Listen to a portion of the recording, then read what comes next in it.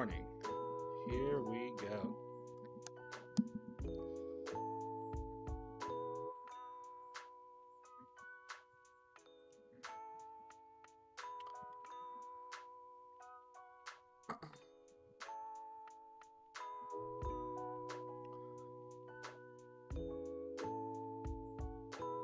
Check, check. There we go. That's better. Alright, we've got music. Let's pin a message. Let's see. Good morning.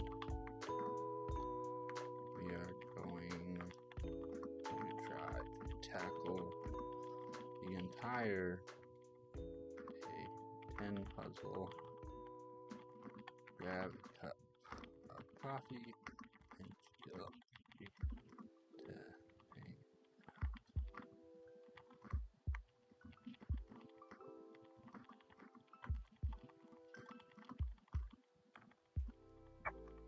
out.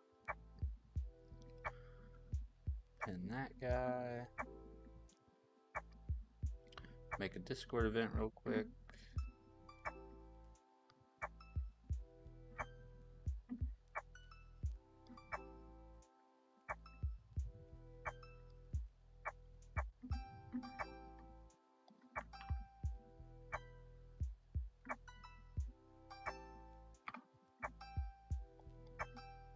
Man, today is December 20th. Holy crap. Stuff goes by fast, man.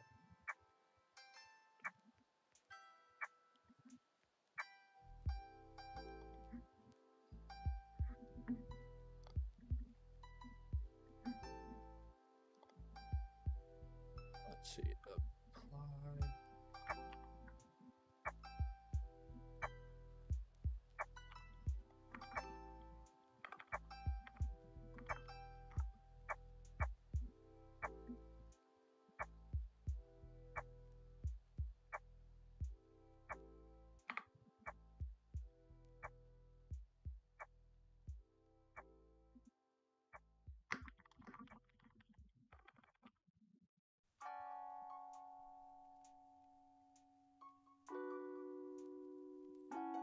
Did that.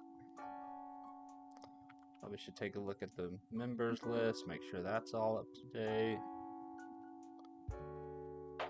Yep, member list looks good. All right, now ready to rock and roll.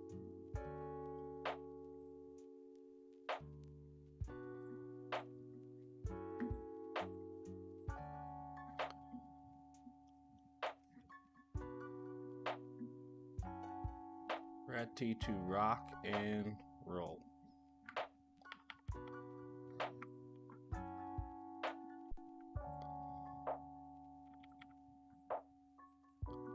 Good morning, the Bite Slayer. How are you? And Oblivious, good to see you again. Hope you guys are doing well. Good morning, good morning. Welcome back, welcome back. Glad you're here. Good morning, Lemon Light. Nice, nice username, man. How are you doing? I think that's the first time I've seen your username in my chat, so glad to have you here. I used to drink quite a bit of Lemon Light back in the day.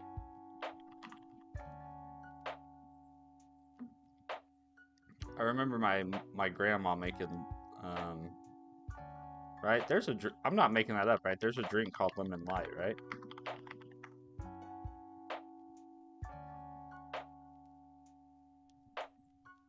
Or am I thinking of something else? Maybe I'm thinking of something else.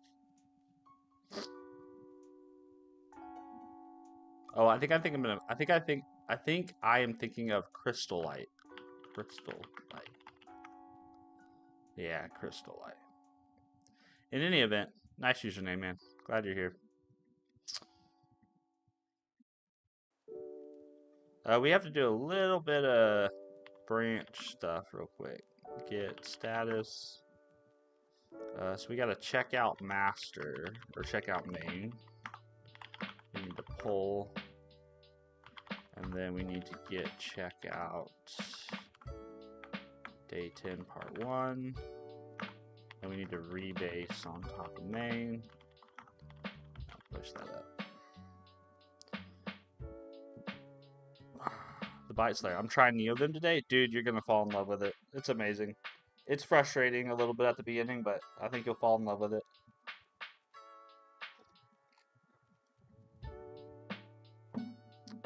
Dude, AV rocks. That's such a nice quote. Such a nice message. Have a good day. Wish you lots of success. Dude, appreciate that, man. Yeah, I'm doing well. I'm having a great day so far. I've only been awake for about 20 minutes, but having a good day. Playing a competitive game. I'm on a cumulative 10-game loss. Eesh. That's the worst. I find that happens. I play a lot of first-person shooter games, and I find that's kind of the way the matches end up working, is like you'll have like 5 or 6 games where you're just like ripping, and then you have 5 or 6 games where you're not ripping. Why are we rejecting this? The tip of your is behind. Okay, so I guess I'll pull.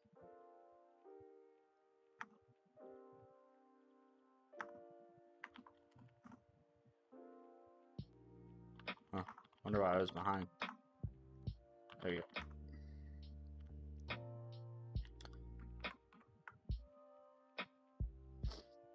Good morning, Artwork Studios. Can't stay because Arvin is teaching me OOP. Nice. Well, that sounds like fun, man. Have a good time with Arvin.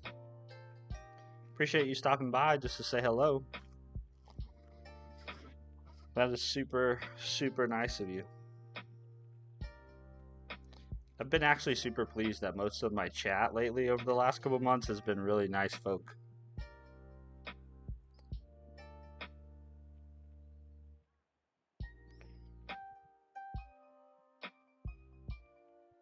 I gotta eat this orange really quick.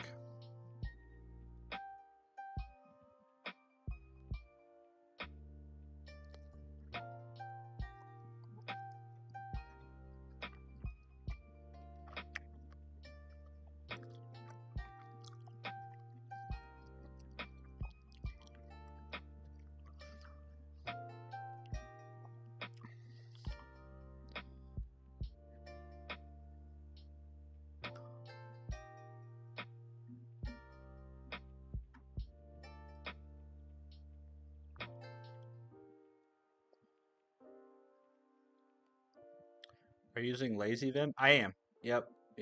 That's the package manager I use. This guy, lazy. Yeah, lazy Neovim. And then I use Mason. I use Mason for like the LSP stuff and the debuggers and the linters and all those types of things. Well, I have quite a few to update. I'll just do that while I'm here.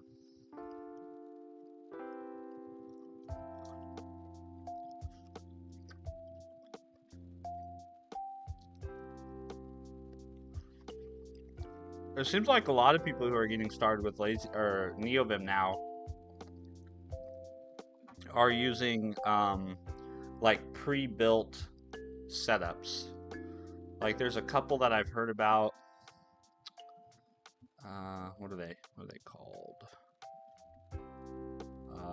Is it Chad? I think there's one that's called like Neovim Chad or something like that. Neovim Chad, maybe. Invim Chad. This is one I've heard a lot of people just use out of the box because it kind of has everything you need already. So it's kind of like, it's almost like what Omarchi is becoming for Linux, right? But if you want to take your own, choose your own adventure, I totally respect that. Because that's kind of what I did. I don't think my configuration probably looks like anybody else's, really.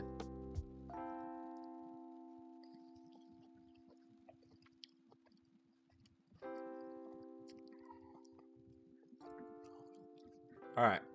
I don't really remember where we were.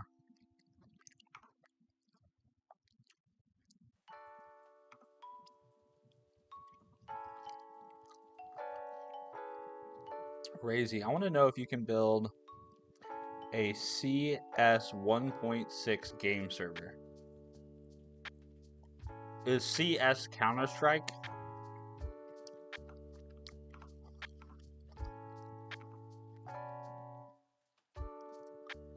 Yeah. I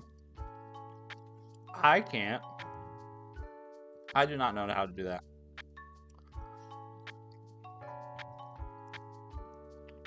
Yeah, I don't know anything about Counter-Strike or different versions.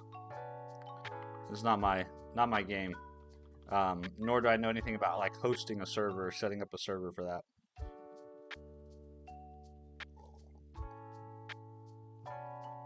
I started coding with JetBrains IDEs, moved to VS Code, and have been using it as my editor for a long time. Yeah, and I was the same way. I didn't start with JetBrains IDEs, but I was a long time Visual Studio Code user.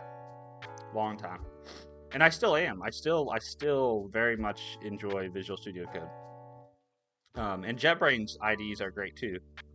I've used Rider obviously for C Sharp, and I've tried WebStorm for like your typical JavaScripty type tech stack type of project, and both are great. I mean, the thing is, in 2025, the, I mean, people can have the opinions they want to have, but in my opinion, in 2025, most of the tools that are available to us are good tools, right? I mean, they're all being used in some way to build some large project somewhere and make somebody lots of money either as a business or as a career. So it's largely just about personal preference at this point, you know.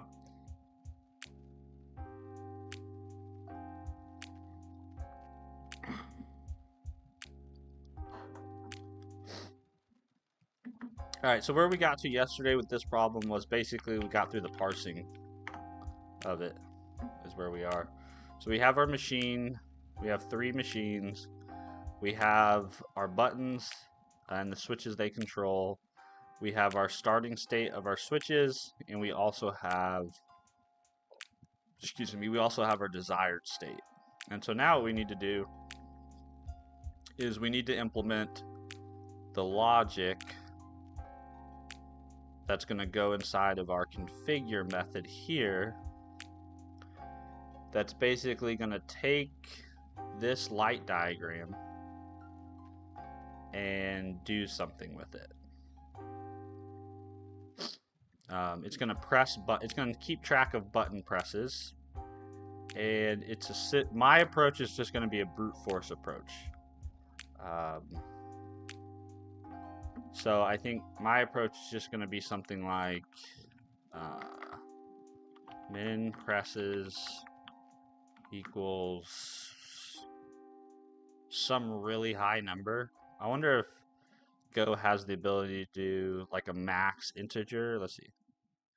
Go, how to get max number for int. Math.maxInt. Well, that's easy enough.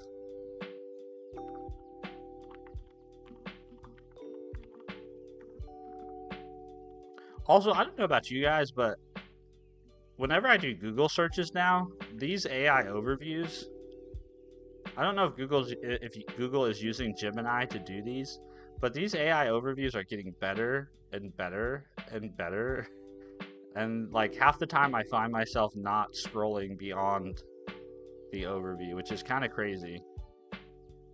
I still use Google search, but I am using Google search to end up with an LLM output, which is kind of a weird paradigm, because people said that these AI companies were going to eat search, right? They were going to destroy Google's search business. And based on my own user behavior, I don't see that happening at the moment.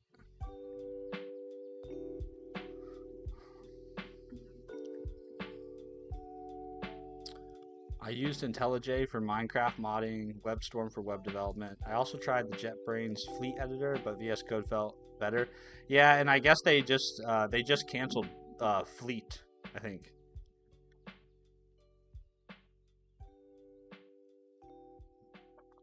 I brute forced a few of the AOC puzzles. I have a pretty good computer, but you can really write concurrent solutions for AOC.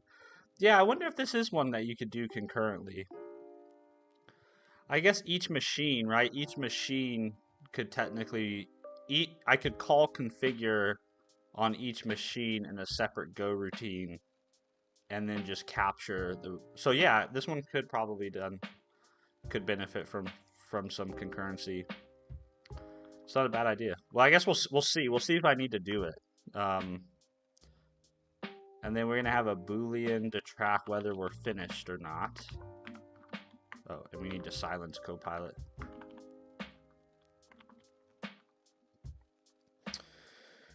Pretty certain they are just speaking to VCS. I've only ever heard of a single friend who tested out an AI search engine, but I don't think they even stuck with it. Ah, yeah, that makes sense. I use Perplexity as my main search engine, Google, if I want to find a specific website, and ChatGPT for general tasks. Interesting. So you kind of have a smorgasbord of tools for accomplishing. I think it's probably just out of habit. Out of habit, whenever I have a question, 9 times out of 10 I open Google and just type the question in. And 9 times out of 10 now I get a response in the AI over. It's almost like I use the Google search bar as a one-shot conversation is basically what I do now. But most of my interactions with AI are one-shot.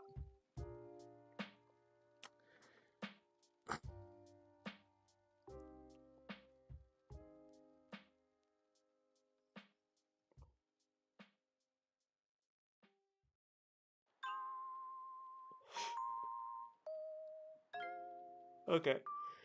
So what we're going to do is we're going to say,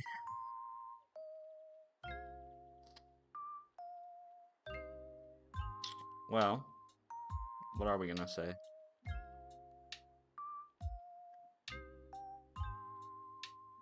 I almost wonder,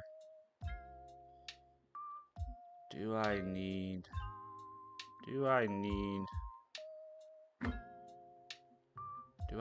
this?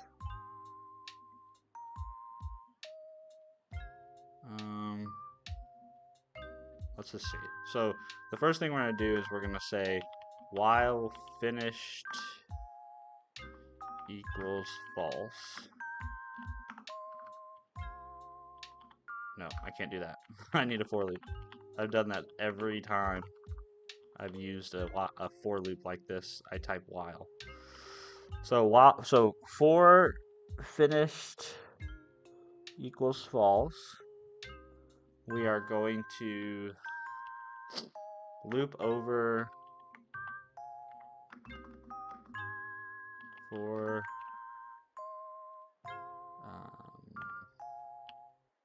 I range, or actually, yeah. Do you want to do I? Yeah, we'll start with I. For I is less than the length of m dot buttons. We'll increment I, and we'll say if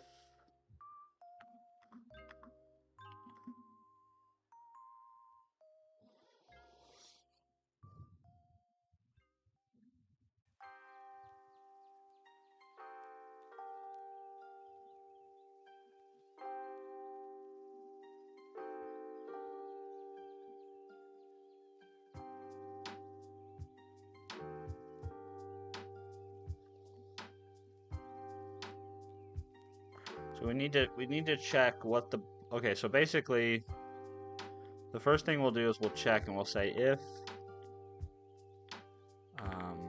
m dot buttons at I, if that equals true, then we will say, oh, there must have been a press, like that.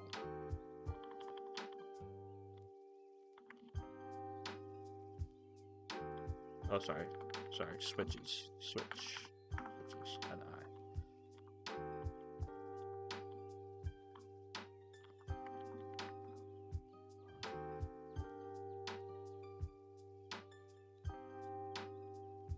I. Oh, this should also probably be, this should be switches, shouldn't it? Yeah. And then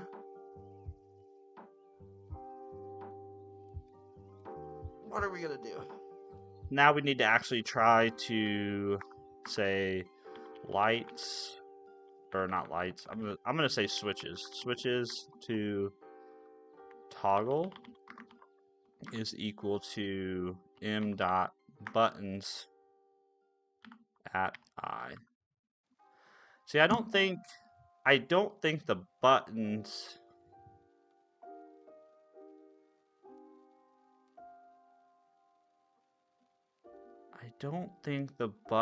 and the switches are always the same length. Or are they? 1, 2, 3, 4, and there's 1, 2, 3, 4, 5, 6 buttons. 1, 2, 3, 4, 5, 1, 2, 3, 4, 5 buttons. 1, 2, yeah, so these are different lengths.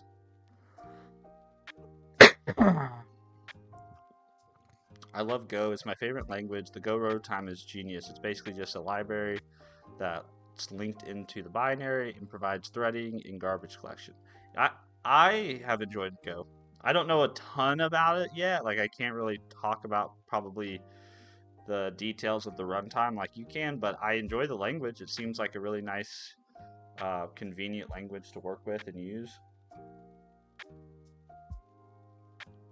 I'm only about 50 days into using it at this point, because we started basically using it almost exclusively on stream November 1st. So I'm only about 50 days in, but yeah, I have positive feelings towards it. It definitely sits above Python on my list of, like, if you let me choose a language for a project, it sits there. But it still for me, it still goes probably, of the languages that I know, it still goes like C#, TypeScript, Go, Python. You know, I think that's still kind of order of preference at the moment.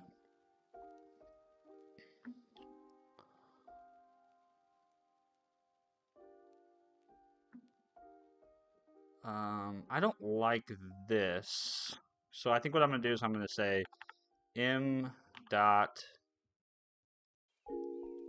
I'm gonna do the length of the buttons, and instead of checking this here, I'm gonna check this somewhere else. So these are my switches that I need to toggle.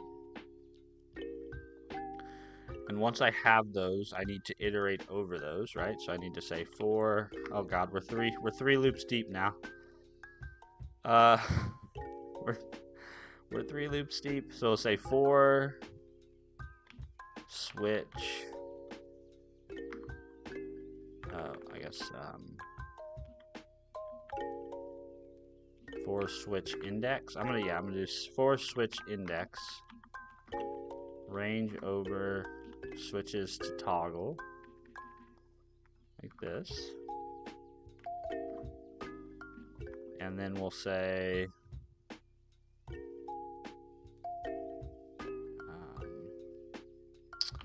m dot switches at this particular switch index, set that to whatever the opposite of it currently is. M dot switches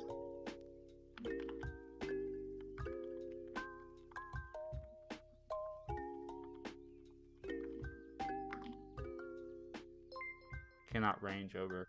So Hale, thanks for subscribing, man. Cannot range over switches to toggle variable struct type button. Oh, yep. So this is current button. This is current. This is where I don't really know if the data structures I chose yesterday are the right data structures, but we're gonna find out.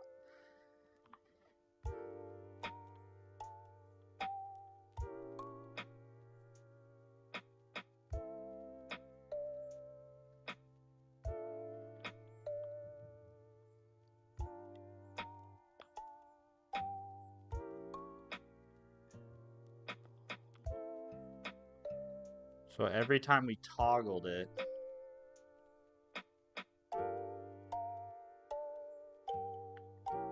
so this is where we would basically say every time we toggled it, we have to increase the button. So basically this is pressing a button. So if, so we basically go min presses plus plus.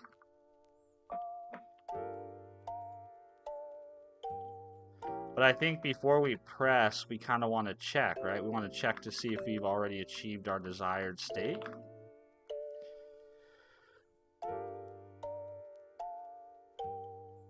I think.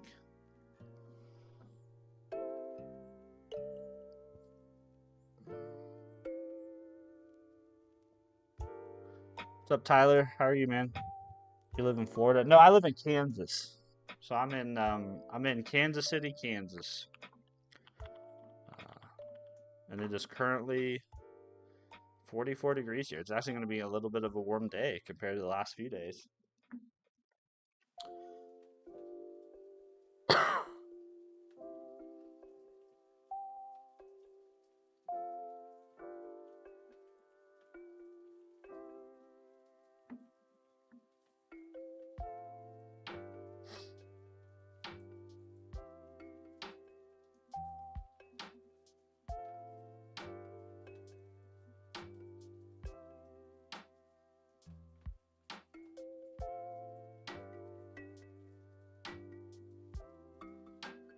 Yeah.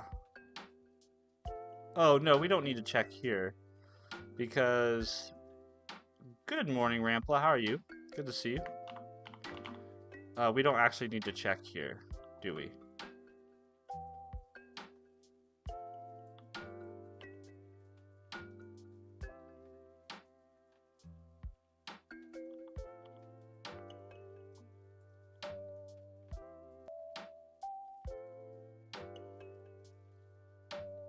And we don't want to do this. We just want to do...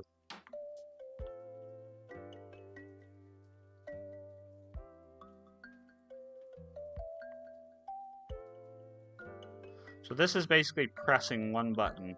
Or this right here is pressing one button.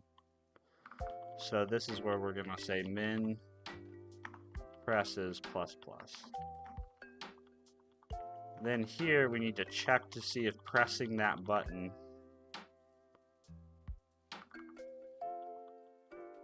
actually did what we wanted it to do.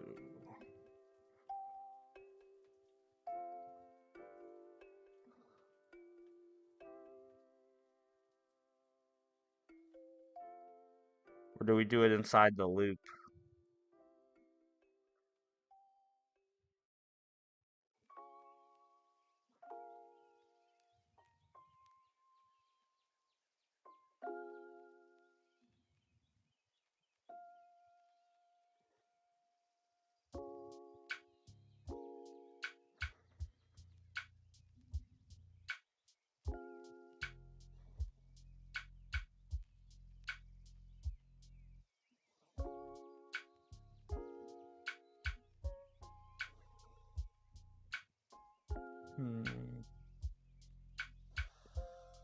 How do we want to do this?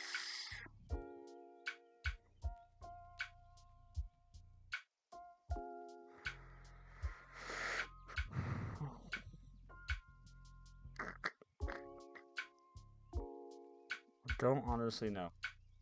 Stefano, hello. Is there a ODBC lib for Golang that supports input-output parameters? I don't know what either of the... I know what Golang is, but I don't know what... what is that? ODBC? That's a new one for me. ODBC lib. Connect to ODBC databases. Open database connectivity. If I had to guess, I would probably guess yes, because this seems like it's a pretty ubiquitous thing. I've never had to use an ODBC library, or if I have used it, I didn't know I was using it. But I'm not at all a Go expert, Stefano. I've only been writing Go for probably 50 days or something like that, and none of that has involved having to deal with a database at this point. So I am unable to assist, which I apologize for. I wish I could help you out more.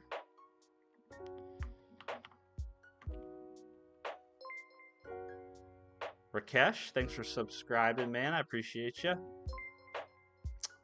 Maggio, thanks for subbing. It's very kind of you.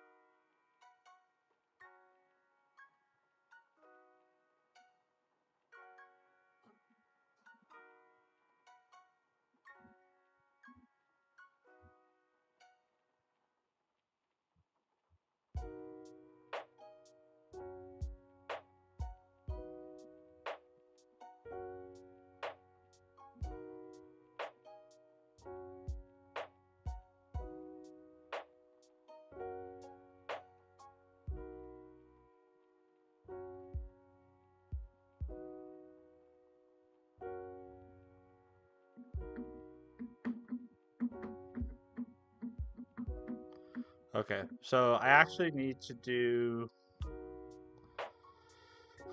Bob. No, whoa! Another day coding at the crack of dawn. Yes, another day. We are another day here.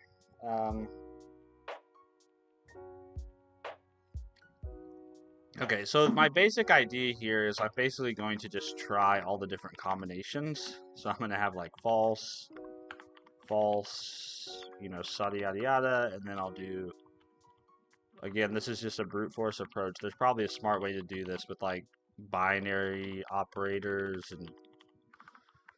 but I'm just going to basically iterate through and do that. Which means what I really want to do here is I want to do this, but I only want to do this if the current state of that switch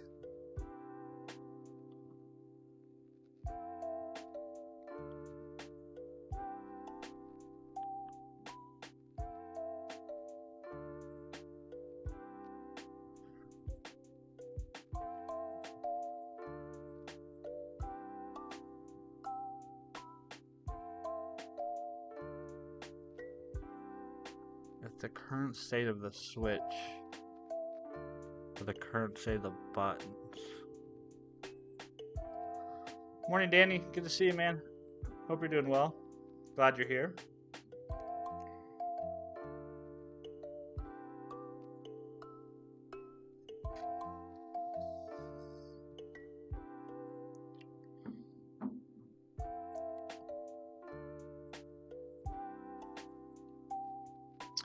Rush, hey, your ID is cool. What are you using in PowerShell? NeoVim? Yes, I'm using NeoVim. So I'm using, I use Windows Terminal as my emulator of choice. Then I use PowerShell as the shell of choice. And then I use NeoVim as my terminal-based editor. And all my configs you can find here. So this is my PowerShell profile. This is my, my Posh profile. And this is my NeoVim configuration. Those should all pop into chat after a minute there. Well, maybe not. Oh my Posh. Oh my Posh. Can't remember exactly all the shortcuts. There you go. So that's Oh my Posh, NeoVim, and PowerShell. So if you're curious, I mean, not that you need to go and look at the way I set things up. It's just how I set things up, you know. Of course, yeah, of course, man.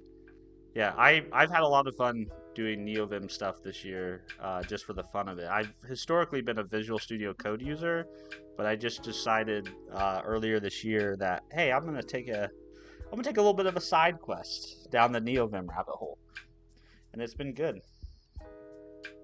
It's been good. All right, so what's fucking me up right now? What am I fucked up about? What I'm fucked up about is, am I looping over the buttons or am I looping over the switches?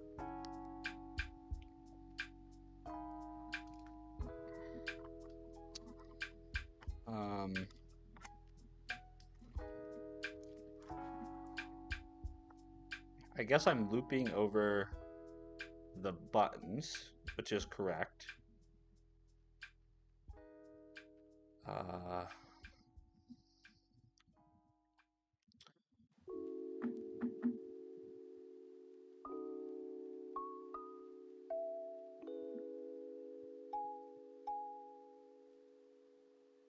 And I'm basically trying to exacerbate all the combinations. So inside each of the iterations over this loop, we need to keep track of how many lights we've currently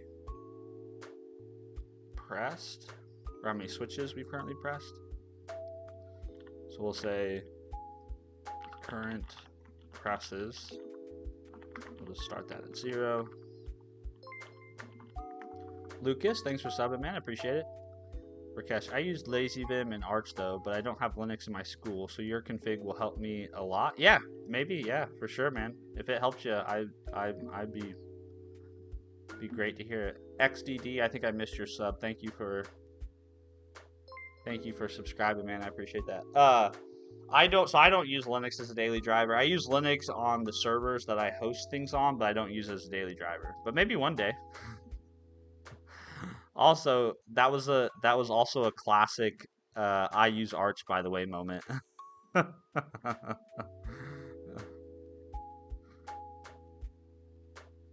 So we need current presses.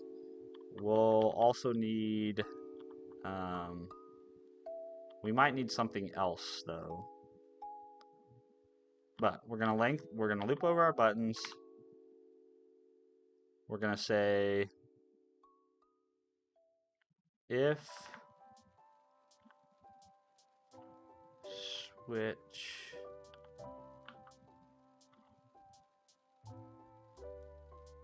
no, this needs to be switched. It doesn't make sense for me to index into switches based on the length of buttons, so this needs to be switches. And we're gonna say if a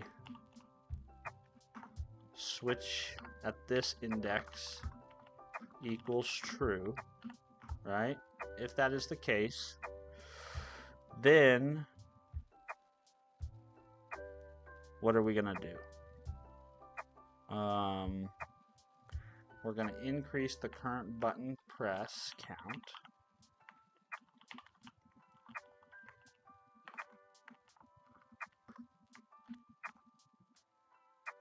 Oops, that's not what I meant.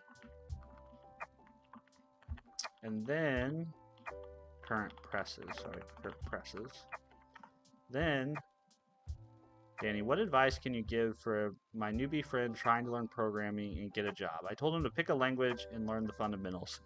Yeah, he can't go wrong with that. Obviously, if you're wanting to learn how to program and code, you got to pick one, right? And I typically always send people over to Free Code Camp and just have them learn JavaScript. I think though the other part of the question is important, though, context, because it sounds like your friend doesn't just want to learn how to program and code; he also wants to get a job. And I think that's when, if your end state is to get a job, you also want to pick a language and a technology stack that makes you employable, right? So like, if my friend came to me and said, "Hey, Steven, I'm interested in programming coding and I want to get a job," I wouldn't tell them to go learn Rust or go learn Scala or Haskell or anything. You know what I mean? What I would advise them to do is I'd say, why don't you go start learning JavaScript? Because that's likely going to be applicable to any job you have, unless you're doing something towards the edges of the spectrum in terms of developer careers. And then I would say, why don't you look at what companies you may want to work for? Or why don't you do an Indeed or a LinkedIn search for like programmers in Kansas City, Kansas, right? And figure out what the jobs open say and what their descriptions read and what they're looking for. Are they looking for Java devs, for .NET devs? Are they looking for people with Go experience? You know what I mean? Are they looking for people with React experience, Vue experience? And I would get a sense for like geographically what's the kind of popular stack. Like here in where I am, Kansas City is a big .NET town. It's a big Java town. Garmin has a huge presence here, so you could also do like something like C++ or C for embedded development. But yeah, so I would basically look at the job openings and kind of hone in on what's the tech stack that these companies are looking for near me, and then I would learn JavaScript, and then I would start to develop knowledge about those tech stacks like JavaScript, and then if I see a lot of React openings, make sure I learn some React. If I see a lot of .NET openings, start learning C#, right? So that would be my approach, and that would be my advice to my own friend. Now if my friend said, "Well, I just want to learn how to program or code," well, then I'd be like, "Well, pick whatever language gets you to sit down and learn programming and coding," because then it doesn't really matter, in my opinion, that much.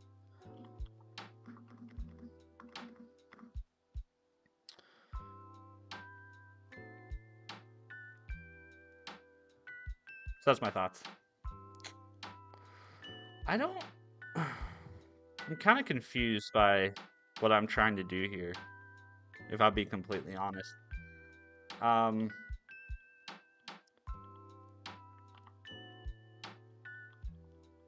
Good advice. Oh, thanks, Bob. Yeah, I think it's just important. Like when you start talking about like job prospects, like you're in a whole different world. You know what I mean? Because it's like you can love writing Scala or love writing Haskell, but the likelihood you find employable work in those fields, right, is just you're setting yourself up for such a small, probability. It's kind of like if you're dating, but you only will date 6'5" blue-eyed guys that that work in finance. You've severely limited your opportunities to find a mate, right?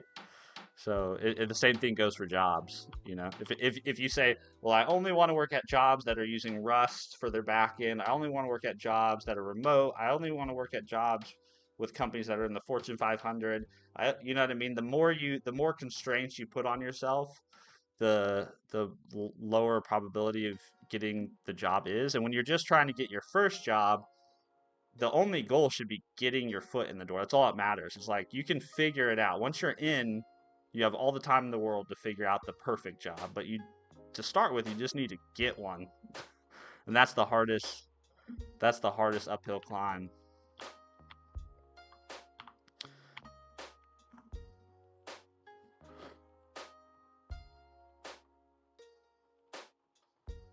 Amba, I'm a mainframe dev. I know the pain.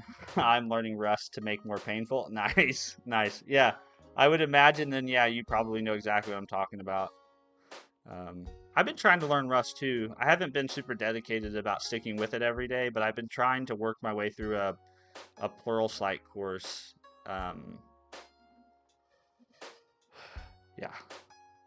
Eventually I get there.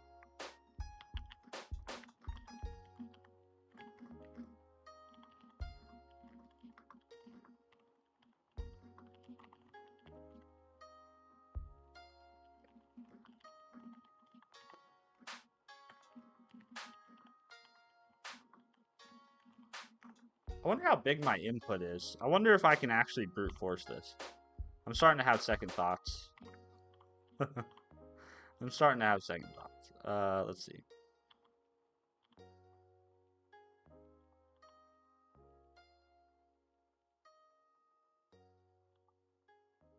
Main.go. Input.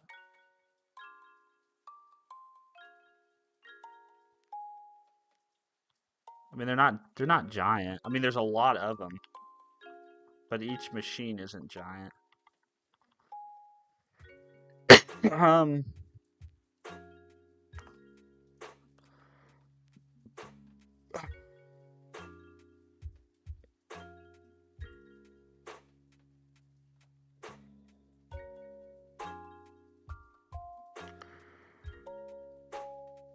Yeah, I guess let's build up that Emil. Thank you, Emil, for subbing. I appreciate it, man. AJ, thanks for subscribing. Appreciate you guys. I guess let's build up a combo here. Combinations. I'm just curious. Let's see how many there are.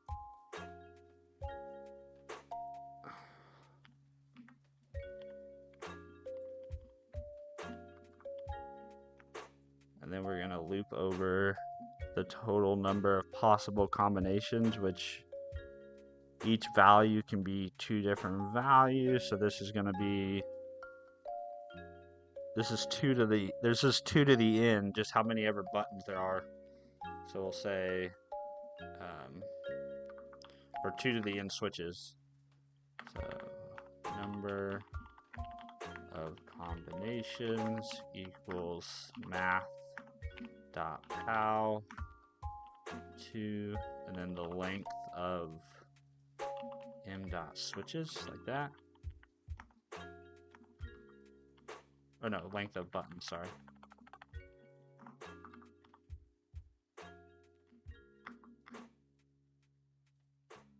Because we're not trying to find the combinations. We're not trying to find the combinations of switches. We're trying to find the combinations of buttons that we can press. And button is really on or, it's on or off, on and off. And so therefore what we can do is we can say for I range number of combinations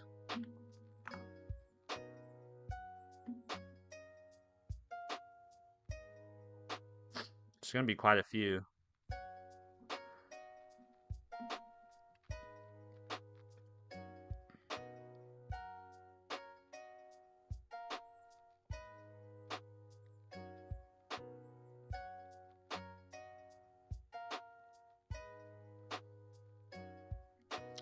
Then we basically just toggle. So we say for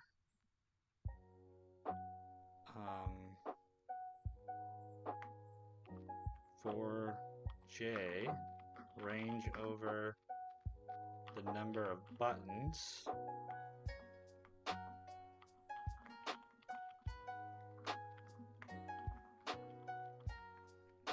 so number of buttons equals length of m buttons. I think this is complete. Is this one a float? Why is this complaining? Yeah, it wants a float. Okay.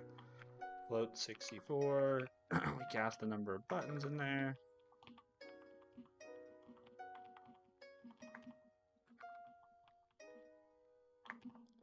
We can't range over a float, I guess. Okay. We need to cast this back.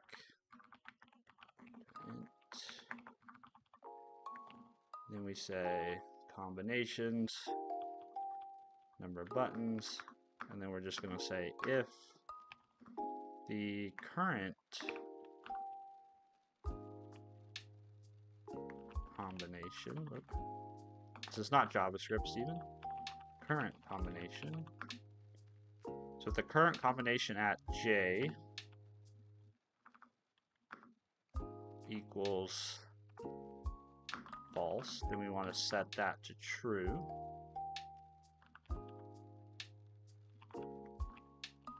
I know I don't have a current combination yet. I'll build that in just a sec. We'll set that to true. Otherwise, we'll set it to false. This is where Go really needs a ternary. So we don't have a current combination yet. So where do we want to initialize the current combination? The current combination is going to be current combination. It's basically going to be a slice that we define out here, like that, and it should start all false.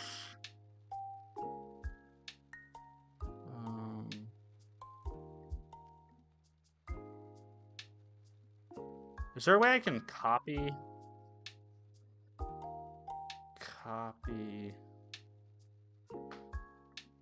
Well, I don't think I want to copy. I want to make a.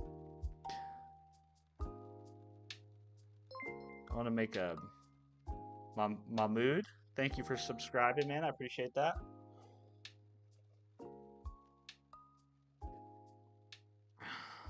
I basically want to initialize an array.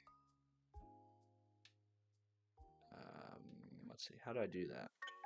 Go initialize an array, specific size with default value.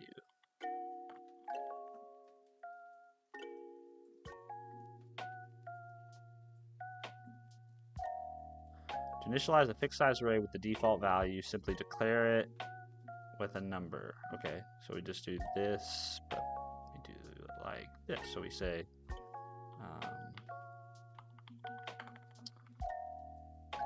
var number of buttons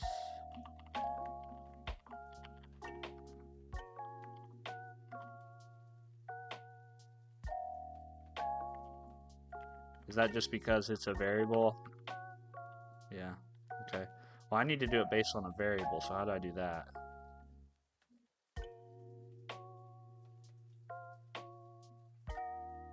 Do I really have to do that? That's kind of annoying. There's no way to just fill an array, Go. You know how like in JavaScript you can do array.fill, but in Go? How do you do that? You use a loop. Okay, you use a loop. Okay, that's fine. Everything in Go is like, just do it the easy way. Just do it the simple way. Don't make it more complicated than it needs to be.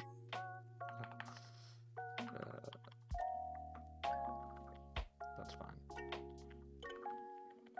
So basically, the current combination is just going to be what we mutate as we loop to generate our combination. So we'll say for range over the number of... Greg, thanks for subbing, man. I appreciate you. Tad, yo, what do you use to format the layout of your stream? Is there any reason you stream for shorts? Hey, Tad.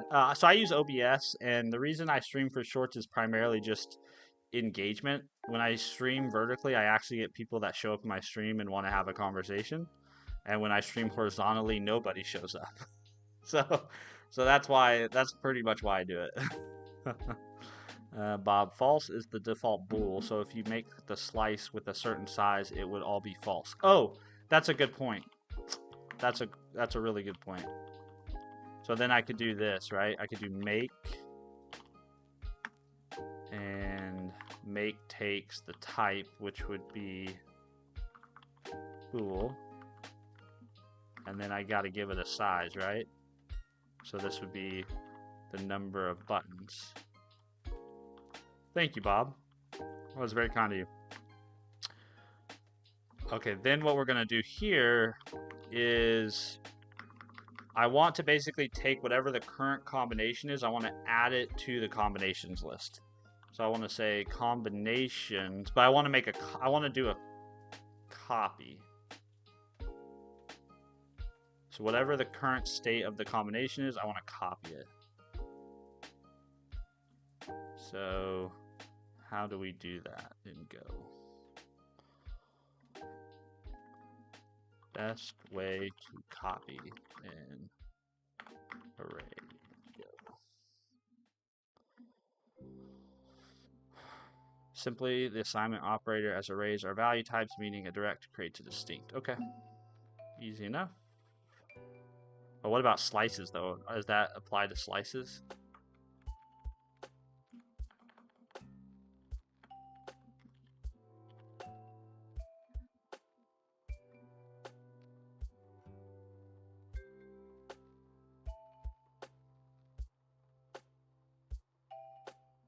Yeah, I'll just let's just see what happens. So append current combination like that.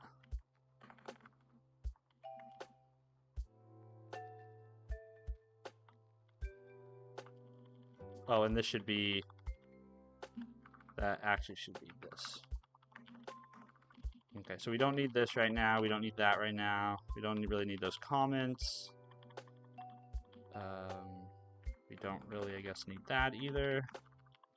So let's just print, let's loop over for C range over combinations and print line. Let's see. Okay, let's just see what this gives us. Let's also remove the print of the machine too.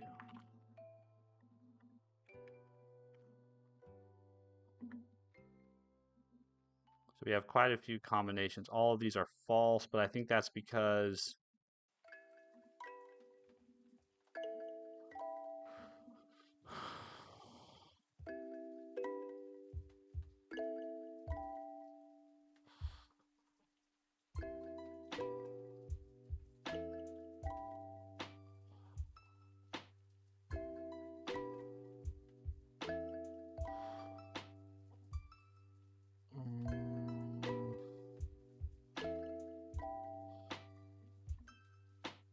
we're reassigning, we're pending.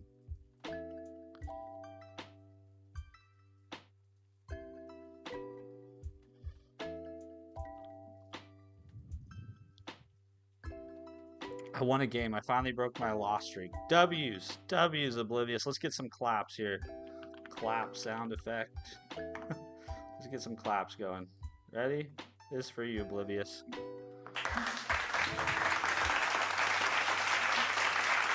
We appreciate your grind.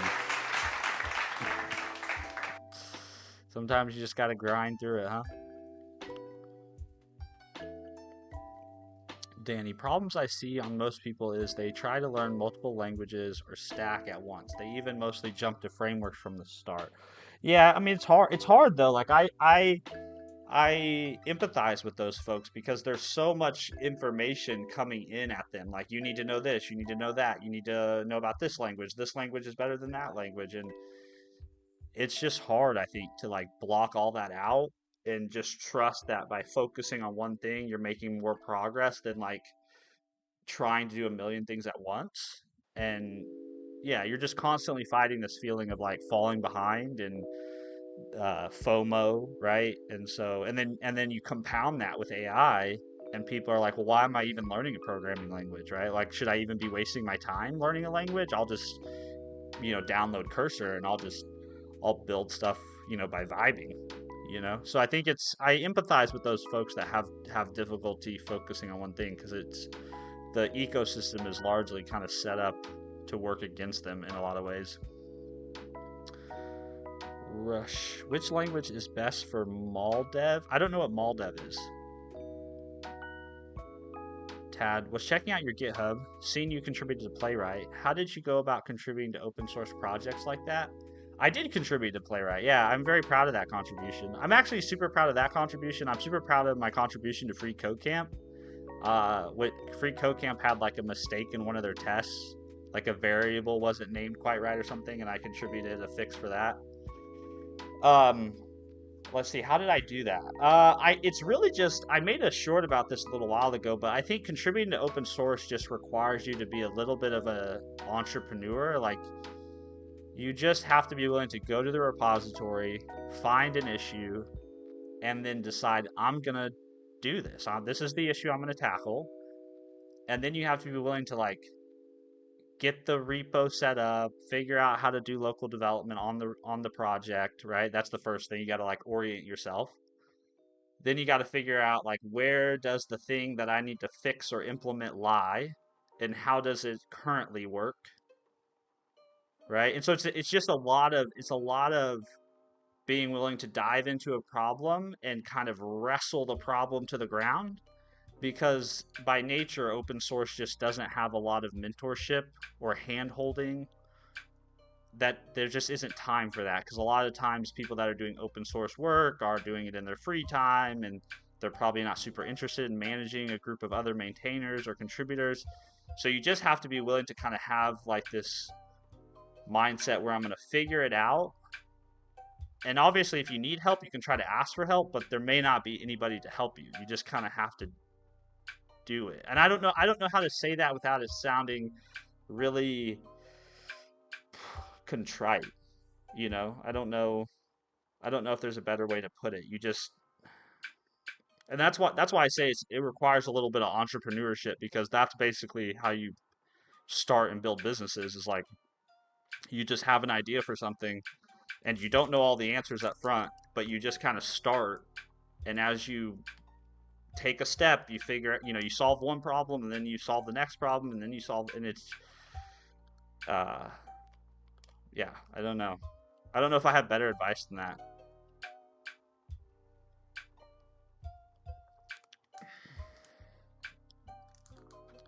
Yeah, it is. Yeah, I was very happy that I was able to add that feature. I mean, it wasn't like a super complex feature, but it did require me trying to understand how the current Playwright CLI works and how the options get parsed, and yeah, so it was good. It was good. I think when you do that, it's a good way to test yourself too. It's like, do I really have the ability to do development? I once tried to contribute a one-character fix to PyTorch. They made me sign a contract with identity verification. Wow, that's pretty intense. Pepe, thanks for subscribing. That's very intense. Yeah, I didn't have to do anything like that. Ash K, thank you for subbing. Yeah, I didn't have to do nothing like that. But I know some open source projects are more serious than others, and probably rightfully so. They're probably used in specific ways that require that level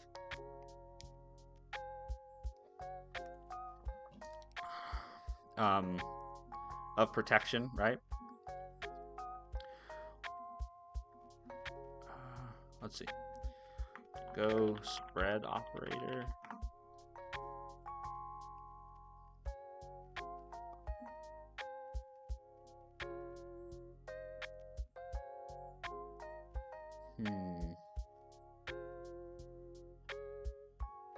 Okay, so my issue, I think, is that I need to copy.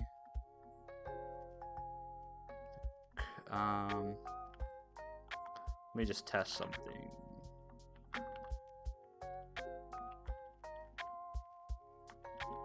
So I am mutating it down here. I don't know why, though. Whoops.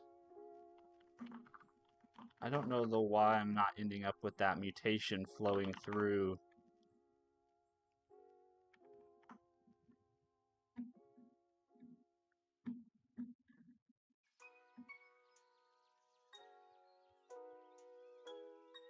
Why is that not working? Number of buttons. Current combination equals false. We should set it to true.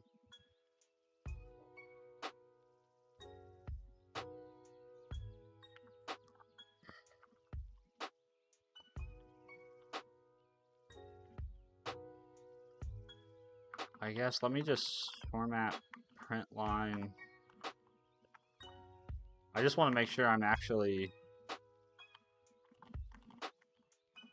Am I actually mutating this?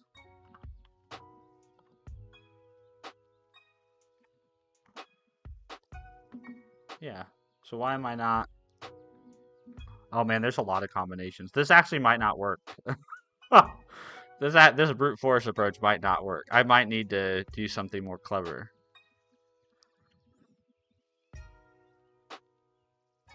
We'll see.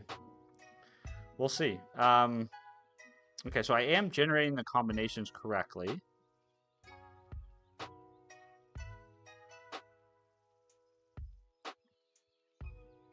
So should I be appending that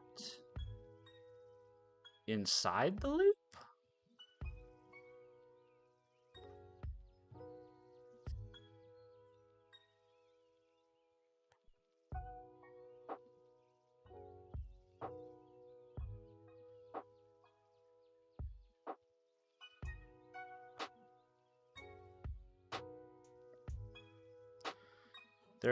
There actually is a clever brute force approach. Oh no. So I've done the dumb brute force approach. Okay, nice. Well, I'm just gonna try this and see how far it takes us. It may not get us where we need to go, but this is where my brain's at the moment. I'm just gonna keep pursuing this as as my line of thinking. So I think the issue obviously is that okay, this is what I'm going to do. Instead of doing what I'm doing currently,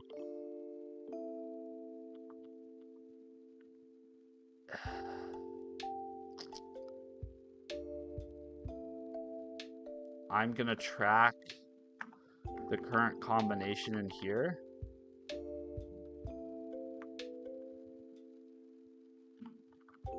I think this will work. I'm going to track this in here instead of doing it outside.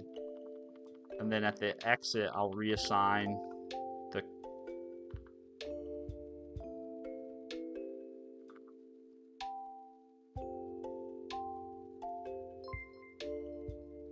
Mahmood, thanks for subbing, man. Appreciate you. Fit X Alex Fearless. Thanks for subbing. Appreciate you. We had a lot of subs today. I feel like I've said thanks for subbing a lot today. We'll do... So what is my problem? The problem is that I'm not appending the mutated array. So what we need to do is we need to say copy equals a bool. And we need to, basically we need to copy for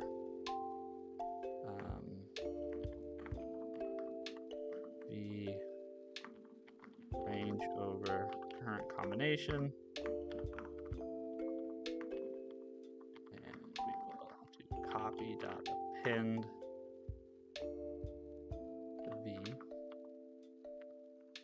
then we'll say combinations dot append the copy. That.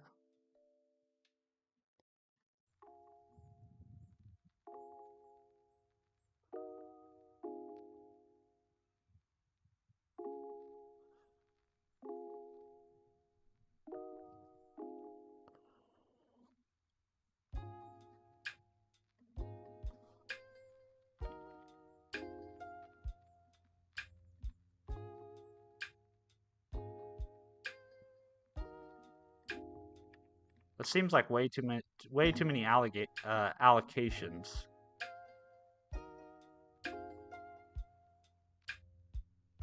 And I'm just getting a bunch of false, true, false, true, false, true.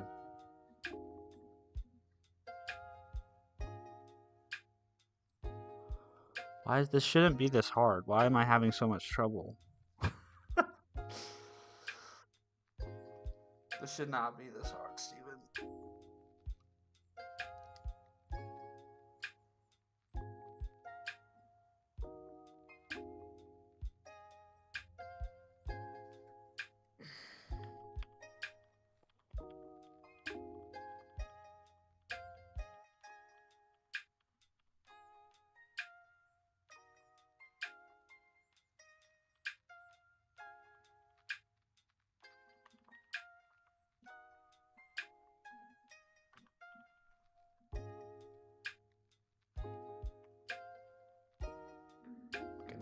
That's not right.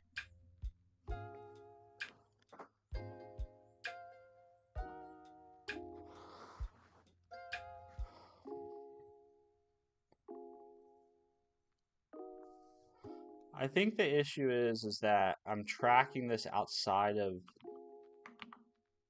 here. And I think what I want to do is I want to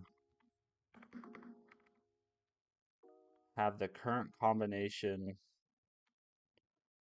be this. And then I want to append that current combination to the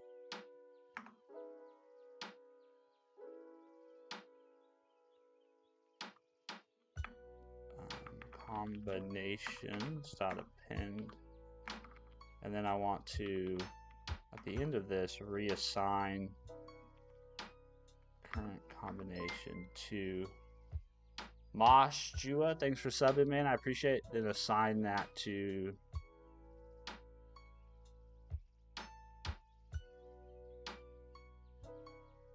current combination. I don't know. That doesn't make sense, does it? Because it needs to start outside the loop, because every time we hit this, we're going to reinitialize it.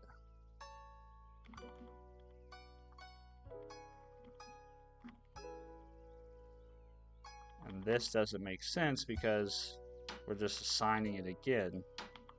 But it's not, the problem is it's not mutating the one we're appending. That's the thing I don't understand. I might have to, I don't know if I don't understand Go well enough or what, but it's not appending the mutated.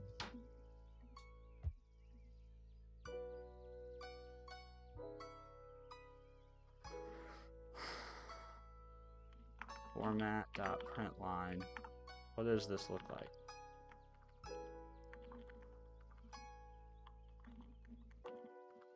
At the end of each loop, what does it look like?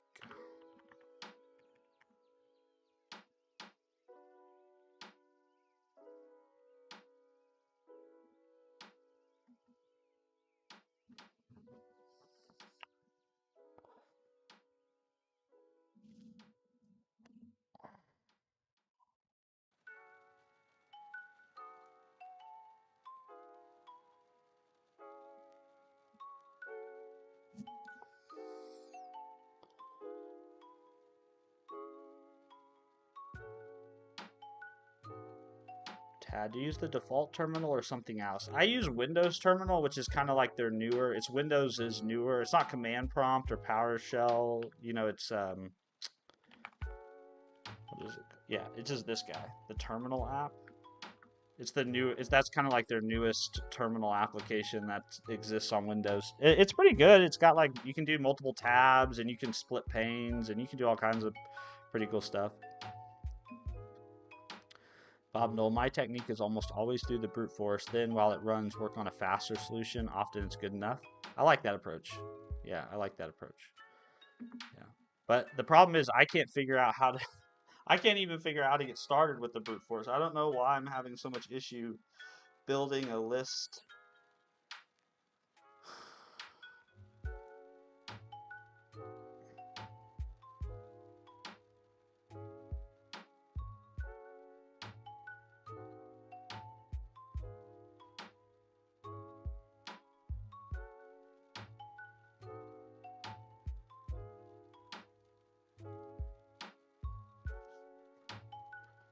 Let's see.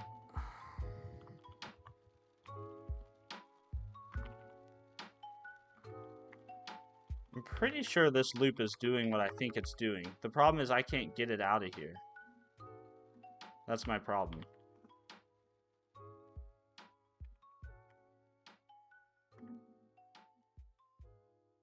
Yeah, see, this is doing what I would expect it to do. Obviously, there's a lot of stuff happening here.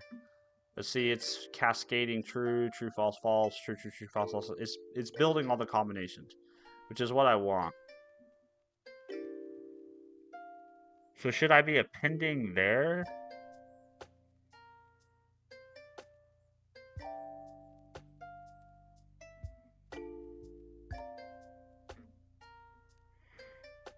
Is that where I should be doing the append?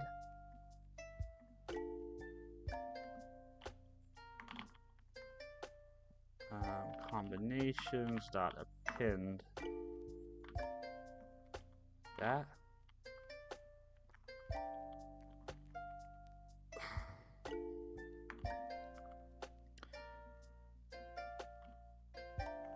It's a lot of combinations. I think that's multiple machines though.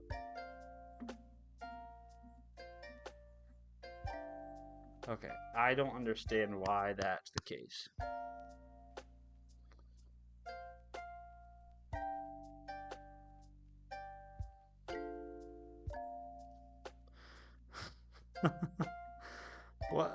What is happening?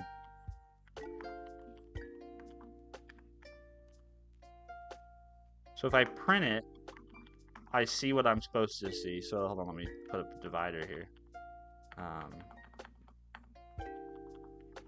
Format.println. There's something about mutability here that I'm fucking up. And I don't understand what it is I'm fucking up about it.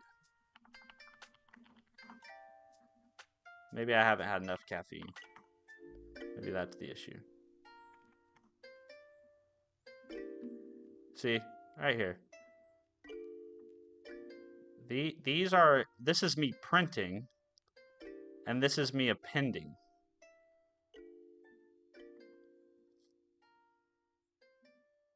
And in this case, I'm always appending.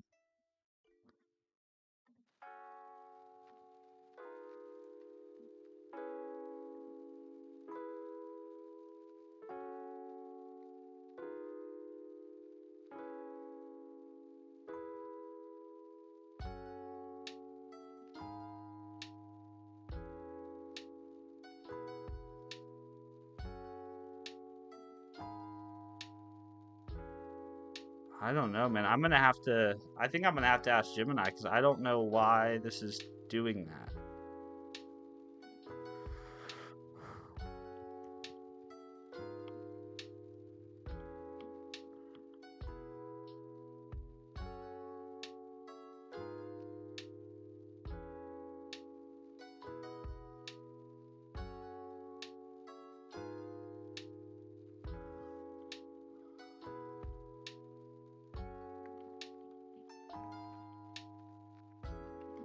And if I try to do that, it tells me, hey, this is a self-assignment, right? Well, if it's a self-assignment, why does the current state, when I combine it, not have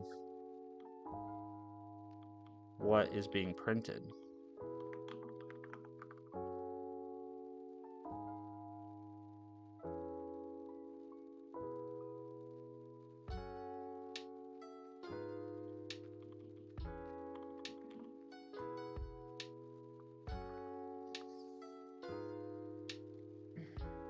I did this one in Python, which has iter-tools combinations. Writing a combination iterator without that is definitely a mind stretch.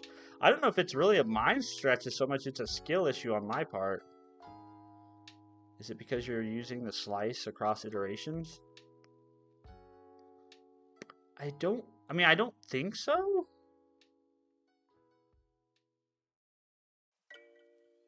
I don't think so, but honestly, I don't know. You know what I mean? Like, I don't know. This to me should work. And if we were in JavaScript, I'd be almost 100% certain this would work. And same thing in C#. But there's something about mutability here related to how Go deals with mutability that I'm not understanding. Because this gives me the right combination. Like if I don't append anything, right? So if I'm just mutating the current combination and then printing it, the current combination is being mutated,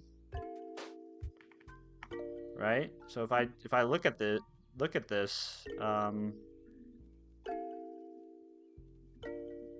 you can see I'm getting this combination, right? False, false, false. Like I'm getting them, but I'm not. For some reason, whenever I go to add that combination to the combinations array, it's like this state doesn't get persisted when I append it, which doesn't make sense. We're printing a lot, so let me just do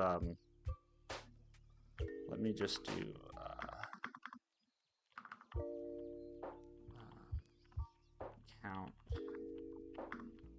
0 if count is greater than 0. Jay, thank you for subbing, man. I appreciate that very much. I mean, I've been stuck on this for an hour and a half almost, or right around an hour. That is very frustrating to me.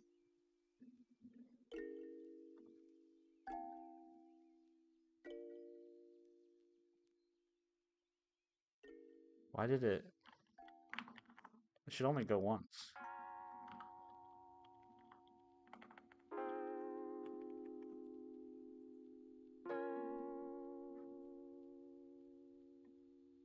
Why is this being printed multiple times? I don't know why that's being printed multiple times. Oh, because I'm never incrementing count. This is where frustration and impatience begin leading to really stupid mistakes. Okay, there we go. So we can see, man, there's a lot of combinations in one machine.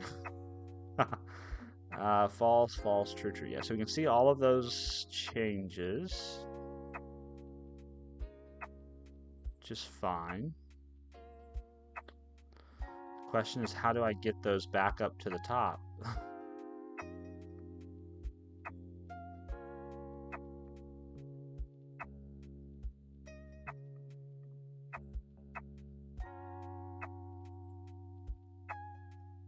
I mean, I guess I don't really necessarily need to. I mean, I just want the combination so that I can attempt to use the combination, right?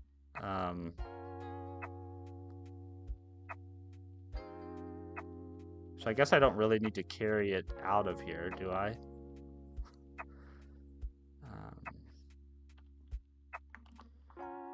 So I guess let's just not get hung up on that. So let's just assume we're getting all the combinations here, right? So we have a combination of buttons to press, right? And what we'd like to do is we'd like to press the buttons. Then we'd like to check and see if after executing that series of buttons, if the state of the switches match what we desire. I think is what we want to do. So, How do we do that?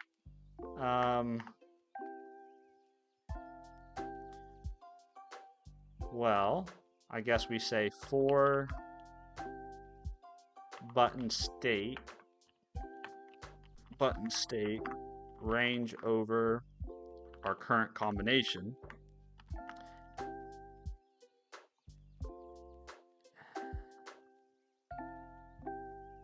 And then this gives us if button state is true, right? I know we got nested loops and nested loops and nested loops. This is looking nastier than I'll get out. Someone tell me the lang. Is it C? No, this is Go, Spanner.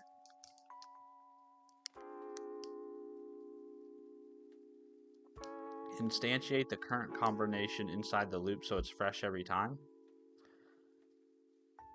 I don't think so, though. I think you do want to instantiate it outside the loop.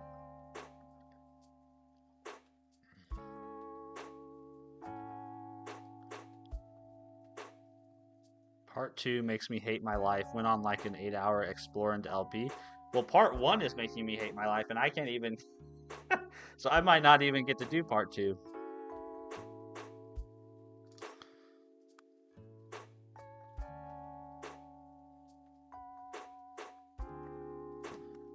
I would like to get some more coffee, though. You got it, bro. Thank you, Echo Explorer. That's very kind of you, to encourage me like that.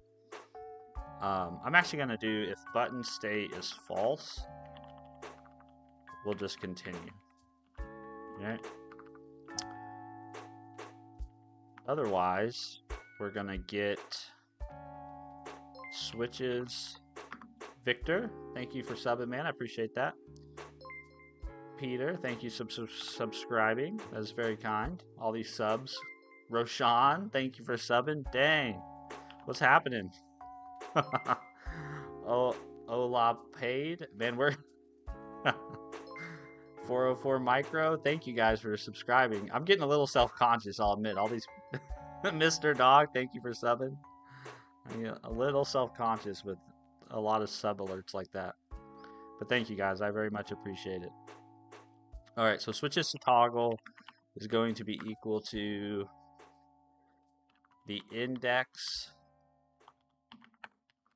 of our button state, m.buttons at I, like that. And we probably, let's actually flip this. We'll say button index. And so this is a list of indexes. Or this, actually, hold on. This is a list of indexes.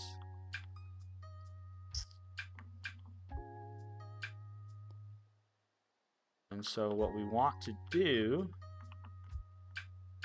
is we want to say, this is also why I think we actually need this to be a pointer, don't we?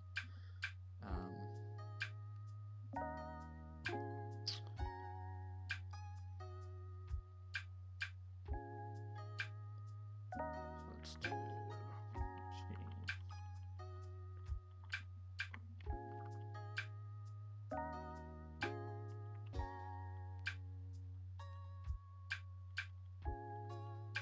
Do I not have to do that? I'm gonna stop. So we want to do switches to toggle. And we're gonna loop over. How many loops is that? We're 1, 2, 3, we're 4 loops in here. We have to loop over the switches to toggle, and we have to say, this is not going well. We're gonna have to say, switch to toggle, range over switches to toggle. And we have to basically look up in the switch field, and we have to say, okay, at that index, we basically want to flip it to whatever it currently is.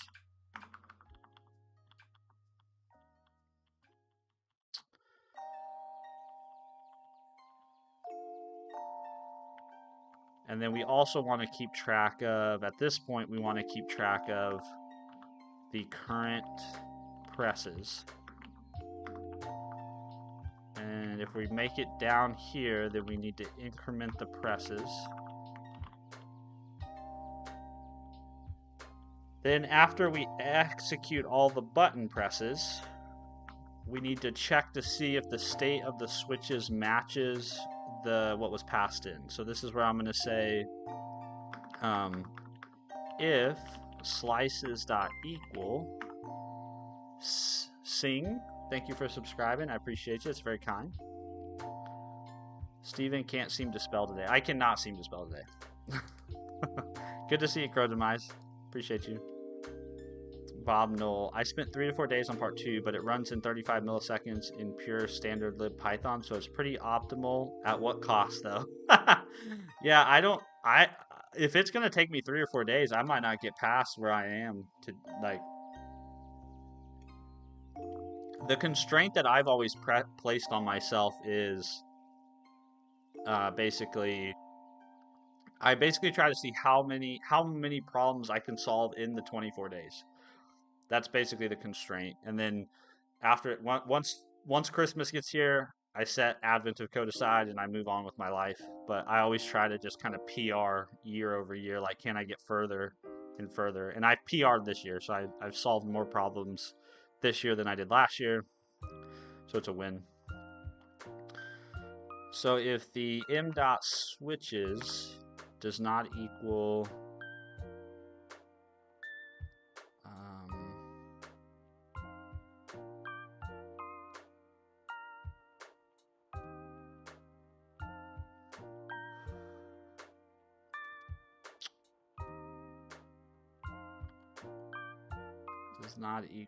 the I guess I need to give this a name. Desired state, maybe we can call it. Does not equal desired state. I guess then we can continue, right? Because we don't really care at this point. This combination of button presses doesn't get us to the desired state. Oh, this needs to be false. If it does get us to the desired state, then we essentially want to say if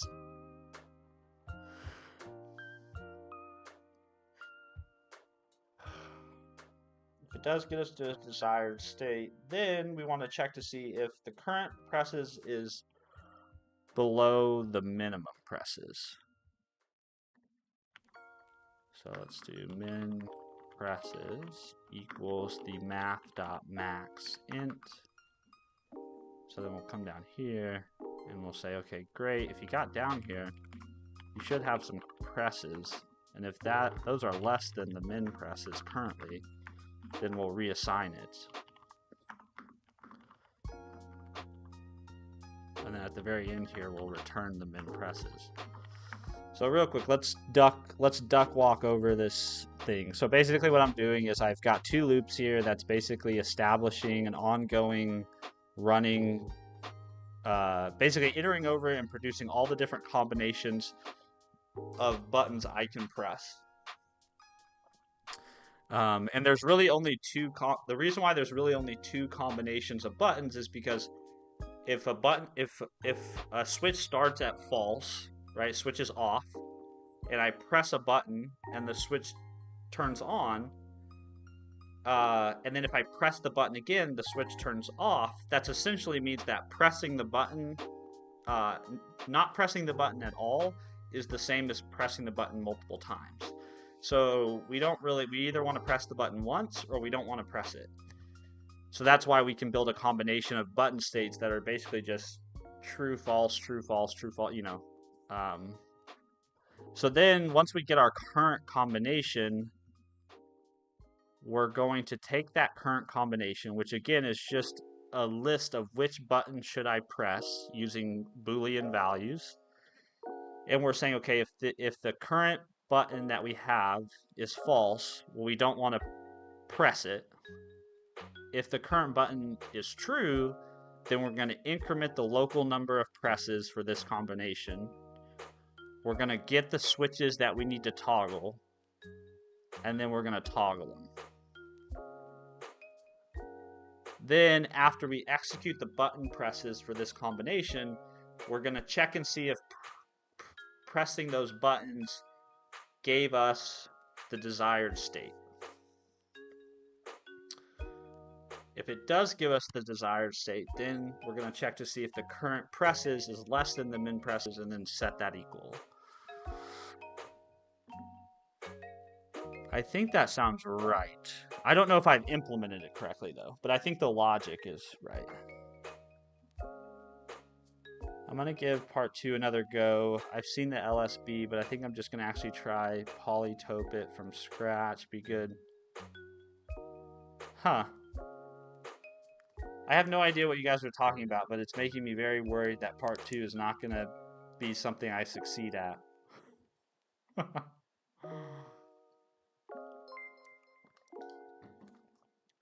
Nick Gamer X, thank you for subscribing. I appreciate you. Very kind of you. I also don't think I want a pointer anymore.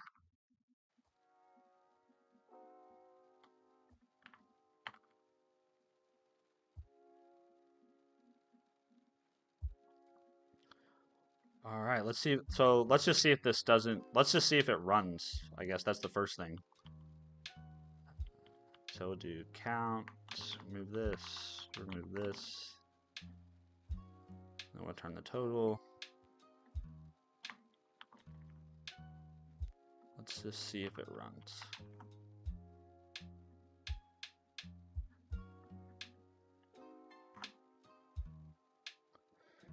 So got 2, but wanted -1. That doesn't sound right. Definitely doesn't sound right. So I guess let's format the button presses here.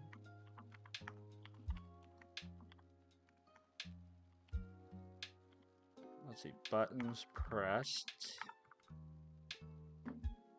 And we know we actually know what we want. We can actually update our test. So it's not -1 we want. We want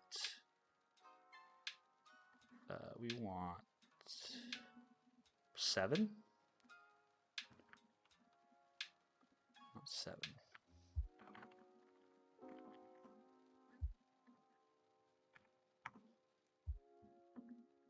Okay. So we got 2 but wanted 7. I don't know where the 2's coming from. Because we got, I guess this is max int that we're getting back. So that means we didn't. Yeah, this, okay. Well, so Steven, you were wrong. So we should have, these numbers should be 2, what should they be? 2, 2, 2, 3, and 2. So I'm way off. Way off. Oh my god, dude.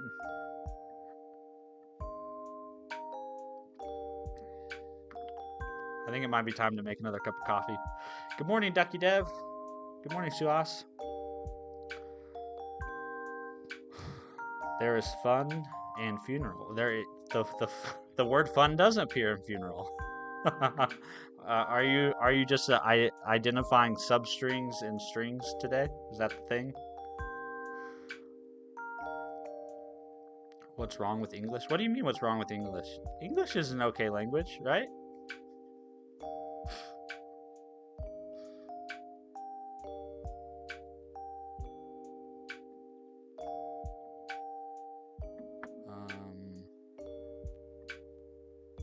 Alright, so how do I want to debug this? How do I want to troubleshoot this?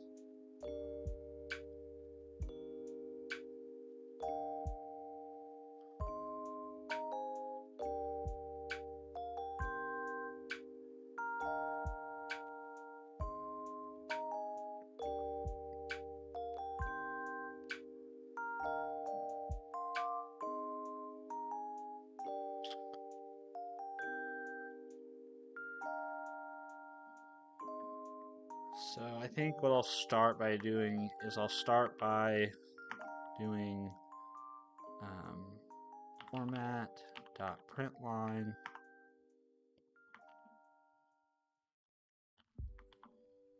switches before.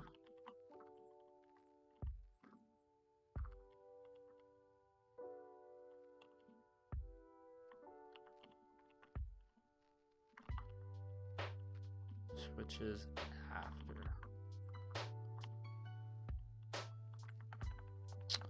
So if we really are toggling the state of the machine, we should be able to see that. This is going to print a lot of shit to the screen though, I think.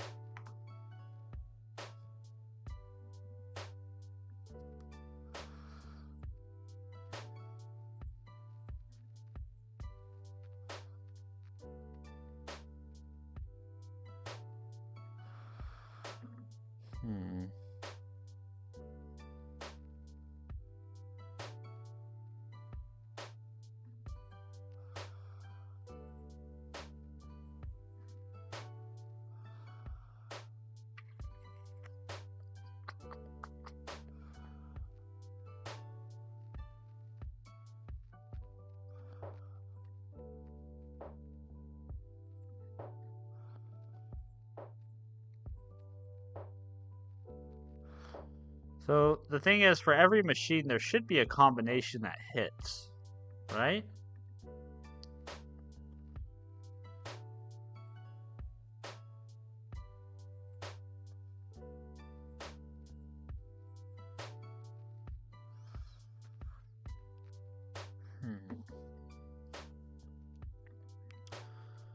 The fewest presses required to correctly configure.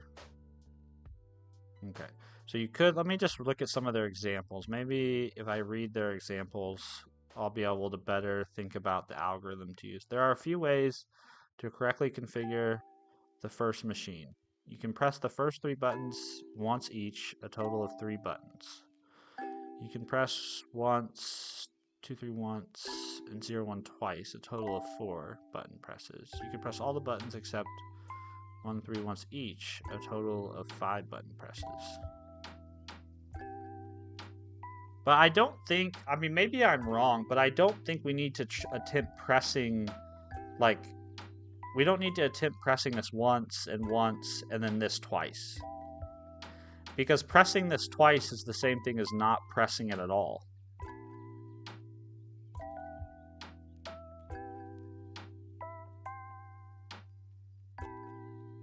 Right? Well, I guess that's not true because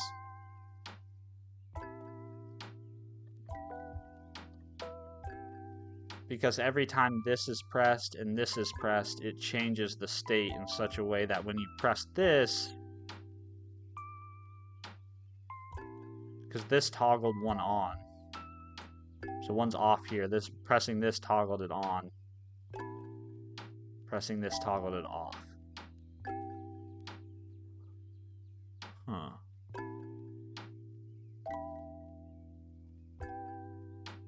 Okay, so maybe it's not as simple as I thought.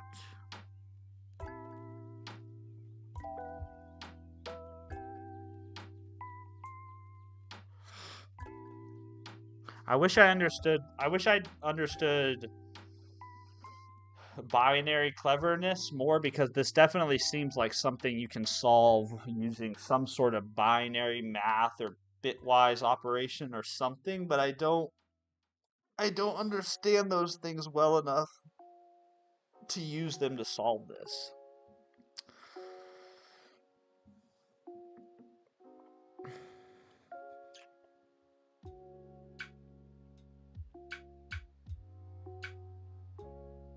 Echo Explorer. You're right. You're just for part 1, like, you're right. So you mean I'm close? Or you mean I'm completely off?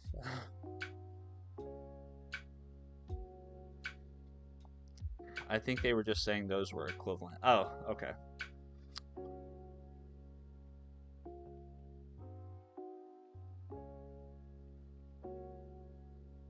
Well, I think I'm gonna make some coffee. So I think that's the answer to my struggles at this point, is to make some coffee. Let me see if my coffee cam is currently working. Yeah, there it is. Although we are not on day 19 of coffee, we are on day 20.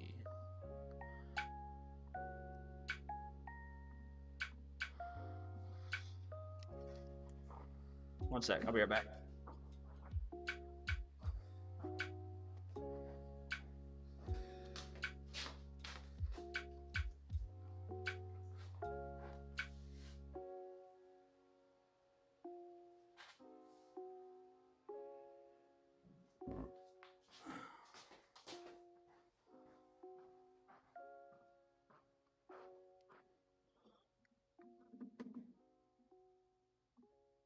Testing. 1, 2, 3. 1 second.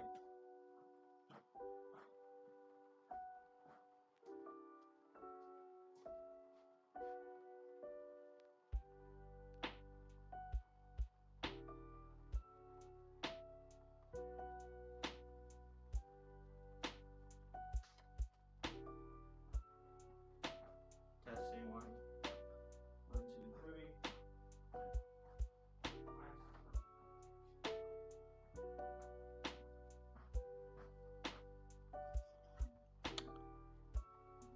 Here we go. Nope, that's still not working. Gosh dang it.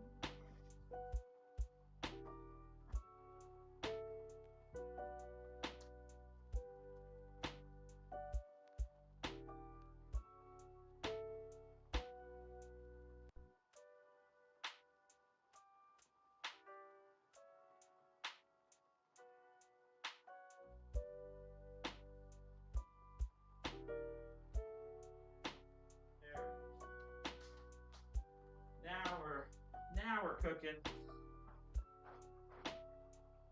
Gosh, that was. We're having lots of technical difficulties this morning.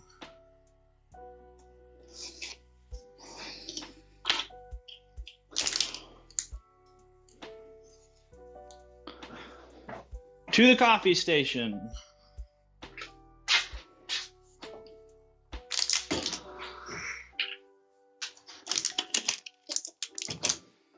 Let me pull up the chat.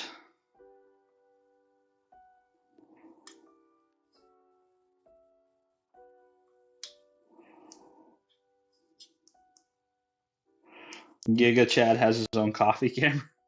I did set up a coffee camera, man. I wanted to bring you guys along with my coffee calendar. My coffee advent calendar.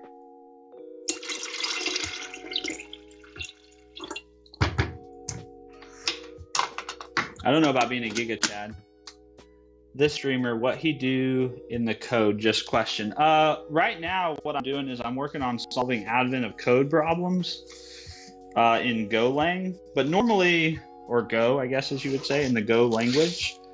Normally, though, I spend a lot of my time writing C# and TypeScript. But we spent the last, 50 days or so trying to learn Go so that we could use it for advent of code. If you type !AOC in the chat, it will tell you what advent of code is if you've never heard of it before. We're currently trying to struggle through day 10, part 1, and we're doing so unsuccessfully.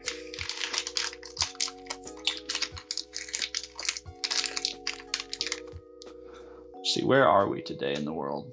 Our coffee today comes from Honduras. Hey, those are my people. My grandma is from Honduras. My mom's mom. I'm a quarter Honduran. Honduras Sagostum family natural.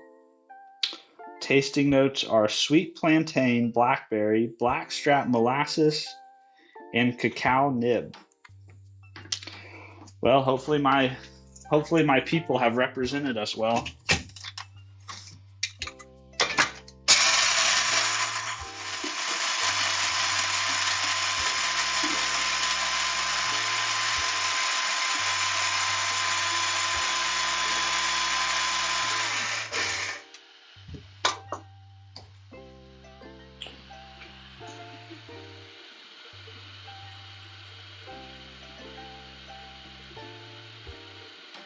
I am not multilingual, Suhas. I can only speak English. I understand a little bit of Spanish, like when people talk it, but I don't speak it. Also, I apologize for my bedhead.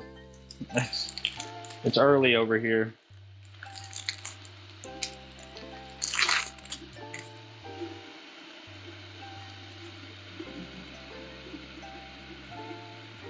Do you drink espresso or filter only? No, I drink espresso. Normally, that's actually normally during streams, I'll usually just drink espresso.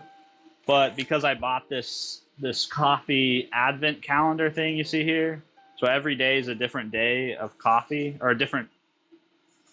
every day is a different coffee for every day of Advent. There's 24. So that's why I've been making these on stream. But normally I'll run upstairs. I have a Breville espresso machine that's pretty schwanky. Not as schwanky as some, but it's by far the nicest machine I've had.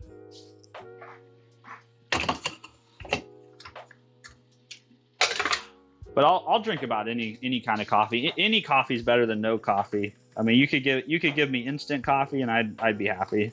I mean, I appreciate good coffee, but I'll take it in just about any form, in any way,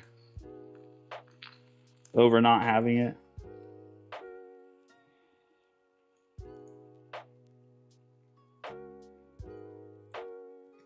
This is currently my favorite way to make brewed coffee, though, is with this device. It's called a Clever Dripper. They're pretty cool. It's kind of like a crossover between a French press and a pour over. So now we shall let this brew. Do you care about coffee or caffeine? I mean, I appreciate the caffeine, but I really just enjoy coffee, you know? I mean, I care about both, but I would drink coffee even if it's decaf. It doesn't necessarily have to be caffeinated. Nice. I have a GS3. I don't think I know what a GS3 is. Suas, is it a sponsorship? No. This is a brand. This is a brand from. I'm not sponsored by them or anything. Not affiliated with them. This is a brand called Onyx Coffee. They're based in Northwest Arkansas, here in the United States, and it's just a brand of coffee that I enjoy, and I think they make. I think their brand is really cool. It's called Onyx Coffee Labs. But then on top of that, their coffee's good. So that's why. I almost always drink instant coffee. I love good coffee, but my impatience wins. I think impatience wins for a lot of people. I think that's why Keurigs are really popular. I think that's why people like the single shot solutions. Although I don't think Keurig makes particularly good coffee, it is convenient and it's quick, and it doesn't require you to brew a whole pot. Yes, it solves the problem that a lot of people have. Me too, currently drinking instant coffee on hot water. Nice. Nothing wrong with that. Todd's just wondering how your actual real job. So Todd, I have a real job. Yeah, I work 40 hours a week for a software company. I work in the quality assurance department at my software company. Not my software company, but the company I work for. If you type !LinkedIn in the chat, you'll get my LinkedIn profile, or you can just go to linkedin.stephenfreeborn.com if you want to creep on my professional history. You're also welcome to send me a connection there if you'd like.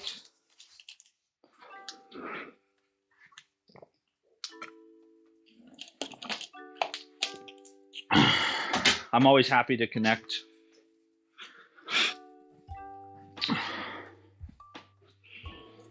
I'm a pretty open book on that stuff. I mean, I know everyone has different thoughts and opinions about sharing information with people on the internet, but I mean, I'm a real human being, you know? I got a real job, a real wife, a real kids. Like, I'm not, none of this is made up. What you see is what you get. I'm just a dad who lives in Kansas, who likes to make content on the internet and enjoys programming and coding, and is just trying to kind of marry those two interests. and hobbies together. So I'm a pretty open door about the rest of it. Or I guess open book is what you'd say.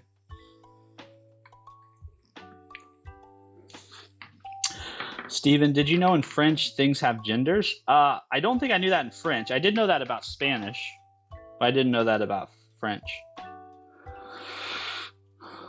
Clever Dripper is really great. You should try Fried Hats Coffee sometimes. They're from Amsterdam. Ship their coffee in medicine-like bottles. Really great light roast. Interesting.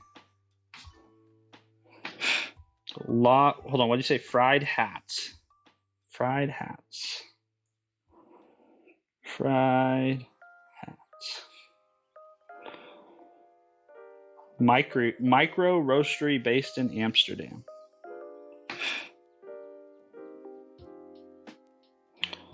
Oh, that is cool. I don't know if you guys can see this. You probably can't see this. I mean, I guess I could hold it up to the screen. Fried Hats. That's pretty cool. I love the packaging. Packaging is such an underrated thing, you know?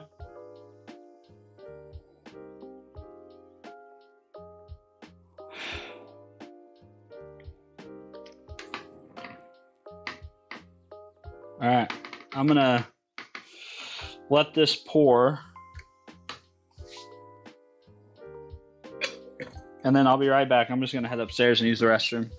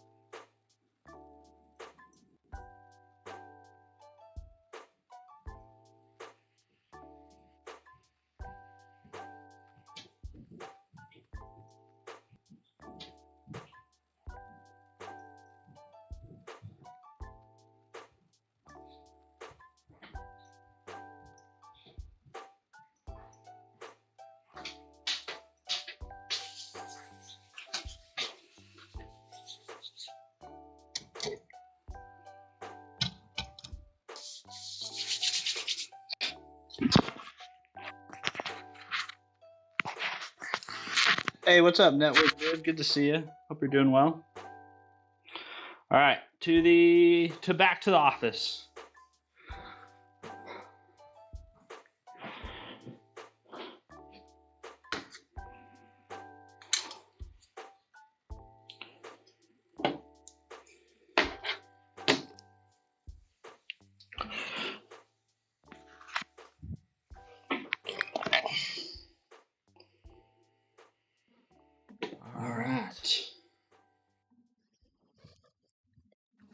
I'm really bummed that this solution is not going very well.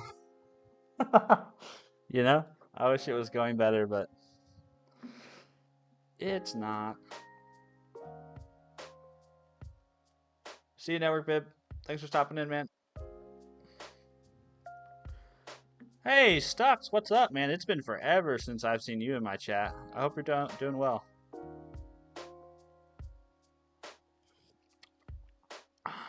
That's pretty good. Honduran coffee.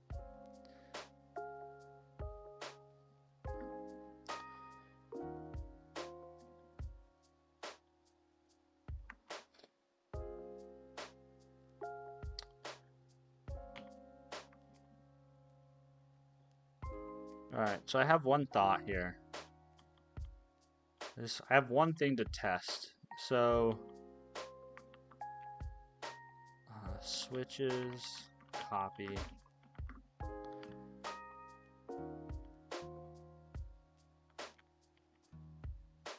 Bool. We say for B, or I guess V, range over in dot switches, which is copy pins V. What if I use that here? Let's do switches, copy. Oops.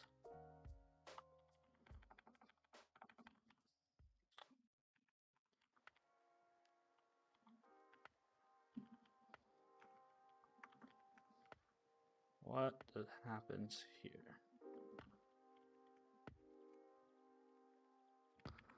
If I can't figure this out, I'm gonna have to go back to the drawing board.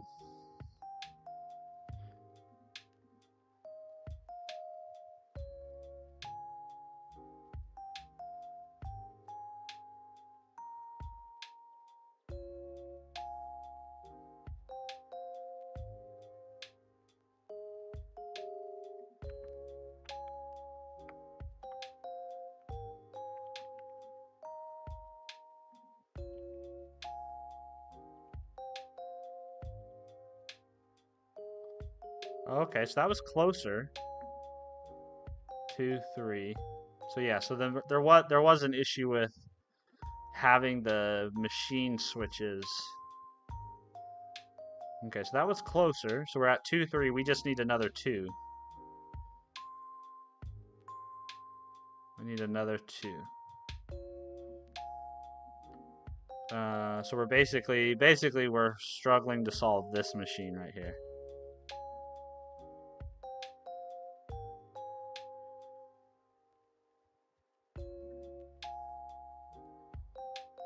So I guess first things first, let's just hone in on that machine then. And say, if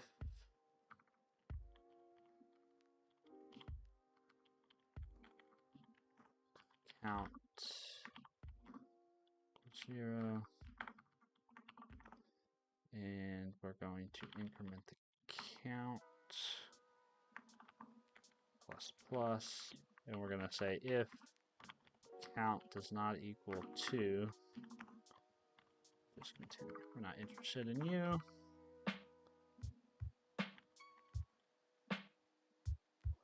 This is where having separate tests, a separate test suite would be good.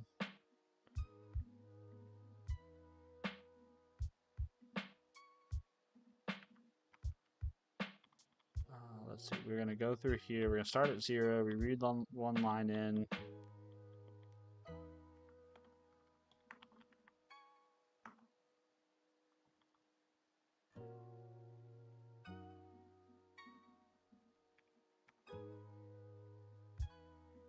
What? It should be running at least once, right? So if count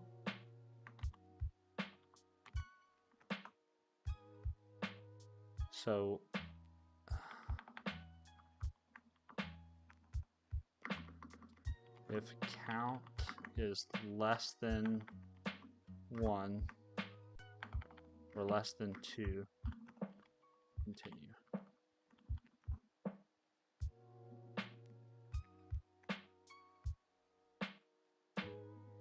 I don't understand.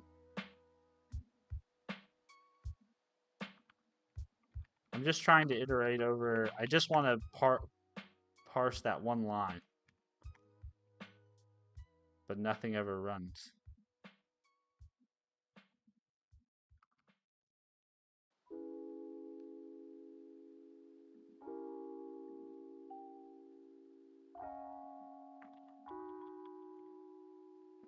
Oh, okay, fine, whatever.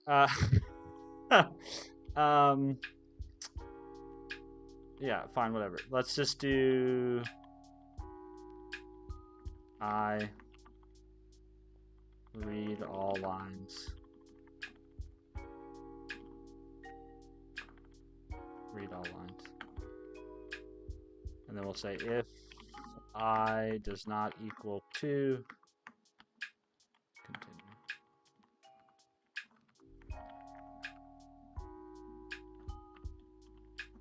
Have you been solving them in order, or did you come back for this one? I've been solving them in order, Stu. Also, good to see you, Stu Squared. I've been solving them in order. So today, basically, to stay on my current pace, I have to solve the whole of day 10 today. So I basically have been doing one part a day. So taking the 12 problems, cutting them in half, and then doing one a day to stretch the full 24 days of Advent. And at this point, I have PR'd. So I'm further in this advent of code than I've been in any of the years past, which was my only goal. So now everything else is just icing on the cake at this point. I'm new to programming, but I think I want to start in assembly. Is good or need to learn another language? I think you can really start wherever you want. I have not heard very many people start at assembly. I've kind of heard two schools of thought from most people. I've heard people who say start with a language like Python and JavaScript. And I've also heard people, though, recommend start with a language that's a little bit lower level, like C. And it seems like there's kind of two arguments to each side. One argument for the lower level languages so that you understand how memory works. Because C makes you have to basically address memory directly and handle memory directly. And then the folks who say pick something that's a little bit higher level, that seems to be more about keeping people interested in programming by letting them use a language that actually lets them build things and see what they build and make useful things, instead of dealing with all the low level details of something like C, or in your case, I guess, assembly. So I think you can start wherever you want. My recommendation to most people is to start with something like JavaScript. But obviously that's an N equals 1 opinion, right? I'm just some random guy in his basement in Kansas. So take that for what it's worth, you know?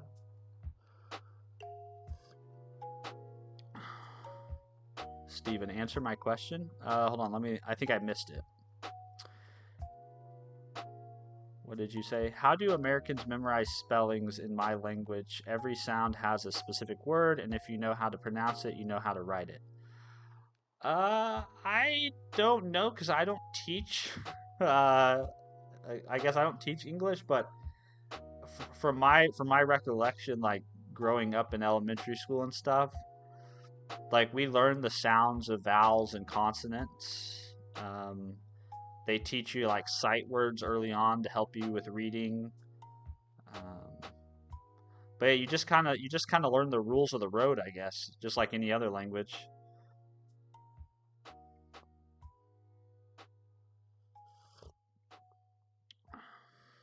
Have you learned assembly language? Just a question. I don't know assembly either, by the way.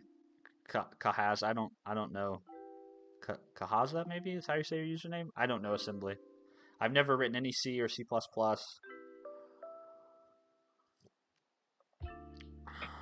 I just want to make projects. How low memory sizes? If you just want to make projects, you might start then with JavaScript. There's an organization out there called Free Code Camp. freecodecamp.org. That's who usually I tell everybody who's interested in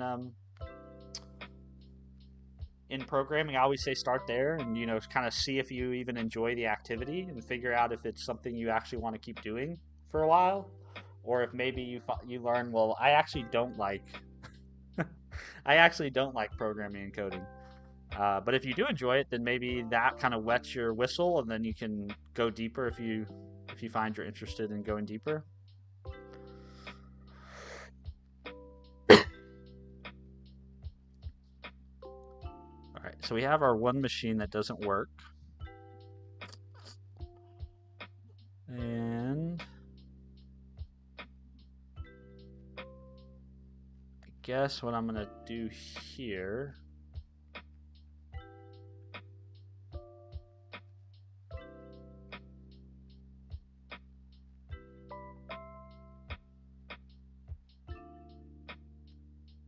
best way to get better at programming is to program. Couldn't agree more. Yeah, couldn't agree more. I think there's definitely just like with reading or writing a natural language, there's definitely a argument to be made about learning the basics of that language. What is the basic syntax, right? But after you get kind of up over that hump of like, I can write a for loop, I understand how to declare a variable, I understand how to define a function and call that function. Once you get the like those basic rules of the road, then I 100% agree. Like the only way you get better at using it is to actually use it. Um, that tends to be though the chasm that a lot of people struggle to cross is the using it part, because I think a lot of people, they're like, okay, so what do I do? Like, what do I build? What problem do I solve?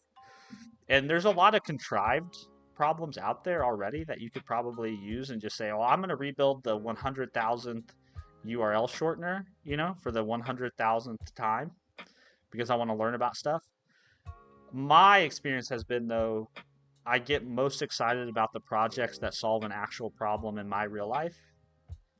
Like I built a background removal tool. That was a lot of fun. I built a tool to help me figure out what pieces of my stream might make for good shorts content. I built myself a blog, a markdown blog. What else? A Discord bot. I built myself a Discord bot. All right, these are like projects that you build because it's like, oh, I wish I had something that did XYZ. Let's see if I can use my knowledge of programming to solve that. Those are the things I think I find the most enjoyable to work on.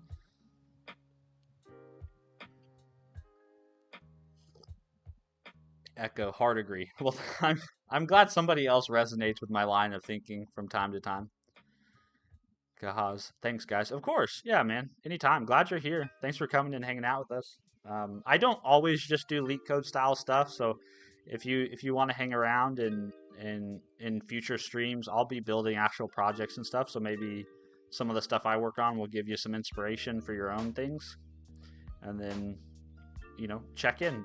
I'd love to hear how your programming journey is going. Minecraft idea. Don't start with assembly. It's a horrible idea. There you go.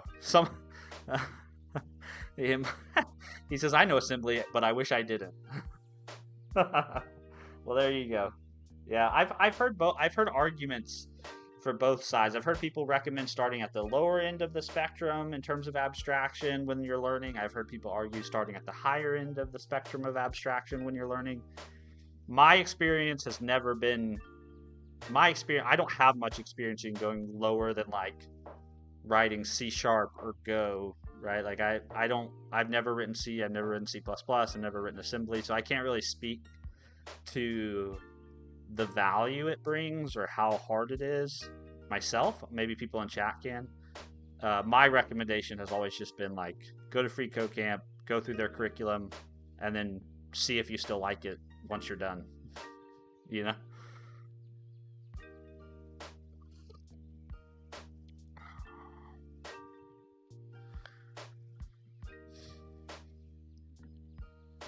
All right, so I think this is what I'm going to print. I'm going to say format.println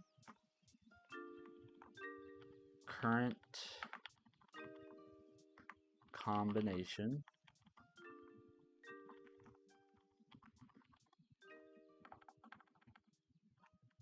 And then I'm also going to print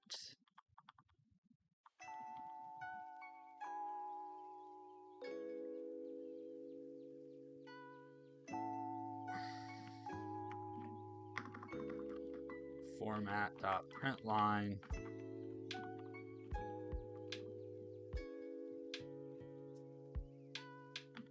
switches before, and then I'm going to do switches after.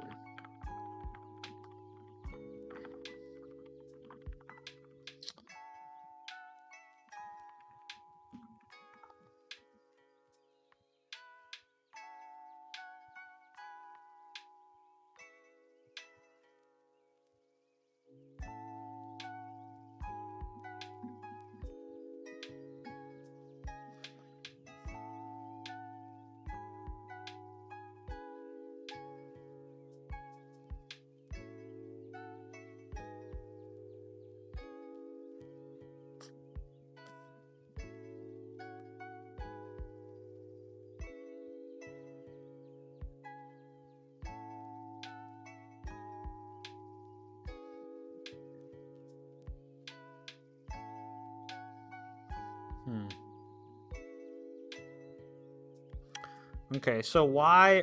I guess the question I should ask myself is, why would there be a combination of button presses that doesn't yield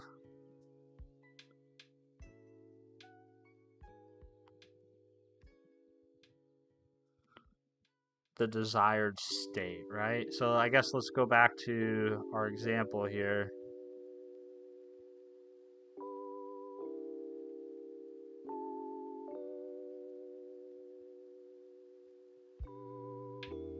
Okay, the third machine has a total of 6 indicator lights that need to be configured correctly. The fewest presses required to correctly configure it is 2.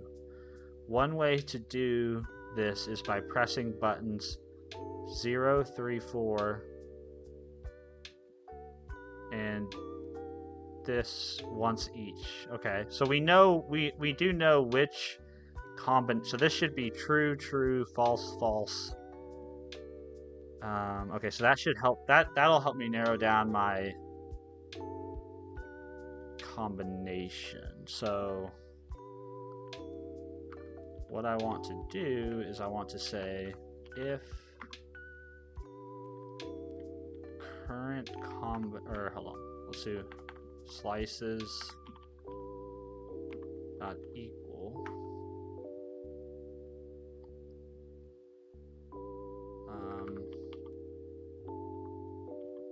So we know the combination that should work is this.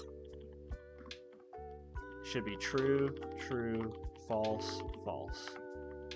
That should work, right? So then we can say if slices combination should work and current combination, those are equal, then let's print this.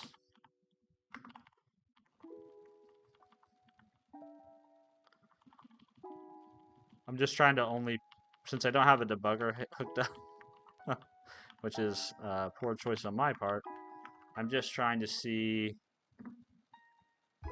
I only want to look at the state when that combination is being executed.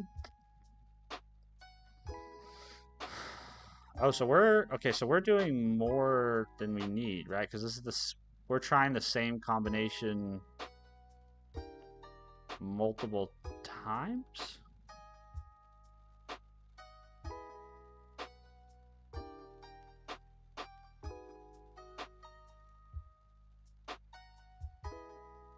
Yeah, we're trying the same combination multiple times. So that's not desirable.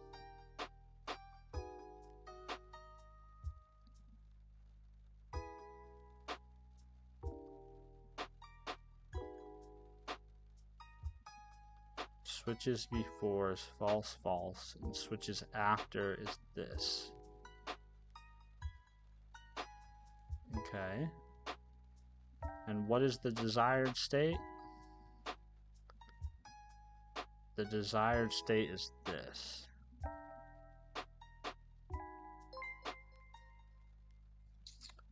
Sorry, man, I can't read your name. It scrolled off the edge of my screen. I'm sorry.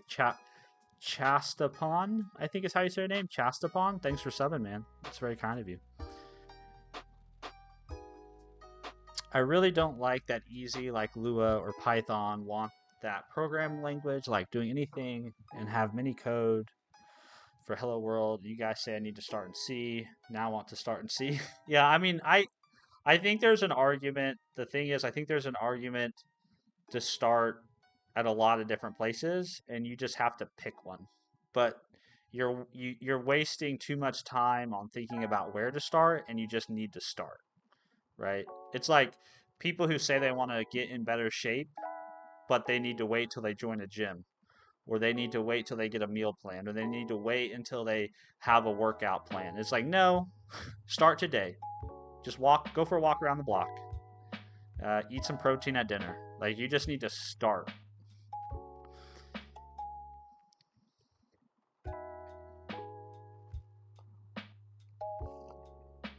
Are you on Linux or WSL? I'm on. Are you asking me Minecraft? Or are you talking to somebody else? I'm on a Windows machine. Stu squared. I came from math. I started high, went all the way down, kept me principled. I think I like it. Yeah, I have not gone all the way down. I have not explored the depths of C or assembly.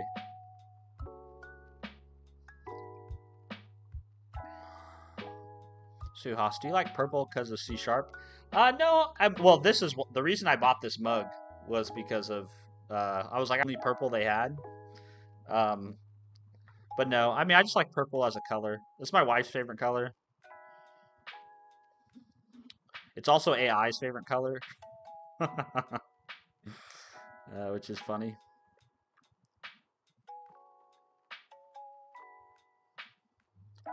All right, I think I know what the issue is. I think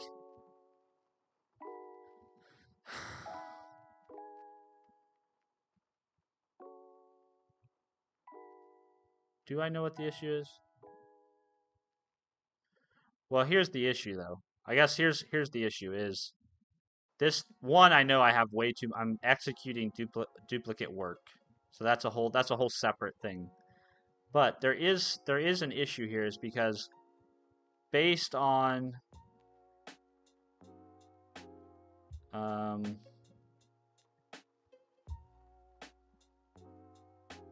let's see, based on what we're saying here, that we need to press this. Hold on, wait. So if we press this, they all go on. And if we press this again... Oh, interesting. So the order kind of matters here, doesn't it?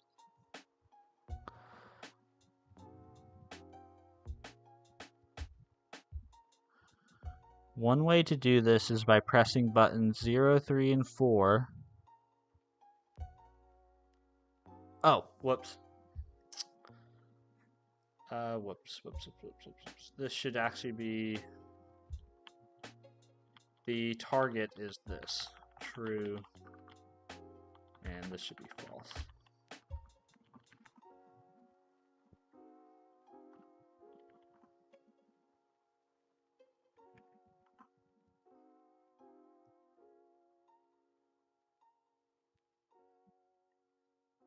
So we never, okay, that's interesting. So we never actually see that combination. But we definitely should see that combination. Yusuf, thanks for subscribing, man. So that tells me that there's something wrong with my combination logic, right? Because we should definitely see this in here somewhere as a current combination.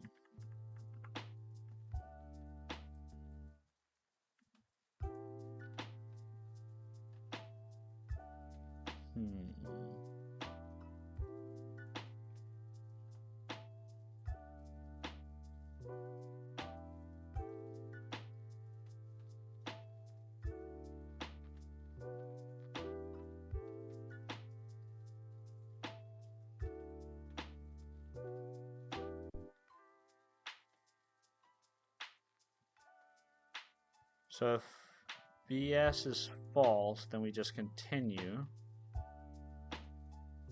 Otherwise, we apply that button press. If slices are not equal, then we continue. And we're always adjusting the combination at the current state.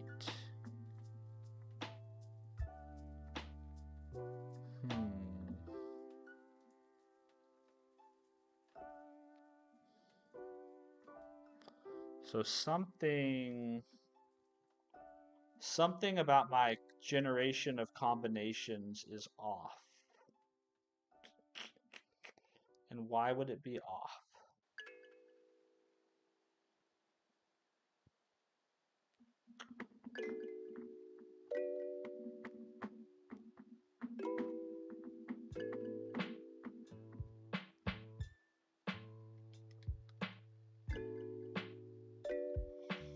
I threaten you with a book read. What book is that? Sorry, I missed it. I highly recommend Nan to Tetris. It takes you through all the layers, but simplified at each stage so you can still get the big picture. Okay, yeah. Thank you for the recommendation. That's super nice. Komodo Swag Dragon. Hello, Komodo Swag Dragon. How's day 10 going? Not well at all. Yeah, we're kind of stumped. I'm stumped on part 1, and apparently part 2 took some people like 3 to 4 days. So things are not looking good. I thought it was easier to check for the correct on state and go to all off. Yeah, I don't know. I'm trying to merge your guys' thinking into my thinking. Sometimes it's really difficult for me to do in the moment, but I will definitely put that in the back of my brain for future consideration. My current problem right now is that for my example input is I have one machine that I can't get in the proper state, and that seems to be because I'm missing a combination. So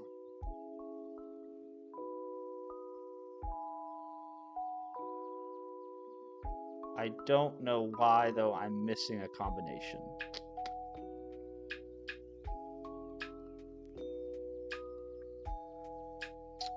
I thought it was easier to check for correct. Let's see. If we're still testing offset equals 2, why is the combo that should work 0, 1, 1, 0 when the input is like much longer than 4 length? Because the 0, 1, 1, 0 configuration is not related to the switch configuration. It's related to which buttons I should press, and based on that button press. So like basically what I've done in my solution is I have this combination, and the combination just reflects which of these should be pressed, right? So if these two are the ones that we should press, then we actually have to flip all the indexes of the switches, right? So these are the two that need to be pressed. So that's why I say that's why the configuration is 0, 1, or sorry. That's why. So this is really a proxy for what indexes we need to flip. The problem is I never see this configuration of presses in my combinations. I never see a combination where I am saying we need to try pressing those 2 buttons, and that's the problem. Yeah. Because basically buttons really the only decision you should make about a button is whether to press it or not press it. Because pressing it more than once, you're just putting it back to the state it was. When you're just basically you turn on off on off on off. So turning it 0 times is the same thing as pushing it 2 times, right? But I don't know why. So something's wrong with the way I'm building the combinations, where I never actually see. I basically never actually get this combination.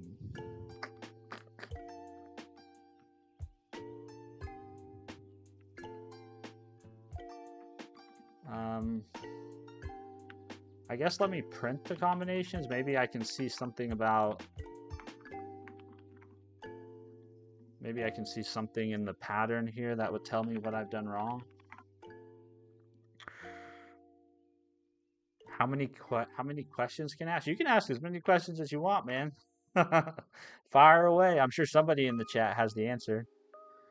Maybe not me, but I'll do my best to give you my thoughts. Yeah. So if I look at this, it looks like the way I'm doing this is I'm basically just falling forward, right? I'm replacing false with true, true to false, true to false. But I never actually get the intermediates, right?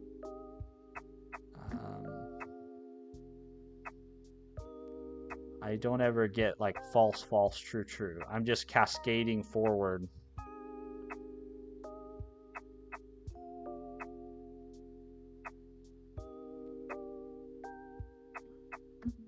Which I think goes back to the heart of our problem that we were talking about earlier that Bob Knoll was trying to help me with.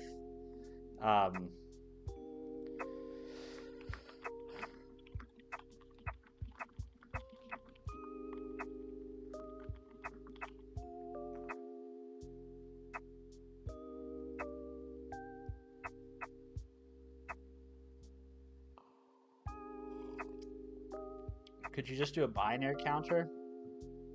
Maybe, but the thing is, I don't know. Like I'm trying to solve this with just my knowledge, with just the knowledge I currently have, you know. And so I'm not terribly confident I know.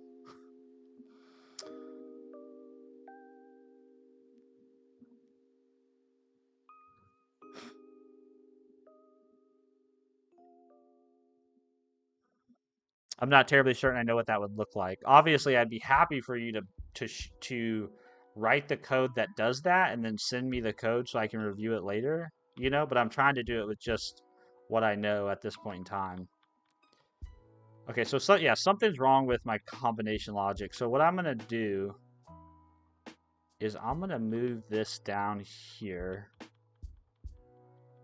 So this loop right here, this is where we're checking our current combination, right? So what I'm going to do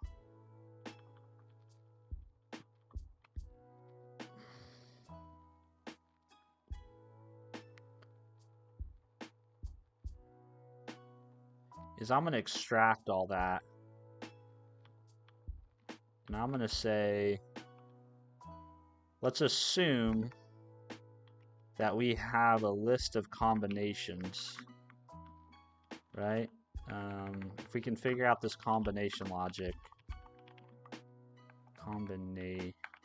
I think the reason why I'm having trouble with the combination logic is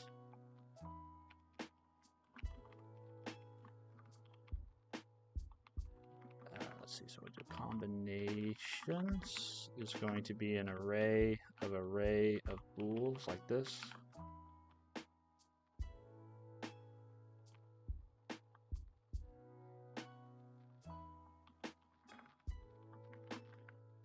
Okay, so then let's just hone in on getting the right group of combinations. So we have the range of combinations. Yeah, we're going to range over the total combinations. We're going to range over the number of buttons. Now what we need to do here is I think we need to make a temp. And let's go ahead and make a brand new array. And we'll make it of size num buttons. And then we will copy the current combination to this, and then we will say combinations dot append the temp.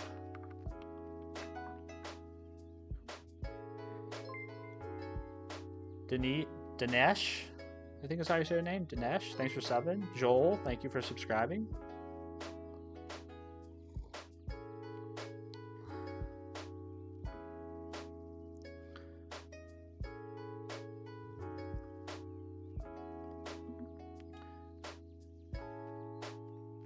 And then we're going to iterate over the number of buttons. Okay, now let's try to print this. So let's say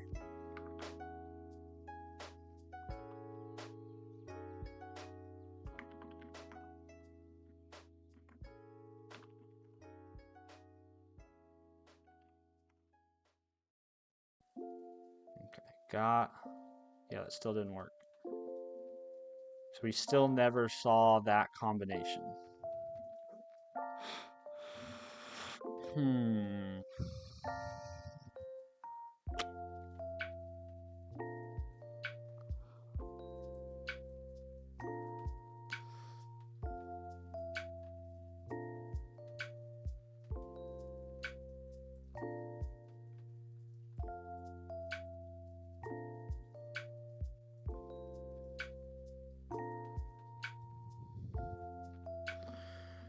Does...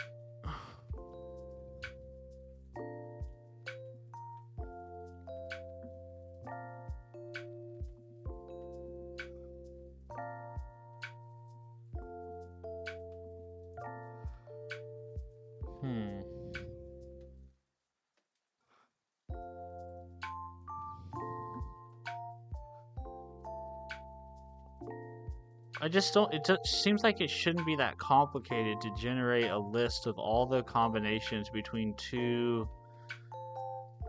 lists, right? I mean, we basically have a number, we have two possible list values, true or false, and we just need to create a list in places long with all the potential combinations.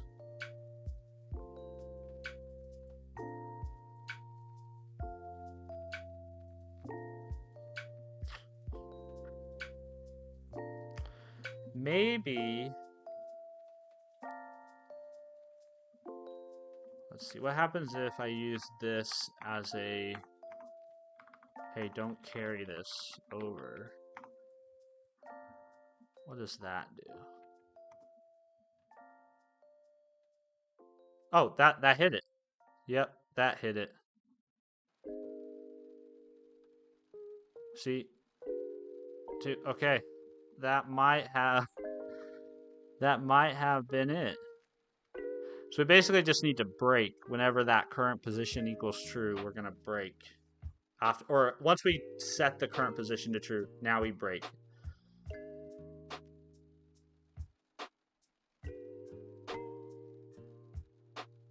Which means we should be able to get rid of that. We should be able to get rid of this.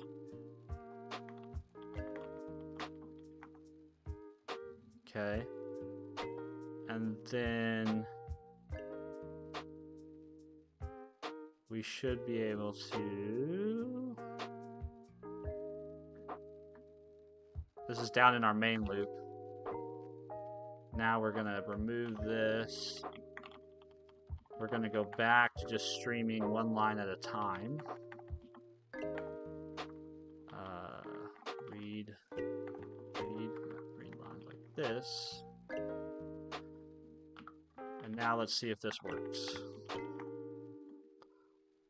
So this is a lot of iterations, but it passes. I wonder how many times it iterates actually. Let's see. We could probably calculate it, couldn't we?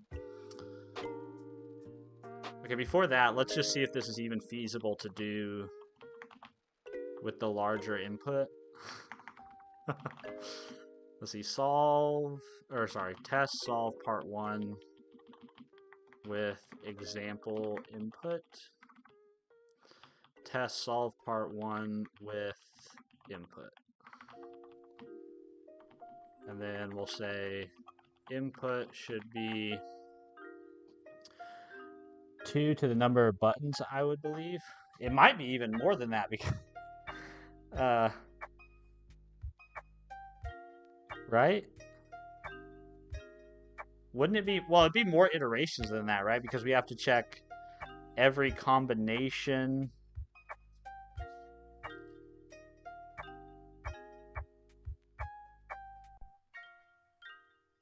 No, I guess maybe you are right. We build the list of combinations, so that's the number of times we have to iterate, essentially. Yeah, you're right.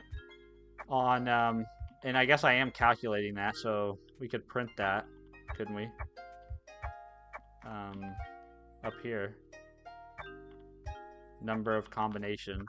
So we could say format.println number of combinations.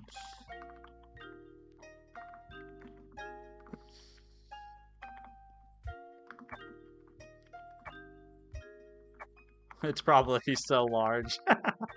It's probably like ridiculously large. I guess what I mean is like we're gonna iterate, like what's the total number of times we have to loop over for the whole solution, because then it's also right. It's number of machines also, because there's more than one machine. So that's number of combinations per machine. Oh goodness. I don't even want to. We might. I wonder if we'll be sitting here for a while. Oblivia said there's a clever. You can still brute force it, but that there's a more clever way to do it. That was actually pretty fast.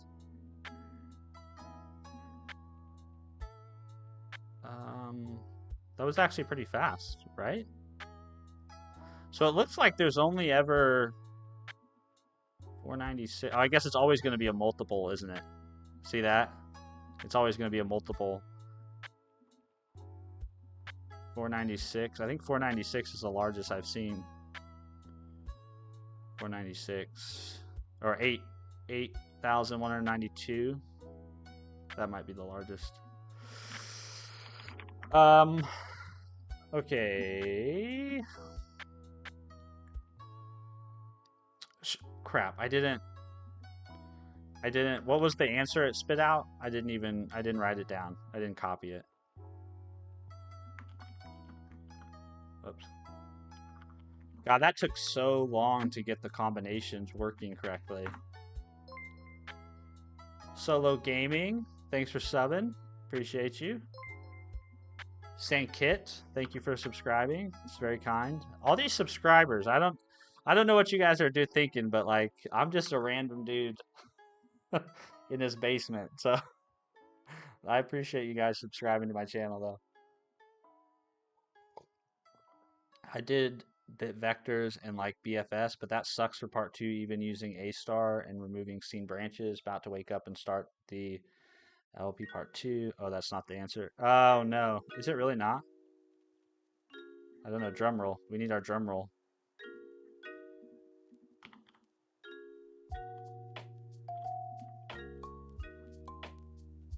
If this doesn't work, I don't know what will.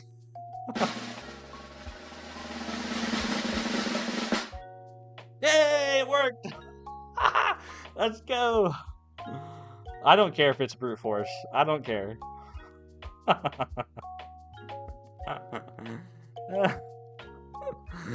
I'm not a computer scientist, all right? I'm just I'm like a crud monkey.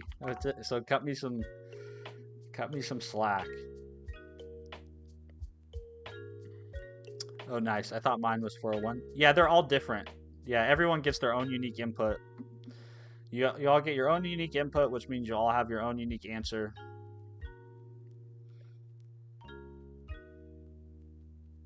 Yep. Komodo's Dragon. W indeed, sir. So that was definitely not as hard as Day 9 Part 2. The trickiest part for me, for whatever reason, was building the combinations. I guess the reason why breaking here is important is that so you don't keep carrying over all the way to the end. Right? Because you don't really want to carry all the way to the end. You just want to go until you flip one. Right? Does that make sense? You basically just want to say, oh, it's false. Okay, so that becomes true. Great, we did a flip. Break out of here. Otherwise, you're just going to end up flipping all of so if you're false, you're going to flip all of them. Not all of them. You just have this cascade. Every combination will basically just be this cascade. Yeah, that's why I saw repeated combos. Exactly. Yeah, exactly. I mean, at the end of the day, I can see. I don't want to be like completely disingenuous. Like I clearly see that what this problem is doing is it's testing my knowledge of how to work with binary operation and bitwise operations, but I have spent so little time doing that. I just don't have the skill. I don't have the knowledge to do it. So that's why I'm having to do it in this very brute force approach, which it sounds like isn't going to work on part 2. And so I might be kind of hosed. I might have to go to the Reddit thread to figure it out.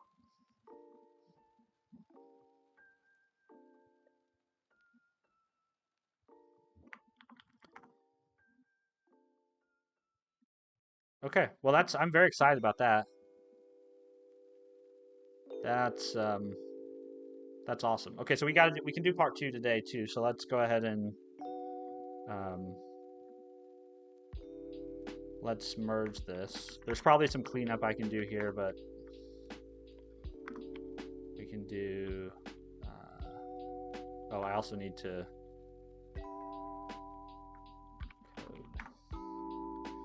Congrats. Thanks, Echo Explorer. I appreciate you, man.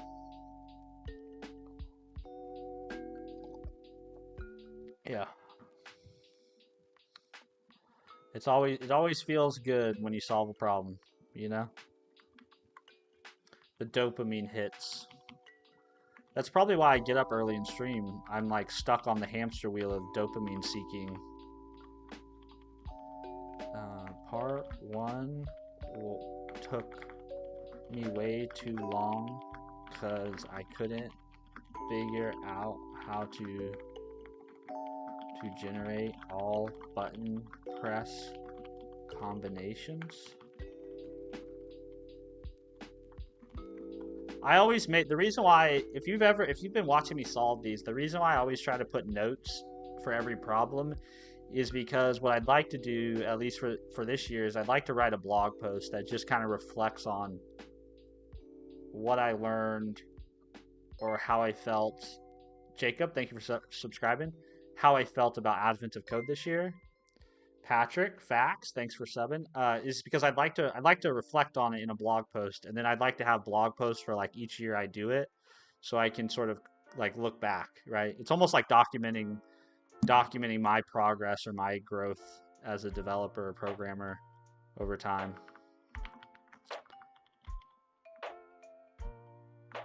You need to format this. Because to me, that's the most exciting part of all this. The most exciting part about programming and coding is like your own development, your own abilities, seeing yourself getting more capable and more competent over the years. There's something very rewarding about that because you can tangibly see your hard work, like your investment of time and energy paying off in a meaningful way. All right, here we go. Let's commit this bad boy. So feature solve day 10 part 1.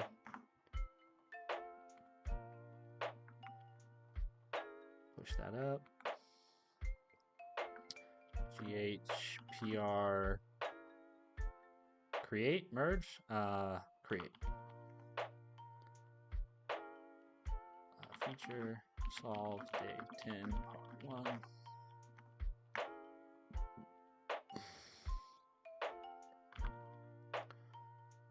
GHPR merge.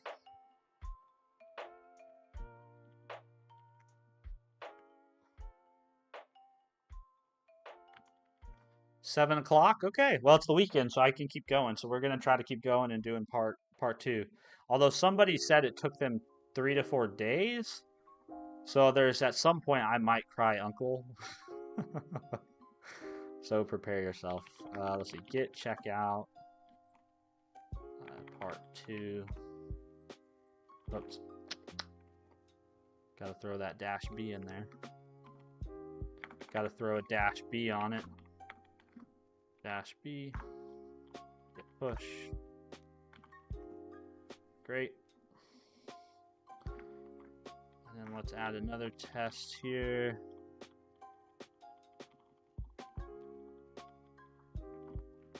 I'm guessing it's going to be similar, but somehow the voltage is going to play a part, right?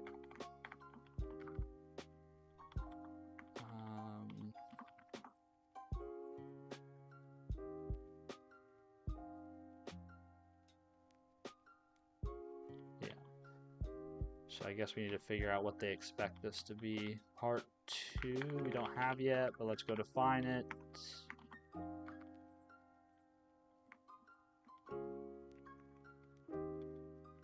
Function solve part 2. File path is a string. It's going to return int. Return 0 like that. I'm still stuck on this part. Oh boy, this does not bode well for me then. because you guys sound way more capable than I am. Okay, so all the machines are starting to come online. Now it's time to worry about the joltage requirements. Each machine needs to be configured exactly. Oh, I need to make sure I re-download the problem. AOC download day 10. Yeah, make sure we capture that.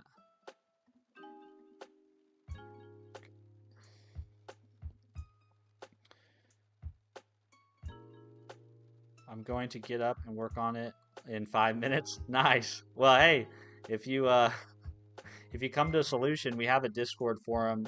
Jimmy, thanks for subscribing. We have a forum or a channel. Kinnear, thanks for subscribing. We have a channel in our Discord where I've been posting my solutions, and you're welcome to join our Discord and post yours if you figure it out. I'm trying to avoid looking at other people's until I've taken a shot at doing it myself. Because I feel like if I look at other people's solutions, then that's going to kind of basically, it's not, I don't think that's necessarily cheating, but I do think it kind of pollutes your own thinking, because then you start to mix, you're trying to understand the problem, but you're also trying to understand how that person understood the problem, and I think it can be a little distracting. I honestly don't care. Like I think advent of code, I think leak code, this kind of exercise, this is about getting better. And so you should give it your best faith attempt, but there's nothing wrong if you get stuck. There's nothing wrong, in my opinion, with reaching out to other people for help, right? Go to the Reddit forums, look at other people's solutions. Because the idea is to figure out what it is you don't know. Like I know that right now, like I have a huge gap in my knowledge around bitwise operations and binary operations. And then the idea is, right, you identify those gaps, and then you can spend time trying to close those gaps. It's not a test, right? It's not a pass fail thing. It's a figuring out what don't I know so that I can acquire the knowledge I need.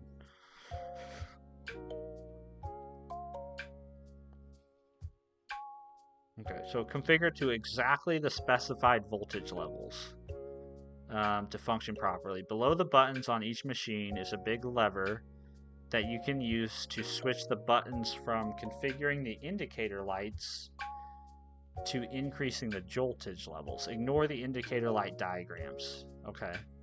So the machines each have a set of numeric counters tracking its joltage levels. One counter per joltage requirement. The counters are all initially set to 0.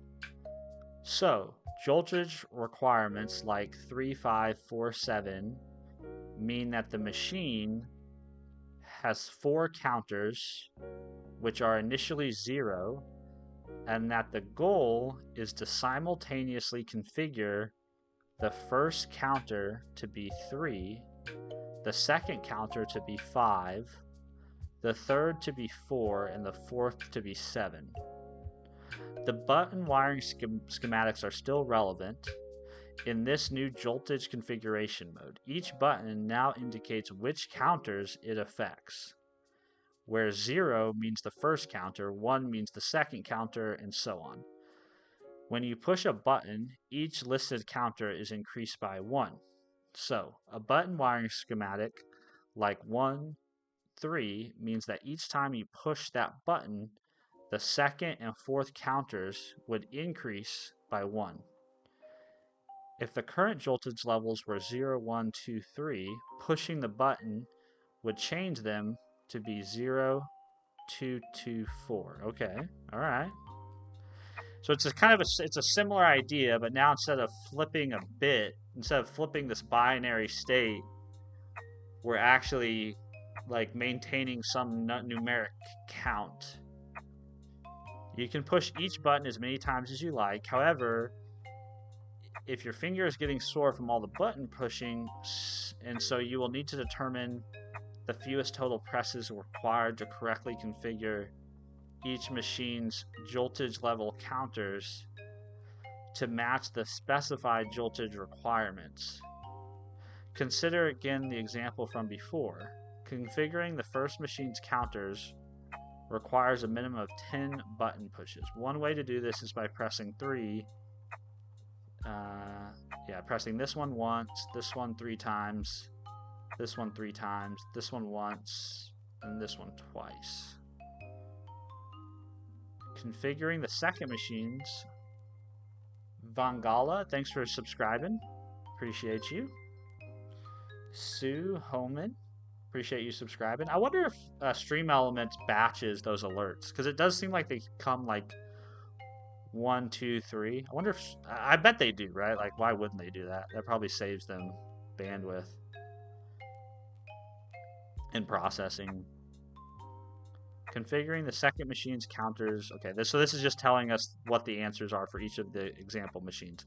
So the fewest button presses required to correctly configure the joltage level counters on all the machines is 10, 12, 11, and 33. Okay, so this is where the brute force becomes less effective, right? Because now we're not constrained to a binary state. Now we can actually... It's not a choice between pressing it or don't press it. Now it's actually now you actually have this component of how many times do you press it.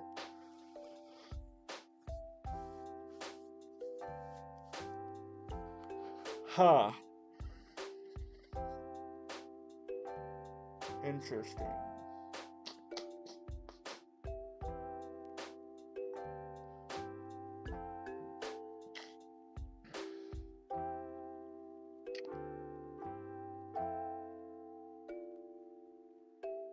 So I guess I'm just going to think about this from starting where I'm at. So where I'm at is I have all the, let's just say I have all the combinations. I have all the possible, I can't have all the possible combinations, can I? Not anymore.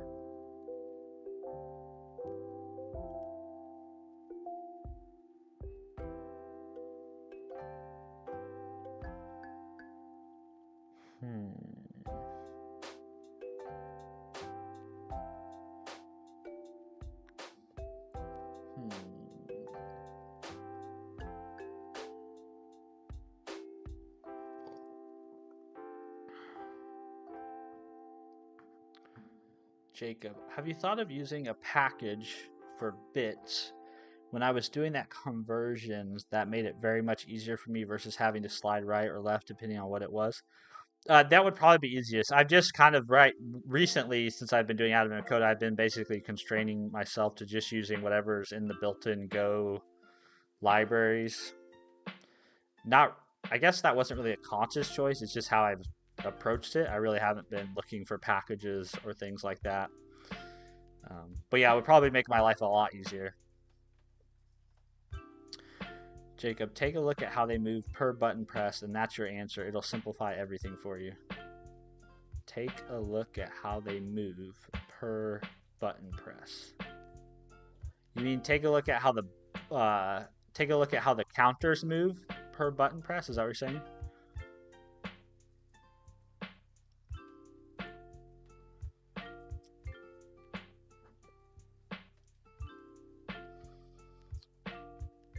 Yeah.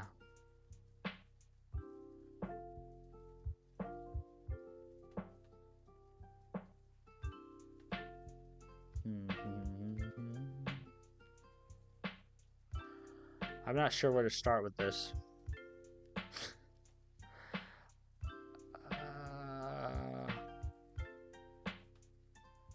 Well, I guess we need to parse the joltage. We don't have the joltage, so we need to parse the joltage. We haven't done that yet.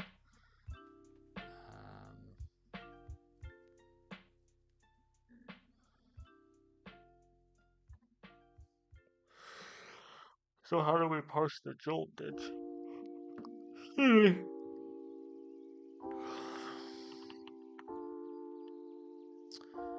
So that's our final. Oh, we can do this pretty simple. That's not that's actually not that bad, is it?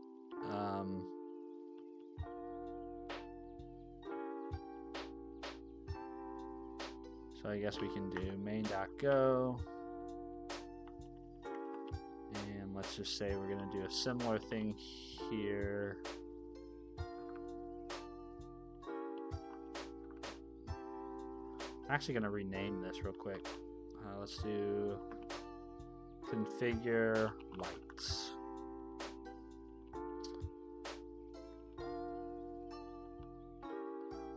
So we're going to do a similar thing here. But we can ignore the light diagram because we don't care about that.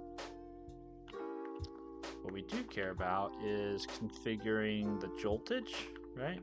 So the joltage is going to have target counters. So I guess we'll do joltage settings or something like that. And then this is actually going to be buttons part, not buttons part, sorry, joltage part. Joltage part is going to be equal to parts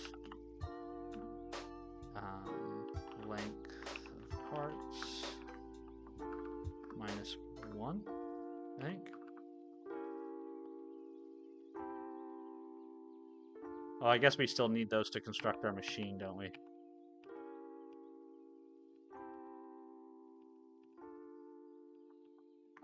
We don't need the light diagram, but we do need the number of lights.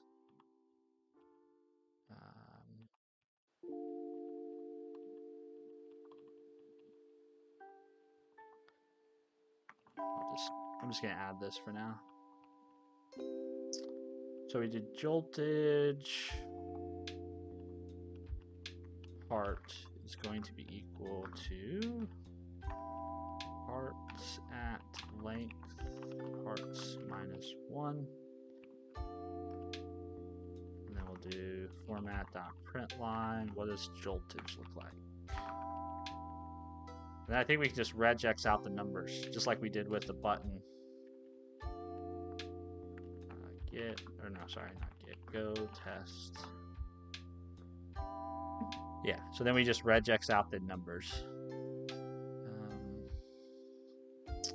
And how do we want to do that? I guess we can extend our machine here a little bit, can't we? We can say, where's our machine? So we can say joltage settings, which is a slice of int. And then we can say pass in the joltage settings as string.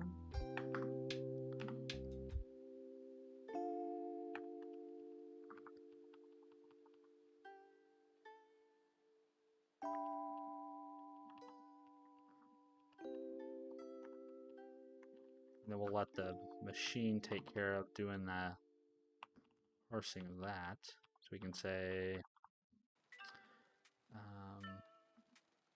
there's our button. I don't know. I still don't know if I like the decision I've made about how all this data is structured. It probably needs to be refactored now at this point because it's gotten really messy. So the joltage, let's do joltage regex is basically going to be the same thing as our number regex. So we'll say regex dot must compile, and we are just looking for a digit once or more times. We're going to get the matches, which is going to be joltage regex dot find all string. And we'll pass in the joltage, pass -1 to get all of them. And then for each match in matches, we need to basically parse this. So let's say joltage settings is going to be equal to a slice of int.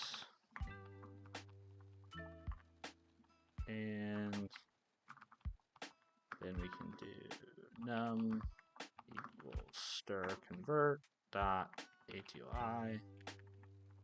We'll pass in the m.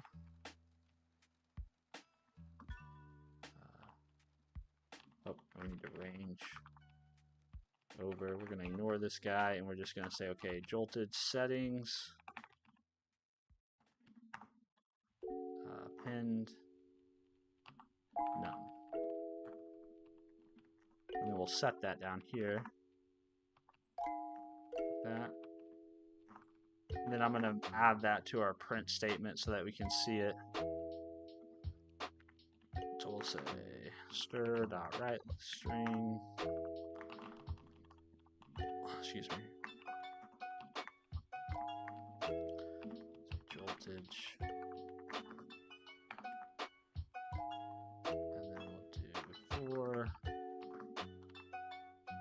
J range over Siva. Thanks for subbing. Alfonso, thanks for subbing. Appreciate you. So for each one of these, we'll say stir write string, and we'll just do j.string. I know, maybe format.sprint f. So we'll do %v. And then a new line. Do a new line character there. All right, now I'll print the machines. So we'll say, oh shoot, I've also got to do it up here now too. Ah, damn it. Now I'm copying pasting, which means I should have just done this the first time. This should all be in a helper method of some kind.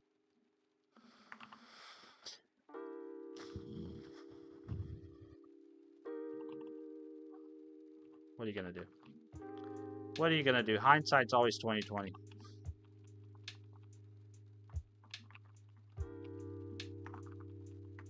Now everyone's happy. So let's print our machines real quick. So we'll say format.println machine. Just want to make sure I'm getting the right joltages.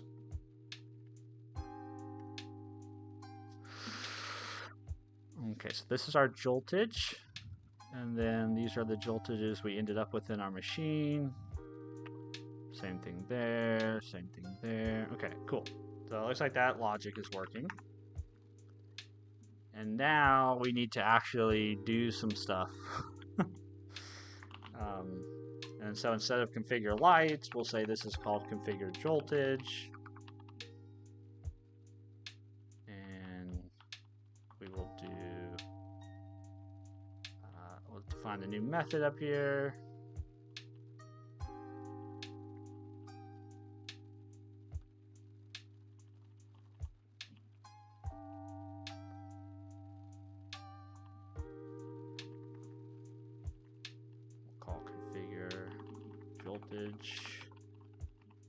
And this is going to be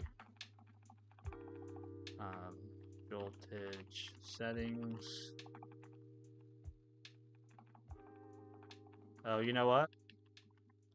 So this is actually, hold on. This is there's two things I'm doing wrong here. So voltage settings.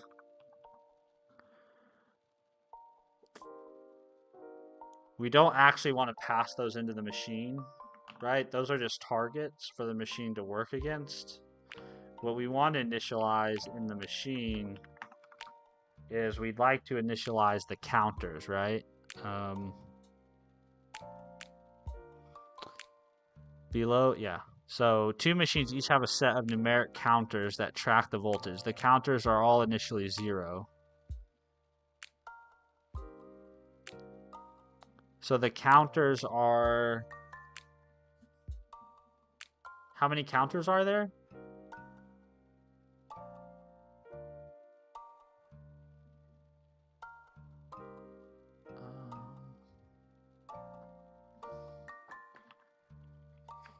There is always the same number of joltage settings as there are lights, right? These are always equivalent. So it's 1, 2, 3, 4, 5, and then there's 5 joltage settings. 1, 2, 3, 4, 5. Same thing here. There's 6 there. There's 1, 2, 3, 4, 5, 6. Yeah, okay, so they're always equivalent. So really what we want to do is we really just want to have The machine just needs to have a set of counters, I think. I'm a very big proponent of if you have to use it more than once, then create a helper method. Do it because dry coding is much easier. Yeah, couldn't agree more. Yeah. Whenever I'm solving admin of code, though, I end up with really ugly looking code because I'm just like throwing shit against the wall. So it would probably be good to take a minute and refactor this. Spend a minute refactoring this. But I'd also like to try to solve it before too much of the day is gone. But I don't know if I'm going to be able to solve it because it sounds like it took some people multiple days. Jacob, say you had a certain button and it moves the third bit 3 and you hit that button twice, then it should move it 6 is the way I'm understanding it. Interesting. Yeah, see, I like you say that and I'm like, oh, okay. But conceptually, I can't explain to you that understanding.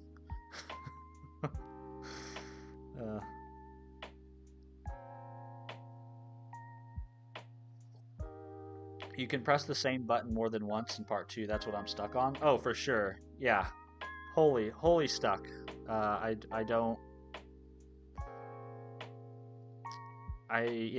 now I'm stuck too. I'm just basically moving code around so that I can get to the point where I can start trying to attempt to solve it. So I'm right there with you. So this is actually going to be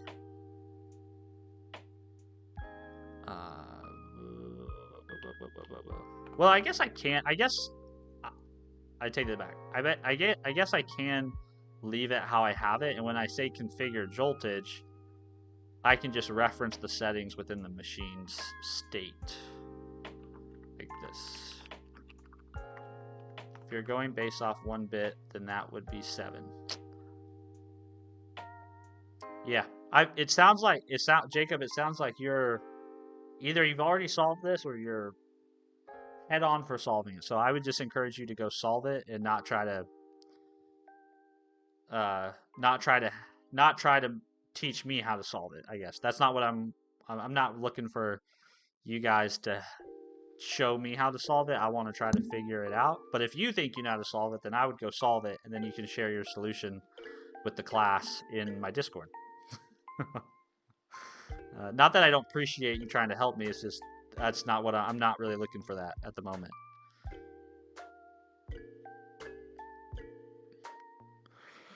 Let's see. So we have our joltage. That's good. We can delete this now. So when we call configure joltage, we really don't need to pass anything in.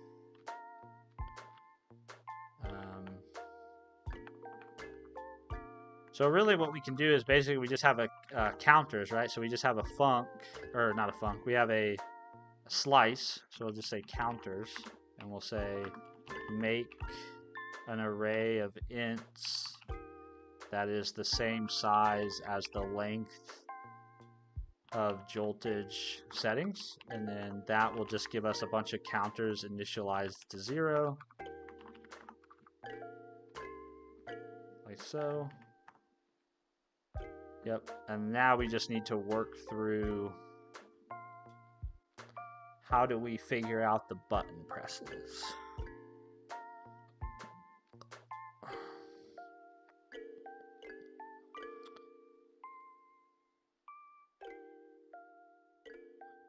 100%. Yeah, repeating yourself is never good. But right now, it's not a hindrance. Right now, all the logic for solving this needs to happen in the configure joltage method. That's where we're at the point. We can dry up the code after the fact. We just want to get to an answer to start with. Yeah, so to what you said, Echo, is 100% the problem. Is now, since we took a brute force approach, we can't really use the binary limitation of flipping switches, right? Because we can press buttons multiple times and not just decide if we don't press it or press it. The issue, though, is that as we press the button, it mutates the counters.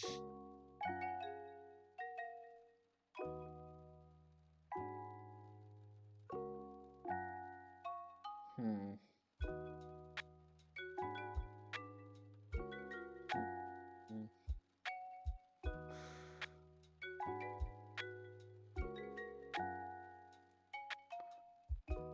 I mean, I'm guessing this is like, I'm guessing what Jacob says is very true, that there's some sort of binary operation or something just based on the solution for part 1, but I don't know what that would look like for part 2. Because you can't really generate all the button combinations anymore. That's not going to work. You have to like press buttons and then check the state of the counters after you press a button, and then figure out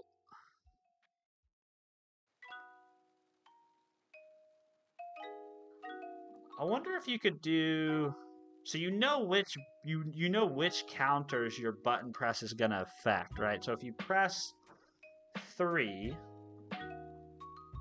right? So if you press 3, you know, or no, yeah, if you press this button, then you know you're going to increment the third position.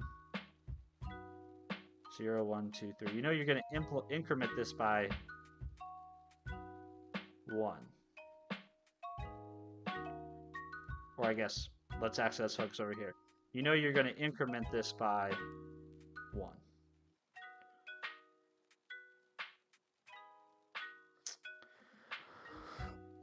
So could you do some math? Here's what I'm thinking. Could you do some math with knowing that? So for example, here's what I'm thinking, right? So I'm looking at this button. I know it increases counter 3, right? 0, 1, 2, 3. So it increases this counter by 1.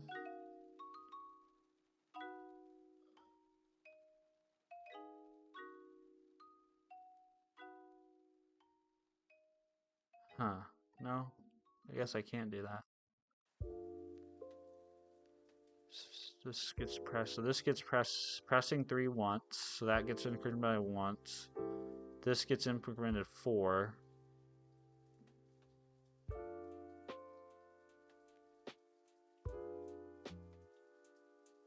And that gets, so now you're up to 4 there. 7.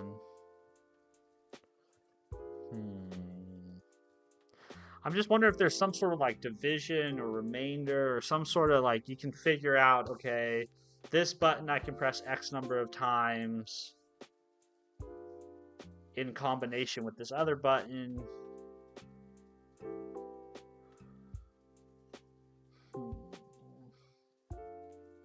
Yeah, I don't really know. I'm just talking out of my ass at this point. So like 3 increments the last counter, which is each 7. So that is now 1. Exactly. Yep, exactly. Sashika, hi. What is the use of cap in Go? I have no idea. I've been writing Go for all of 50 days. And I've built all of like 1 or 2 projects with it. So I am definitely not the expert. We can ask Gemini though. We can do, what is cap in Go? The cap function in Go is a built-in function that returns the capacity of a data structure. So there you go. It's like similar to length, but only it's saying, hey, for this array or this slice, it can hold up to this amount, whereas the length tells you the current number of elements. So there you go. Little live Google learning. I have not had need to use that though yet myself.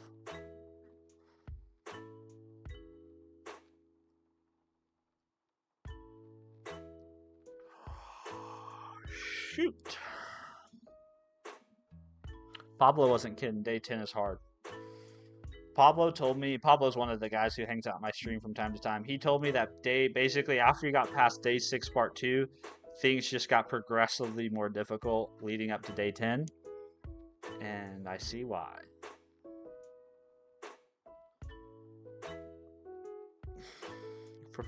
Sorry for trying to interact with you in pair program, but I will go take care and have a great day. Yeah, no worries. I mean, you're welcome to interact with me. I'm just not looking to pair on it.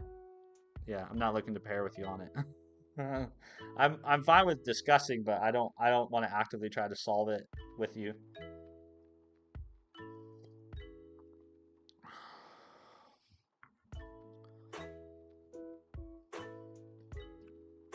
Have you ever used defer? I never used it. I'm also new to the Lang. Yes, I have used defer, particularly for doing file operations. So if I go into my little file helper package that I made, I've used it a little bit in there. Let's see if I can find it for you.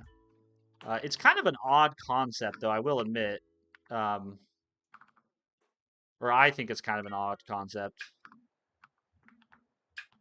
File.go. So basically, the way I'm using it here is I basically open a file, so I get the handle to a file, and then I just make sure that I always close it, right? So basically, this statement runs once we leave the scope of this function. Same thing down here. Oh, whoops! Actually, I don't actually think I'm not doing it there, which I should.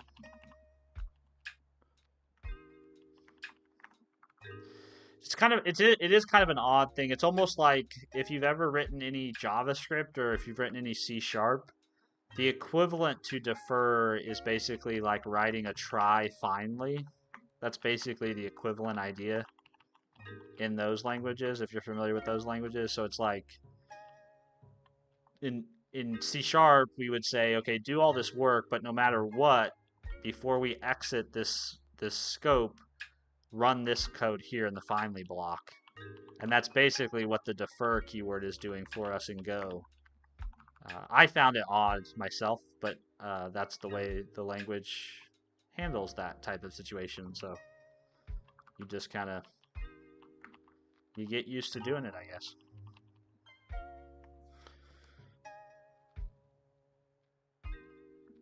Defer resource out. Yeah, resource maybe like cleaning stuff up. Like it's almost also really similar. It also reminds me a lot of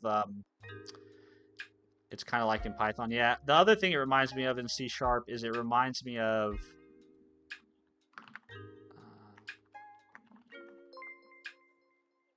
Gandhi. Thanks for subbing. It reminds me of C#. You know how in C# we have or maybe you don't know, but in C# we have a using syntax where we can basically say like using var file equals like this. I'm making all this up. File.open. And so basically what the using does is it says once this variable goes out of scope, there is a dispose method on this instance that we will call to clean up anything or to clean up basically any resources that instance might have created or owns for you so that you don't have to remember to call dispose. So it reminds me a lot of that. And apparently they're bringing that syntax to JavaScript. I guess there's a proposal open to bring to bring disposable stuff to JavaScript apparently. Yeah, kind of an interesting feature of the language. Like I said, I'm very new to it, so there's so much I have yet to figure out.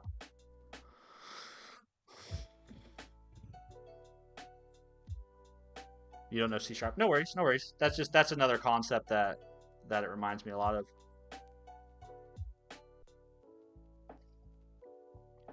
I like the version of defer in Zig. Defer works per scope instead of per function.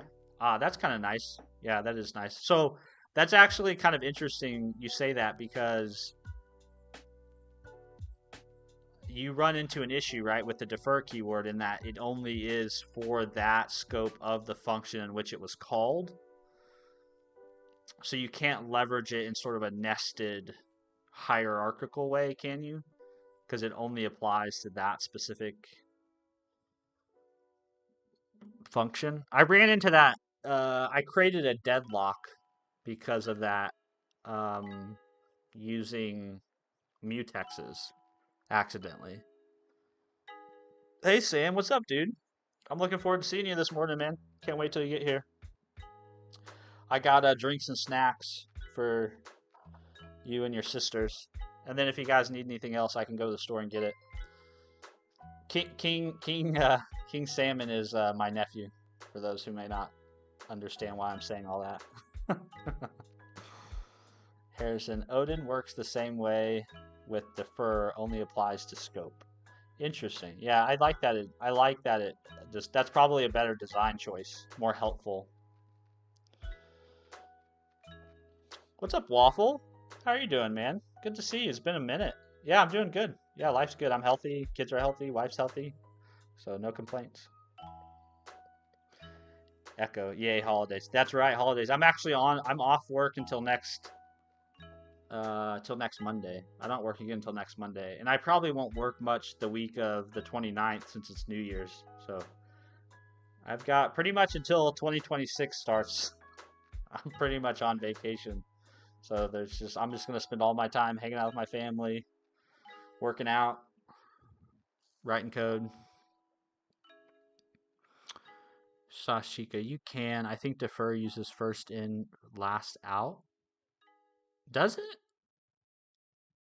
I didn't know you could use defer like that. I guess let's Google. In Go, can you nest calls to defer? Yes, you can nest calls to defer within functions in Go. When a function containing defer statements is called, its deferred calls are pushed onto a stack and executed. That specific function returns following. There you go. Well, I was wrong. However, you cannot make a function defer an action for its caller function. The scope of a defer is always the yeah. So this is what I was trying to express, but I did it with the wrong words. I was trying to express this limitation of it, which is what you guys are saying Odin and Zig allows, which is cool. All right, I need to figure out how to increment these counters. Hello, Waffleish. What are you asking? Salmon. Sammy Lamb. I don't know where to start with this.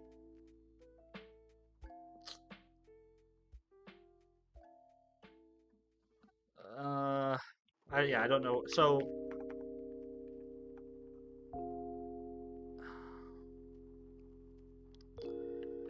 we have the joltage settings, right? Can we press a button at a time?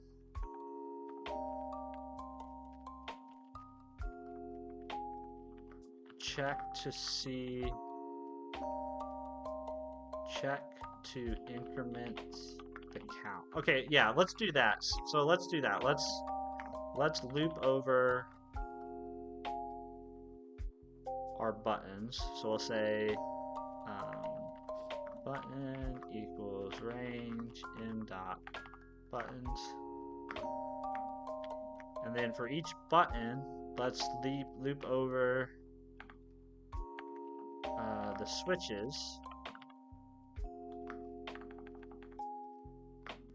So we'll say range over b dot switches controlled, right?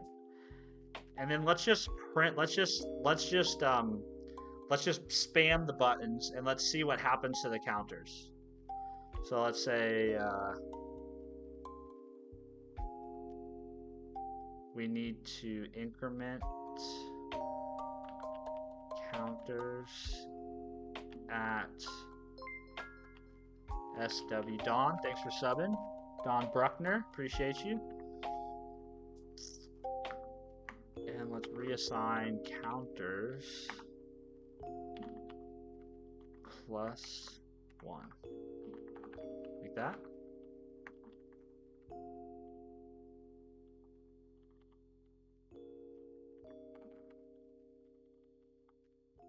Are you complaining? Oh. And then every time we do that, every time we do a button, process a button,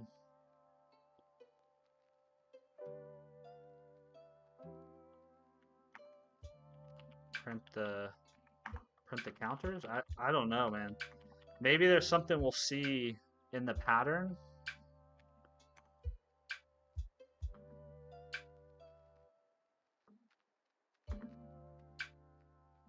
So you can kind of see here 0, 1. Well, that's interesting. There is some sort of, looks like a pattern here.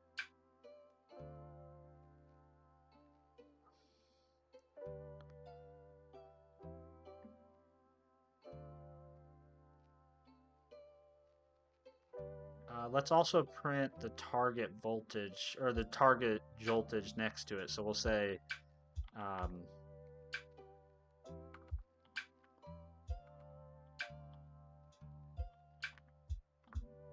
let's do, we're trying to achieve the voltage settings.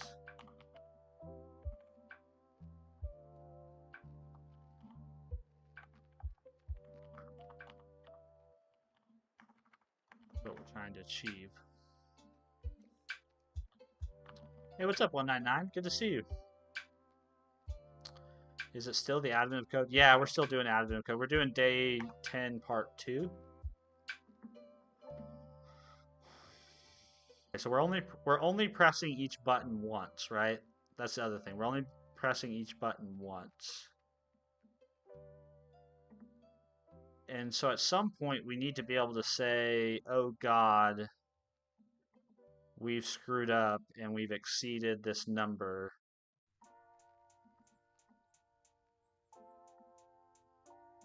And every time we press a button, we're going to need to keep track of that button press. So we're going to say count of presses.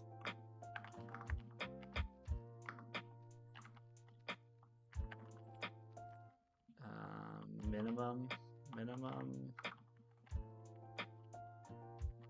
presses.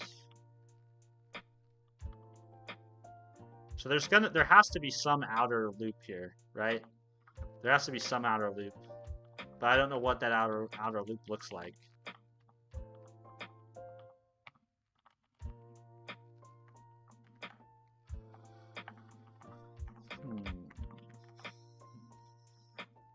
There's definitely a pattern, though. Doesn't it look like to you guys there's some sort of... It's like we start here, and I guess there will be a pattern because we're pressing the buttons in the same sequence every time.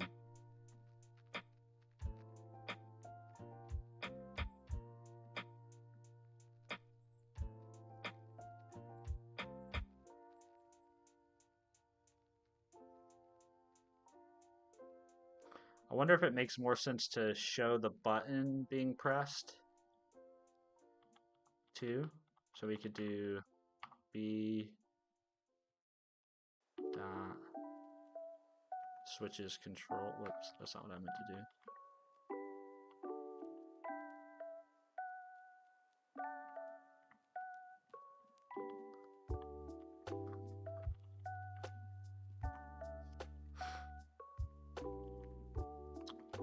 So this is actually going, so we press these buttons, it leads to those counters, and we're trying to equal that joltage setting, is what we're trying to do.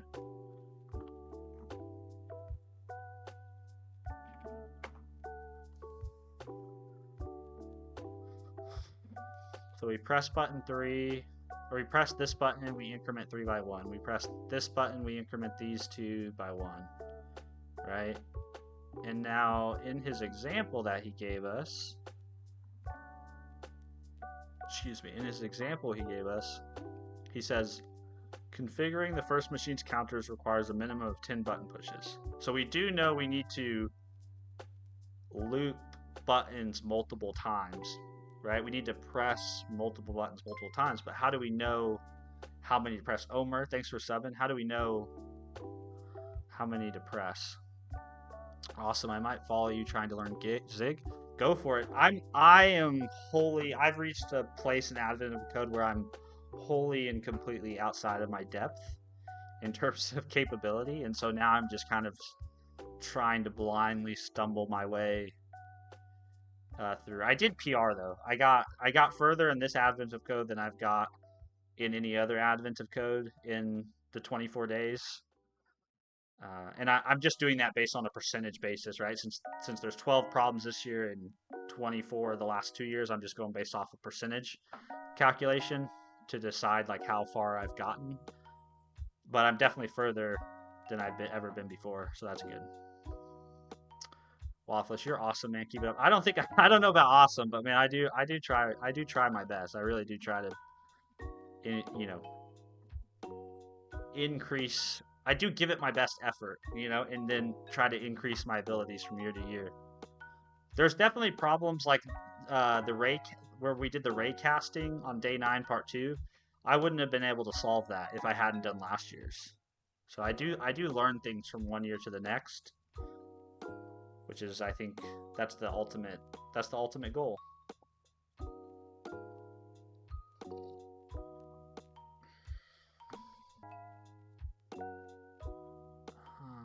So let's just try to think about how he figured out this, right? So how do we figure out that that we can press this only once?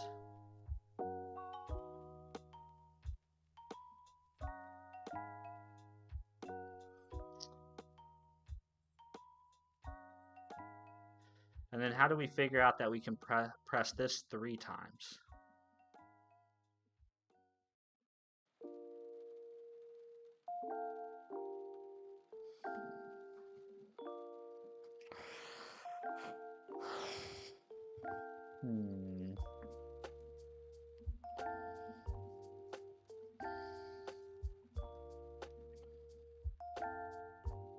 I don't know. I'm going to answer this YouTube comment really quick.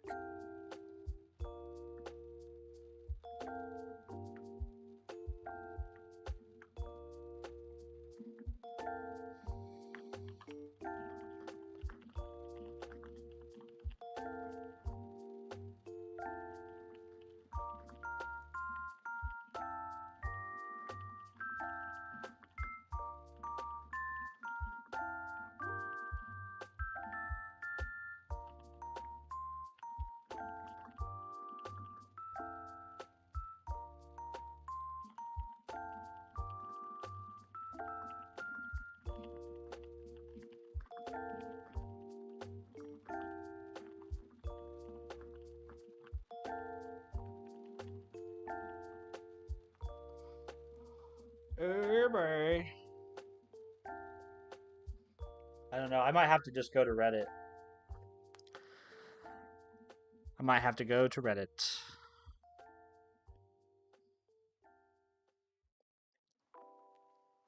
Nice. You're building a computer? I didn't know that, 199. What kind of computer are you building? A desktop, I guess? A desktop PC? Good to see you again, Suhas. Welcome back. Echo Explorer. Before that...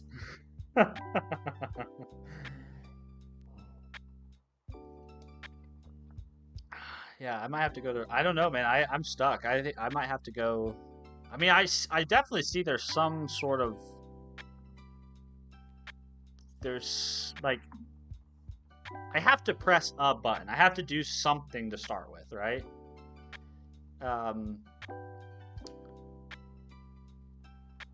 I guess my one thought was, is there some way that I can use this math?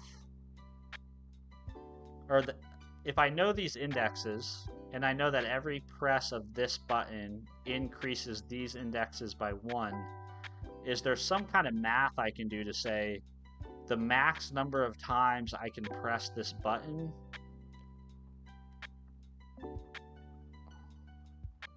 So like if I press this one this increments the seconds. So that's 5. So theoretically, I can press this one 5 times. And it won't exceed 7. And it will get me to 5.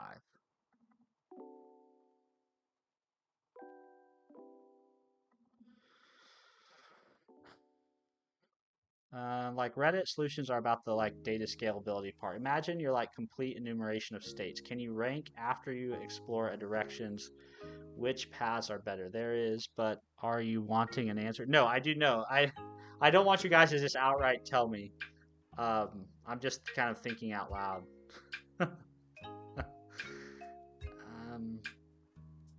Can I explore a direction? Interesting. Can I explore? So imagine your like complete enumeration states. Can you rank after you explore a direction which paths are better?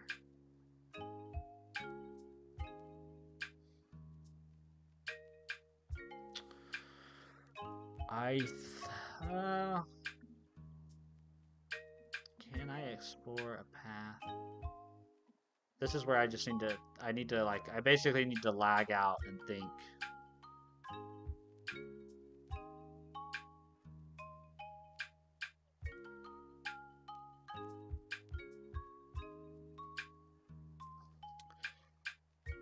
How many times can we press a button? To me, that's the question we need to answer. How many times can I press a button?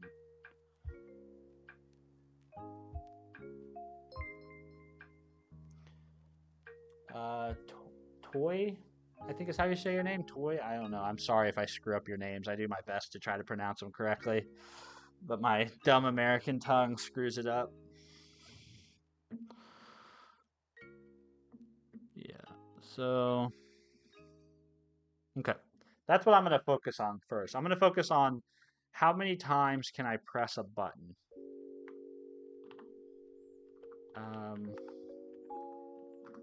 Given the target joltage of a counter, how many times can I press a particular button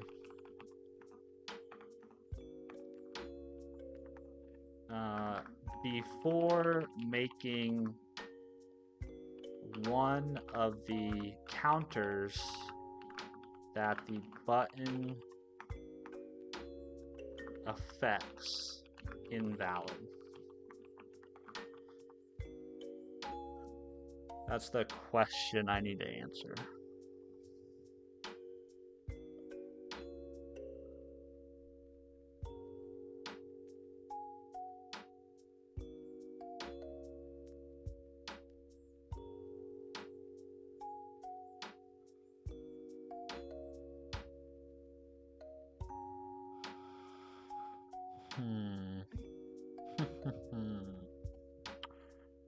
The caveat here is that there are multiple buttons that can affect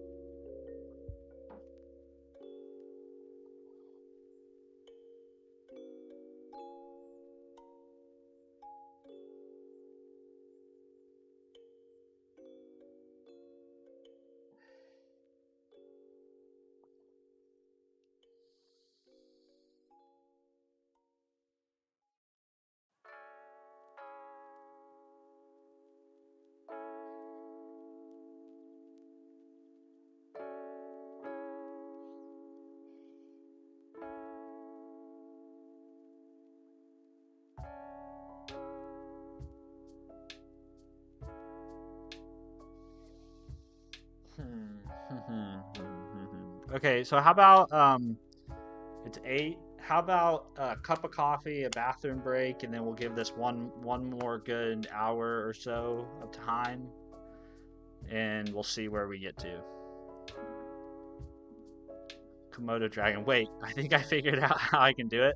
I think I might be on the. I think I might be on a similar track. Um,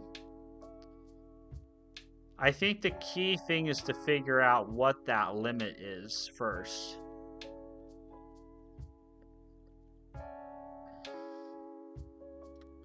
Like I think at the heart of this is somewhat of a like a linear equations problem at the heart of it.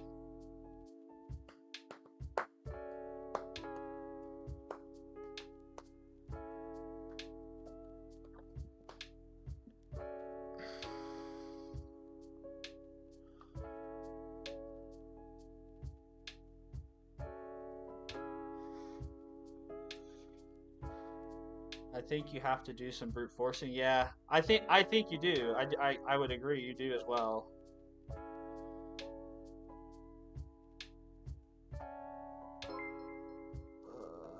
But you can limit the amount you have to brute force. David, thanks for subscribing, man. Okay, I think I agree with you. I do, but you do have to loop.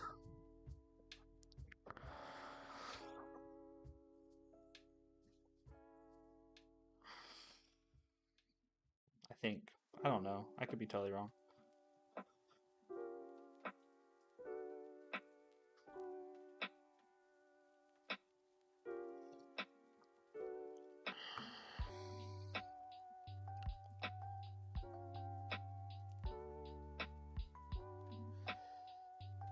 Yeah, you basically have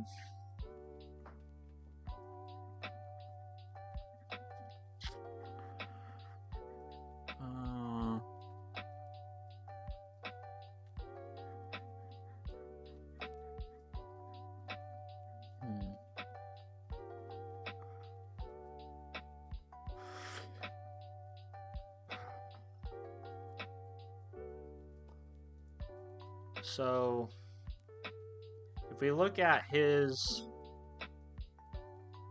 I'm just trying to isolate down to like the very first example. So let's say we have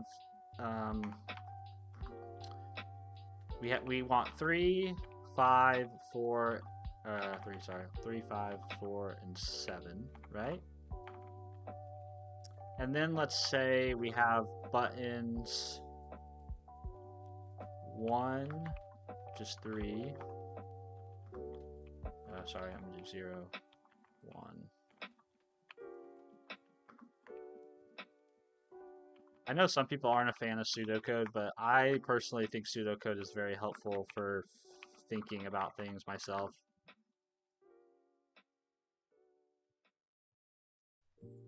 And then we have 3, which is 2, 3, and then we have 4, which is 0, 2, and then we have the 5th button, which is 0, 1. So I think it's interesting to think about this in terms of which buttons contribute to which counters, right? So basically,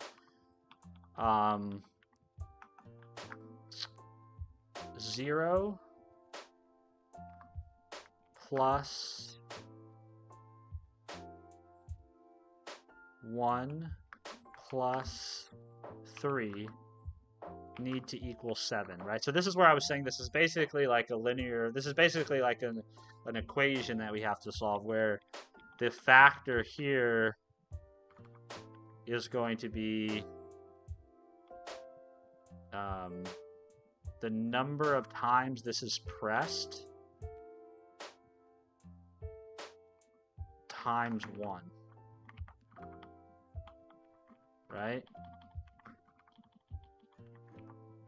So times 1.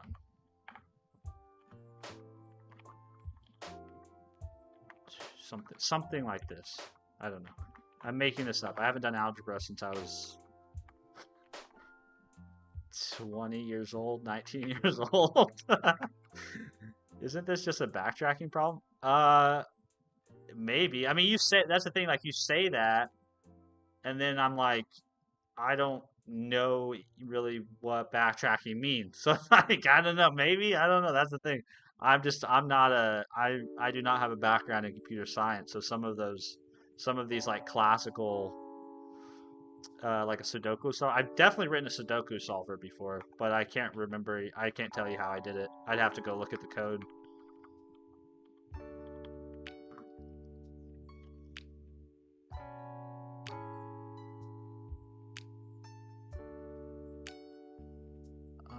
Yeah, so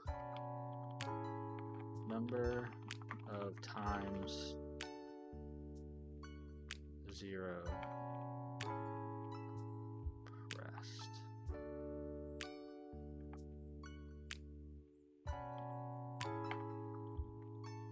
Okay, so what does that tell me though, Steven? I understand what you're trying to say, Steven, but what is that? Great, yes, that's what we all already understood. So what are you doing by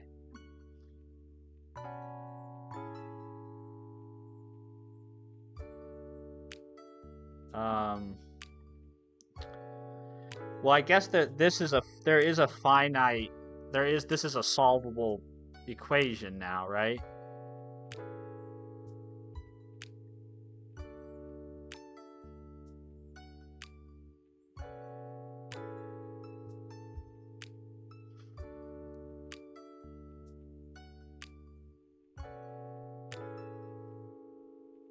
So you could press this one 7 times, you could press this one 7 times, you could press this one 7 times.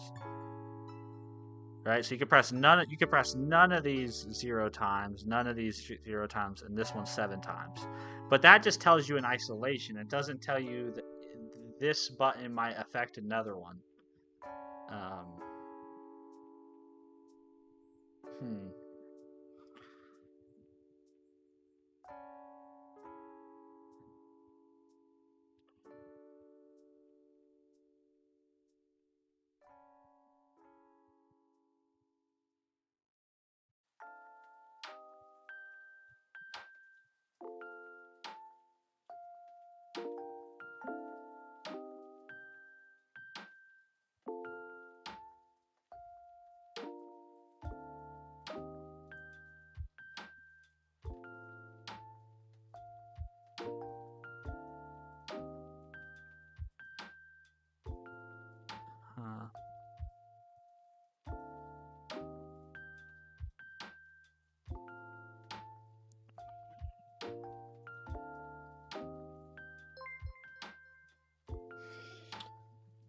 I owe my high school algebra teacher an apology. Yeah, me too. Yeah, me too. Oh, sorry, I missed your sub, man. Hold on, let me replay that. Jan, I think it was Jan that just subbed. Jan and Lalicios, I think is how you say your name. Lalicios. Thank you both for subscribing. I appreciate you guys.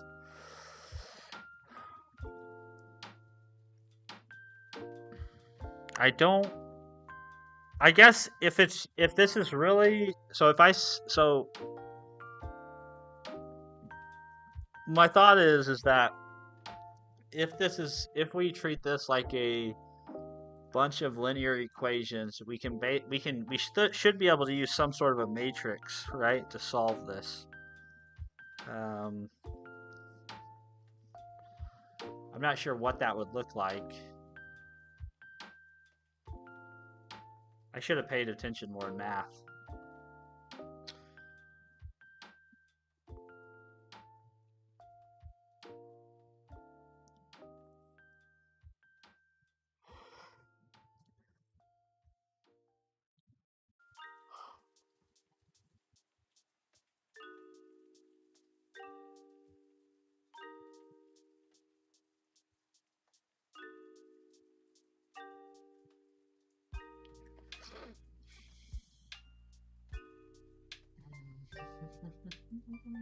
So what would it look like for number 4 or counter 4?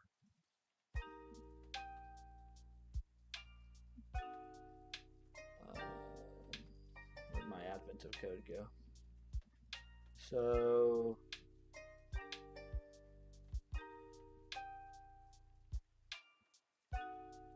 if we're looking at counter 2, counter 2, which has a target of 4, what would that look like? So that equation would look like this, where it's how many times 2 is pressed plus how many times 3 is pressed, how many times 4 is pressed,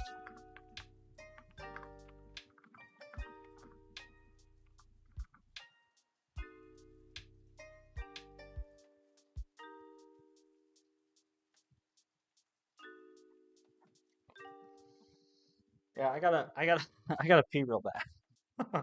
One would hope, but remember xi is greater than or equal to 0 for all xi. If you go down algebra route, you get into simplex methods and polytopes. I don't even know what that means. Wafflish. Oh, I think I got it. Do you really?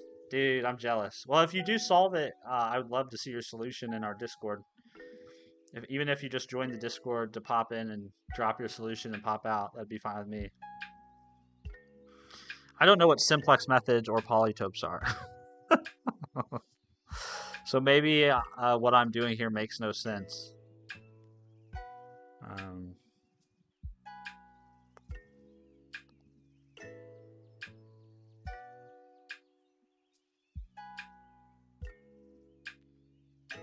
I mean, this is dumb anyways. I don't know why I'm doing this multiplied by 1. Of course it's multiplied by 1.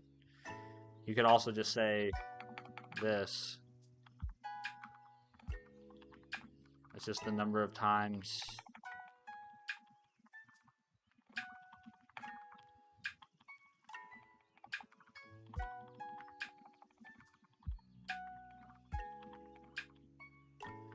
But I don't know how to. I don't know what math I would need to use.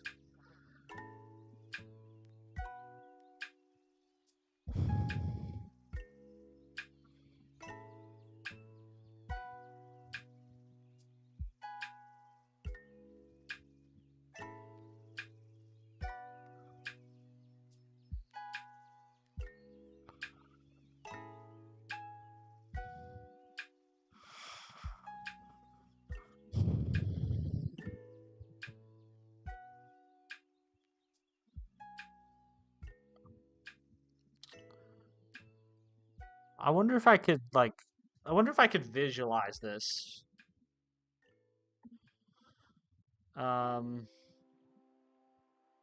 Yeah, let me try. I'm curious if we could visualize the buttons and we could visualize the counters in like a grid form of some kind. Maybe? I don't know. All right, I'm gonna go use the restroom real quick and then I'll be right back. So, also we should probably make some more coffee. That would probably be good too. I will. I'm just reading this while playing chess. LL. I'll code it up later. Okay, so you're playing chess while reading Advent of Code? That's wild. That's wild, man. Oh, hold on. Let's do. Whoops.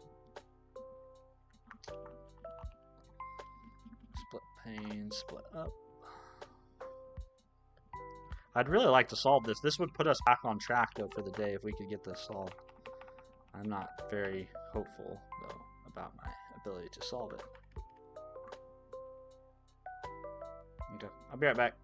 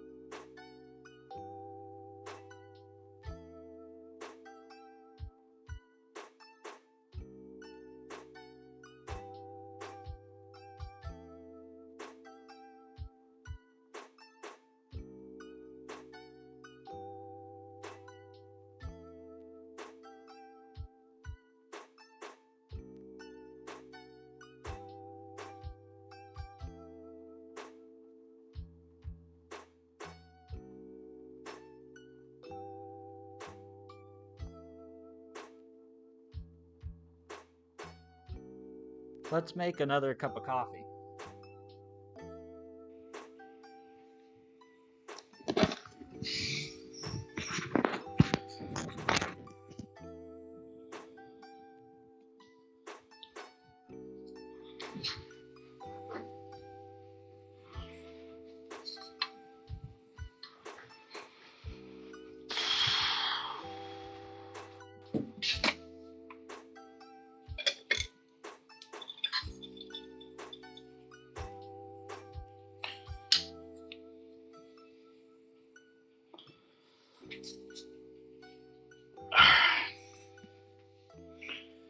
The Discord join link says expired, by the way. Oh, really?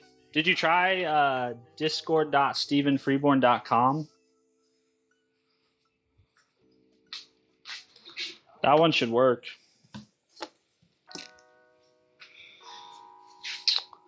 I'll double check it real quick on my phone. It should work, though. It shouldn't have an expiration. I can't believe someone's reading Advent of Code while playing chess. I can barely read Advent of Code while reading Advent of Code. Yeah, it should work. Just go to discord.stephenfreeborn.com. See? It should work. Maybe the link that Stream Elements is posting is expired.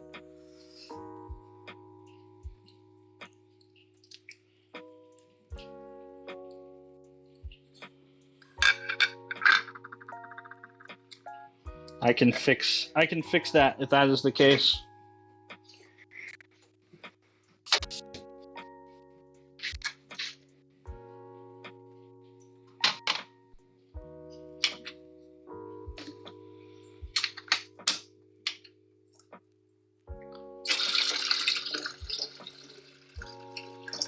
All right.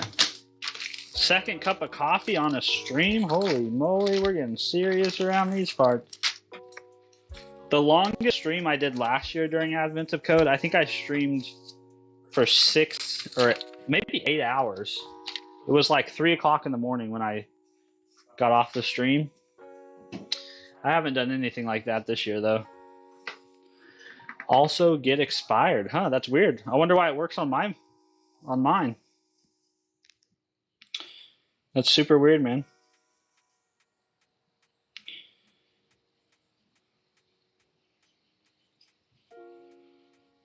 Here, I'll try to post the Discord link that I'm on in my phone.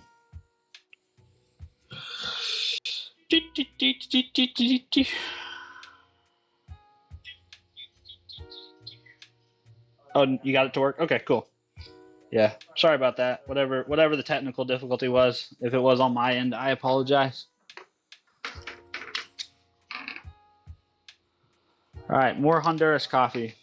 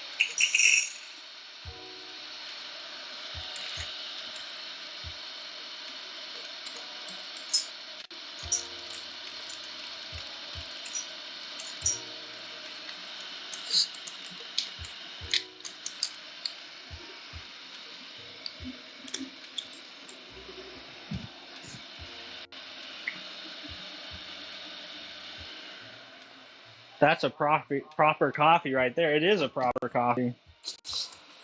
Steven,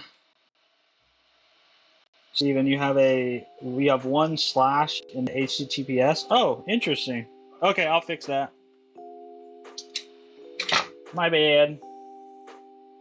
Any advice for my dad? He knows Python. He knows networking basics. He's just like you, who entered into the tech industry later in life.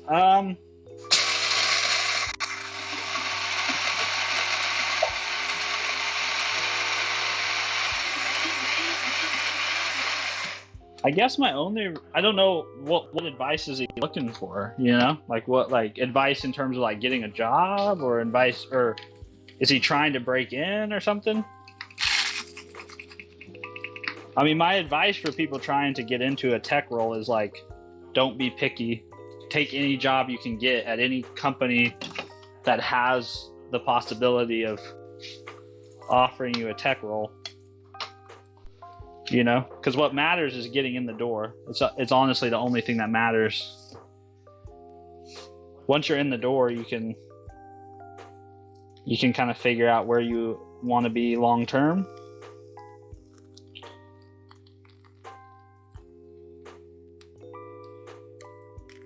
What sense is to use NeoVim if you use mouse for basic operations? Yeah, you probably don't want to use NeoVim if you use the mouse a ton. Although I will fully admit that I am not the most efficient user of Vim motions. I'm constantly trying to be better about it, but I have a ways to go, you know. I'm not perfect. I have a really nice guy that shows up in my streams. His name's Butterscotch, and he will always try to like, hey, you can use this motion, you can use this motion, try this. And if I try to listen to what he says, but sometimes my habits are stronger than my will.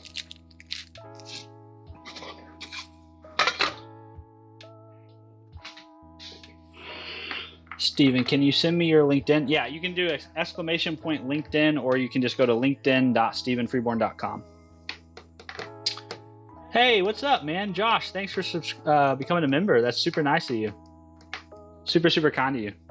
It's way not necessary, but really appreciate you. Which means I'll have to update the members list. W stream. Thank you, man. That's very kind of you.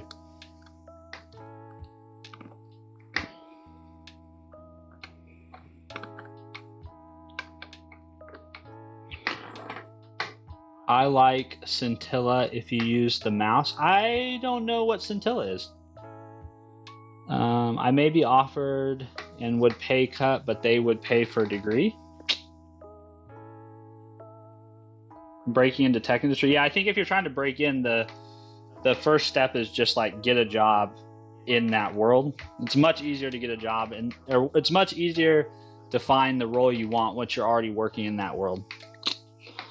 So like I started as a support analyst, right? So if you can leverage like something from your existing background and existing skill set into a role somewhere, and then go from there, it's probably a good way to go about it. How long are you streaming today? I'll be around for a bit. I'm gonna try to finish part 2. It's Saturday and I don't have work, so I can pretty much go as late as I'd like to, or as late as I'm willing to. I do have some family that's showing up here at some point. I think they're in the car, so I guess probably until when they show up. I'll probably pop off once they show up. I normally, though, most days my stream schedule is 4:15 to 7 a.m. is normally my stream schedule. I just put that in the chat for you. Because unfortunately, I do not make a living from YouTube. Unfortunately, I have to have a day job. What are you gonna do? What are you gonna do? All right, we'll pour this coffee out, and then we're gonna head back to the desk. We're gonna update our members list with our brand new member. Someday, I bet you will, bro. I don't know, dude. I don't know. I can't ever imagine that. Like, the amount of money I make at my job, making that from YouTube would be absolutely insane. You know? Like, that would be wild to me.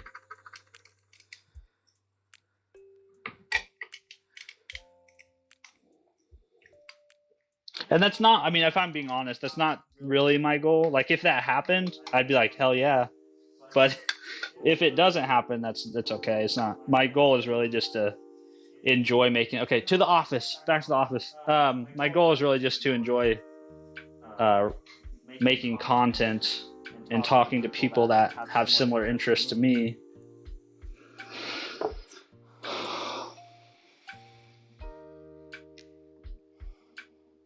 All right, we're back. All right, so I think what I want to do here is first and foremost, we need to get Josh on our scrolly members list. So let's go to membership monitor. Make this a little bigger. We'll do notepad. Open our members list. This is something I want to automate, but unfortunately YouTube will not let me automate it. So if you're wondering, why doesn't this guy automate his members list? It's because YouTube has an endpoint to get your list of members that you can only access if you're like on an approved list. And you can't get on the approved list, I guess, until you are assigned a representative from YouTube, which I'm guessing you have to be a big content creator to have that. And I am a small content creator. I'm just a wee little content creator. Let's see, so we gotta get our... We do officially have 13 human beings that are members of my channel, which is pretty freaking awesome. Alright, I'll put this guy here. We have 13 members now. Alright, so we'll do... Then we do .NET index.cs. That will generate our new list. And so we should see, Josh, you should see your name scroll across the screen here in a bit. If you don't see it, let me know, but it should scroll across there. Just want to give you guys plenty of acknowledgement for supporting my channel. It's very kind of you.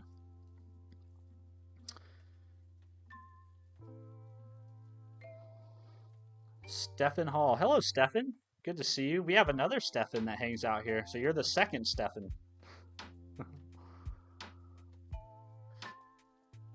You wouldn't happen to be Serbian, too.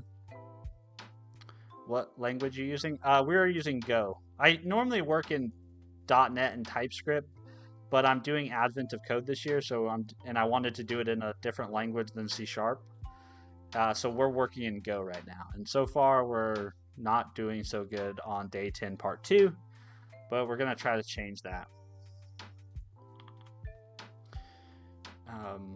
Okay, so what if I tried to build a grid out of this? I don't know why this might be helpful. I think this might be helpful from just a visualization standpoint. So what if we did rows are going to be equal to the length of our filtered settings, and our columns are going to be equal to the length of our buttons, and we will just loop over our rows equals 0, and while r is less than rows, we'll increment r, and then you said your first job in tech was... My first job in tech was as a support analyst. Yeah, it was as a support analyst. But it wasn't really in IT. It's for the company I work for now. We make like if you think of like Salesforce, we make like a business process automation software. And so my job was to help support people that were using that.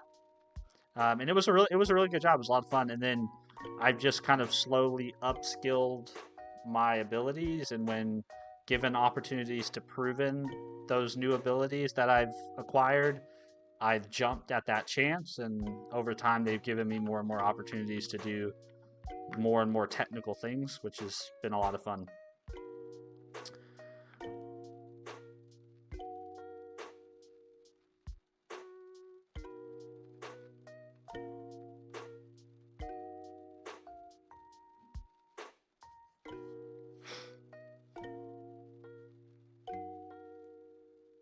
What's up, Ally the AI? It's been a minute since I've seen you in my chat. What happened? Did you go offline? Did you have some downtime? Sounds like a good company for growth. Yeah, for sure. Yeah, they've been. I love the folks I work for and the folks I work with. Yeah, they've been great to me and my family, for sure. Yeah, I can. There's no complaints. Okay, so what we want to do is we want to build what is essentially a grid, and that is going to be a grid of numbers that look like this.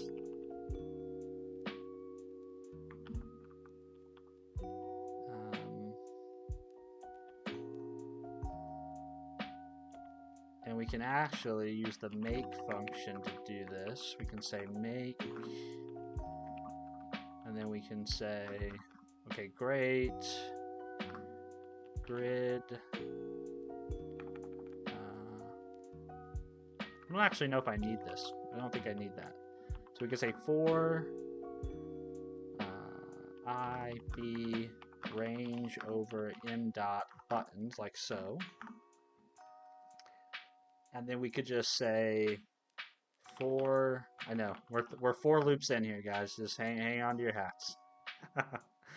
For switch of b dot switches control. Yes, I've had some downtime, been updating my Olama. Nice, okay. Yeah, well, I'm glad you're back. I'm glad you're back. And then we'll say, okay, cool. So if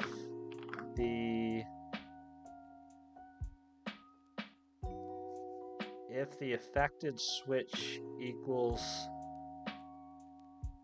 the row? Yeah, so if switch equals row, then we're going to set that value. We'll say grid at R at I equals switch. Or I guess we could do equals 1, right? Yeah, equals 1. Because pressing the switch increments the counter that we care about.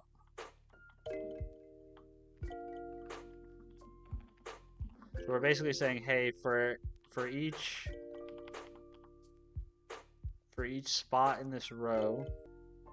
Oh, the problem though is we don't have actual rows yet. So that's actually why we do need the columns. We do need the columns. We need length of m dot buttons. And then here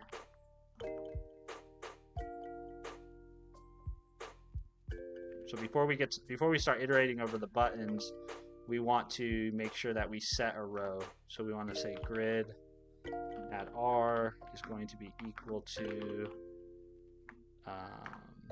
this, and it needs to have a size of columns plus 1.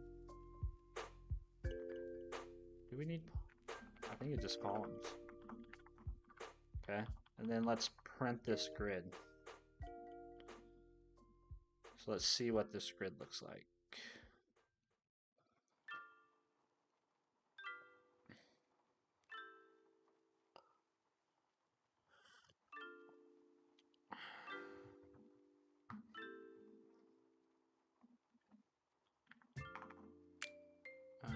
For R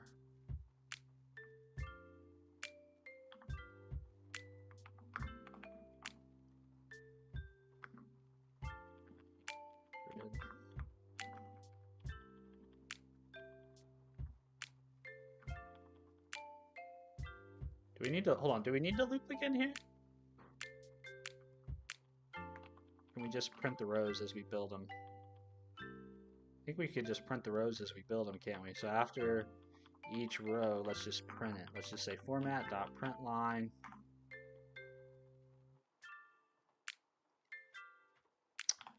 grid at R.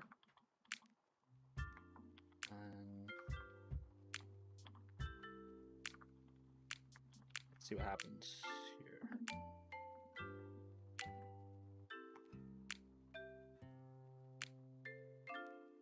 Oh, whoops, that's not on it.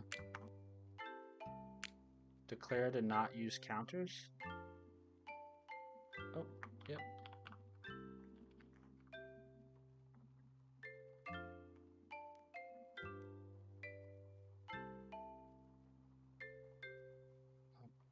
Okay.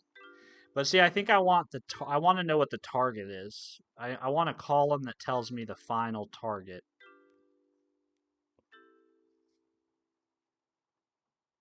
It would also be nice to see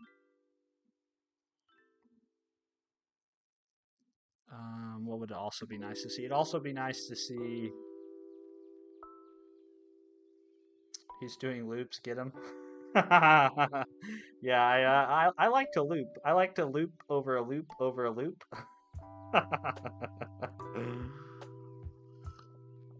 Manhattan. Hello, Manhattan. How are you? Okay, so basically what we're doing is we're basically building up a grid of these equations is what we're doing.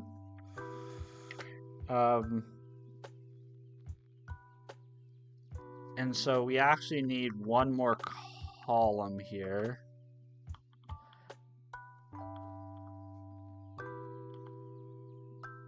And we are going to set that to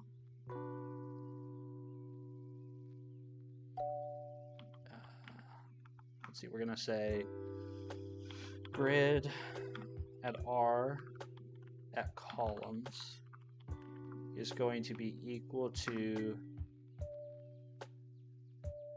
the grid, the joltage setting at R.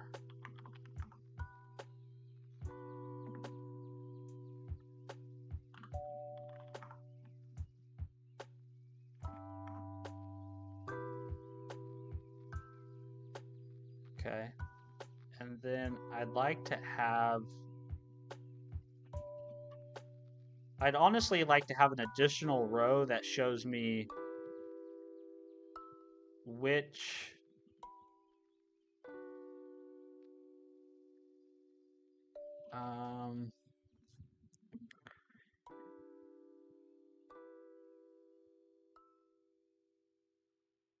which button it belongs to. Is that what I'm looking for here?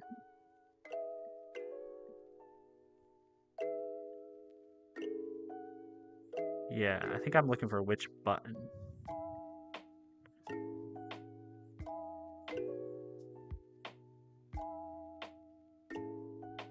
Because my columns are effectively buttons. 1, 2, 3, 4, 5. Hold on. 0, 1, 2, 3. 0, 1, 2, 3, 4, 5. Now there's 6 here.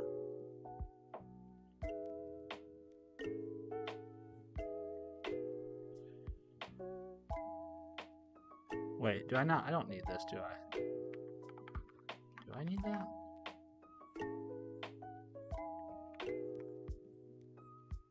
Yeah, I do need that. I was like, I do need that. I do need that additional column.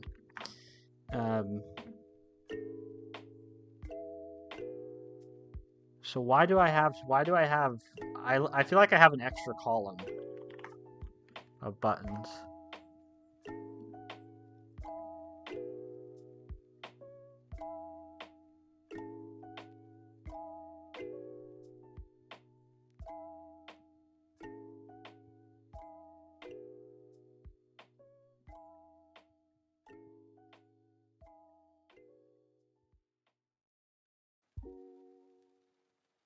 So we loop over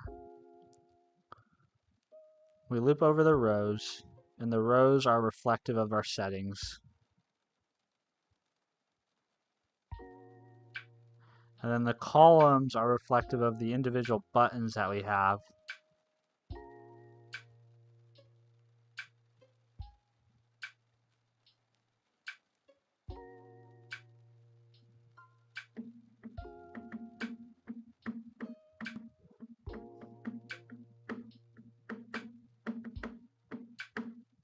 I'm just going to do one.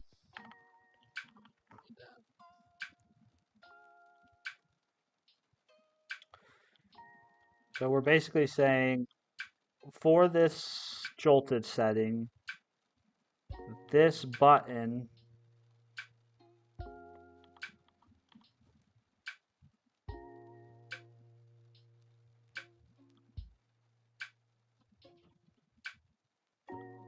yeah, I want to add another row. I want to add another row.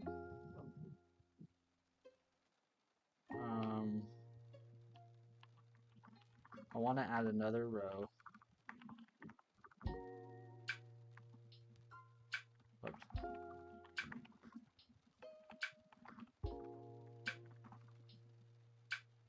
So I should have an extra row of zeros. Error index out of range.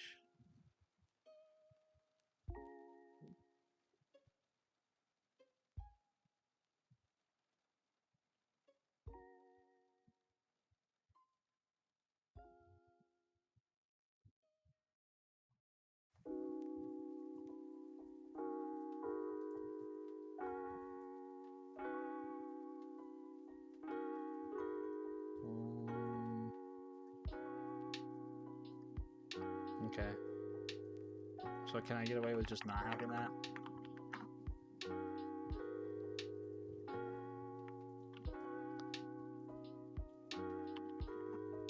Let's get those likes up. Y'all better be double tapping the screen like your life depends on it. We're crushing the algorithm. We're having a good day. We've had like 100 folks here at one point.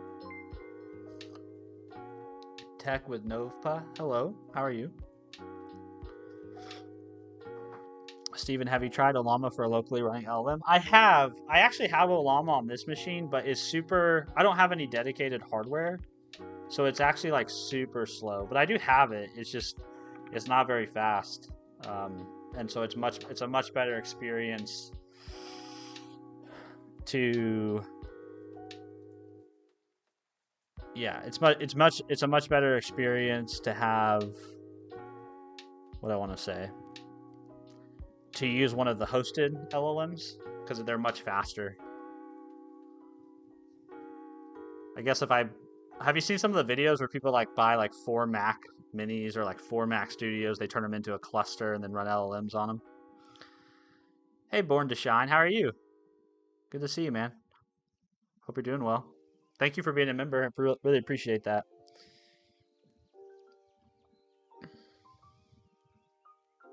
Okay, great, Steven. You can visualize the problem, right? But how would you actually solve these equations? So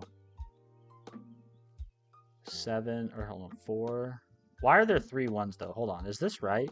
Can 3 buttons affect 4?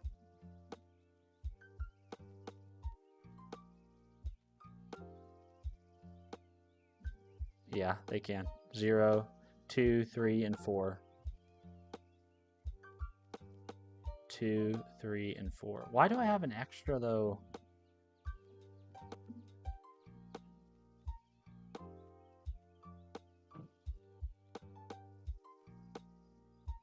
Because there's only 4 joltage settings. So I should have 4 rows. And there's only 5. There's only 5. 0, 1. Oh no, there is 6. Sorry, there is 6. Yeah, okay. There is, sorry. There is 6 buttons. So there is 6 buttons.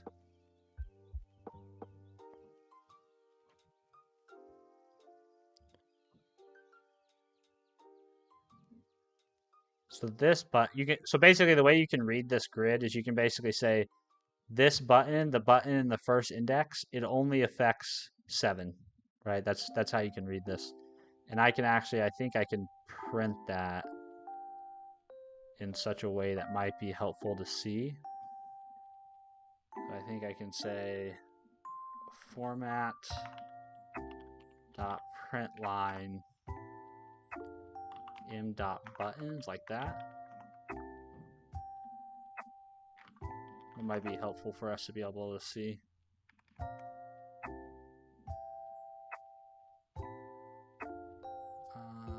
Nope, not that. We want to just print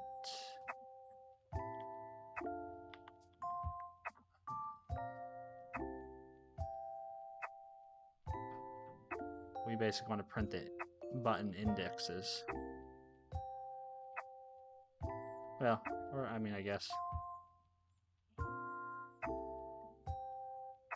I mean, that really doesn't give us any more information other than the column number, right? The column number is what we're tracking, so that's fine. I am going to put a little bit of a separator so I can see the difference between the machines. So we'll say format.println.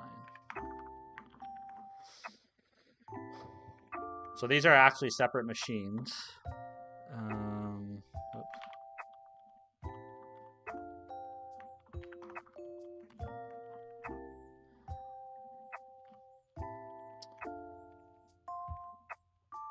Yeah, these are our separate machines, right?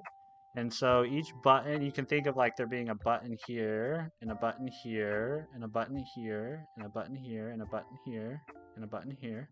And so we're saying if you press this button, you affect these counters, right? Or these counters by this number, right? So you're saying if you press this button, you're going to increase the counter over here by 1. And this counter will not go up, and this counter will not go up. So this is just kind of a way to visualize which buttons are connected to which setting and look at the target value. So this is basically kind of our system of equations in a way that we need to solve against. I don't know what to do with this though. I think we need to loop over it. So I think we need to loop over the columns.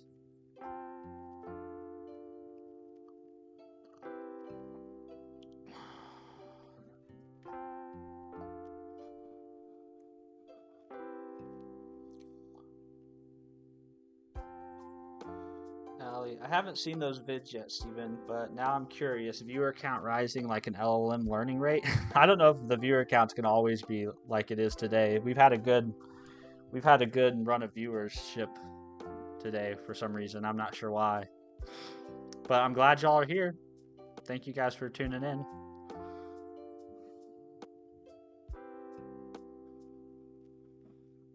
So what if we loop over the columns? We find a row with a value in the column, and we swap it to the top. Edmundo, thanks for subbing, man. We swap it to the top.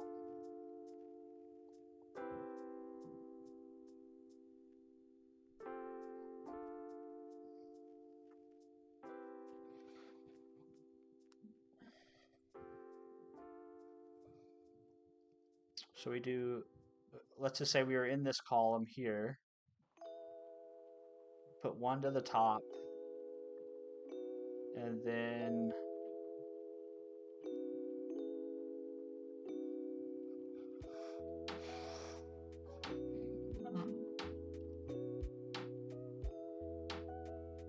I don't know, man. I don't know what this is telling me. Apparently this is hard though, so I'm not feeling terrible about myself at the moment. Apparently this is a hard problem based on what people have said in chat.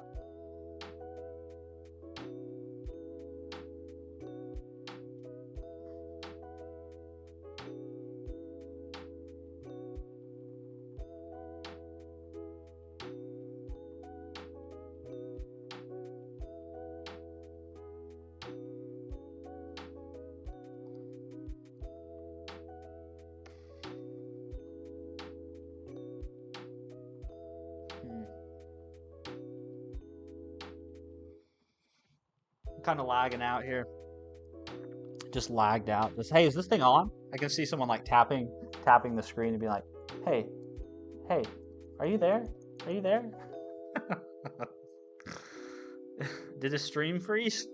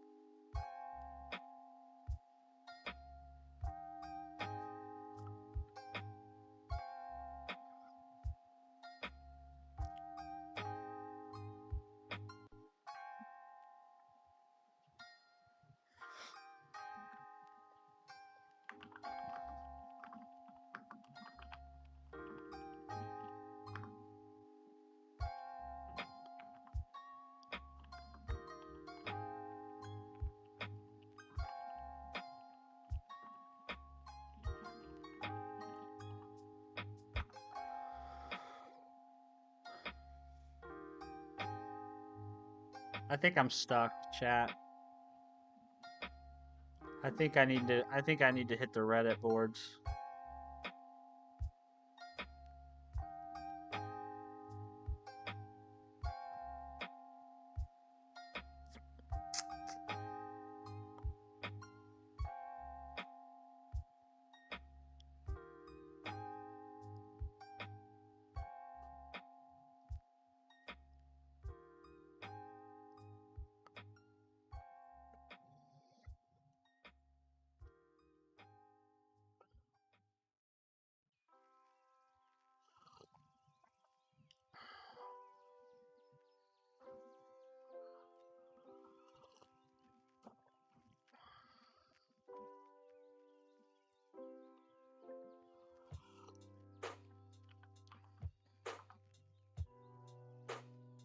Maybe I need to turn to my good friend Gemini.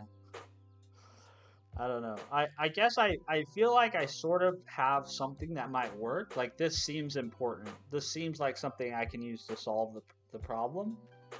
Knowing these equations or knowing what affects what. But I'm not sure.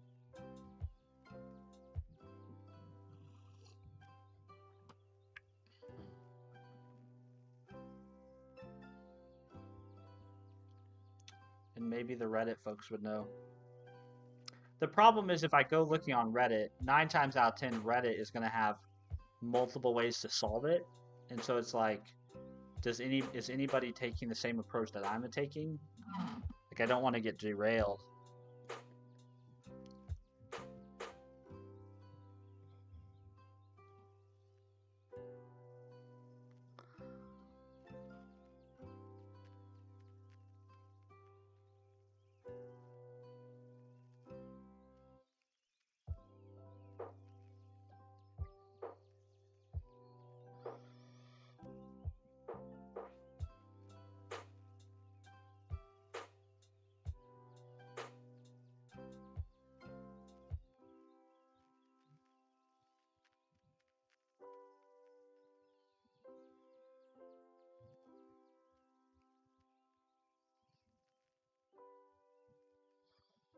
I don't know. What do you guys think? Do we just take a break and give up, or?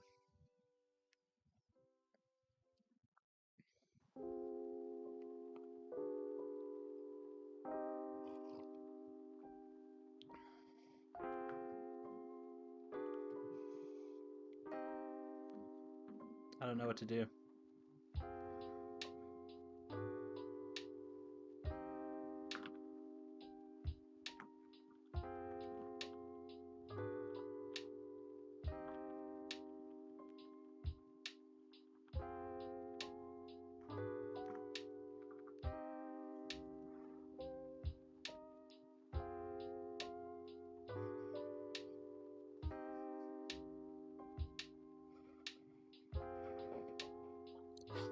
I thought that second cup of coffee might like unlock some superpowers, some hidden, obscure knowledge in the back of my brain.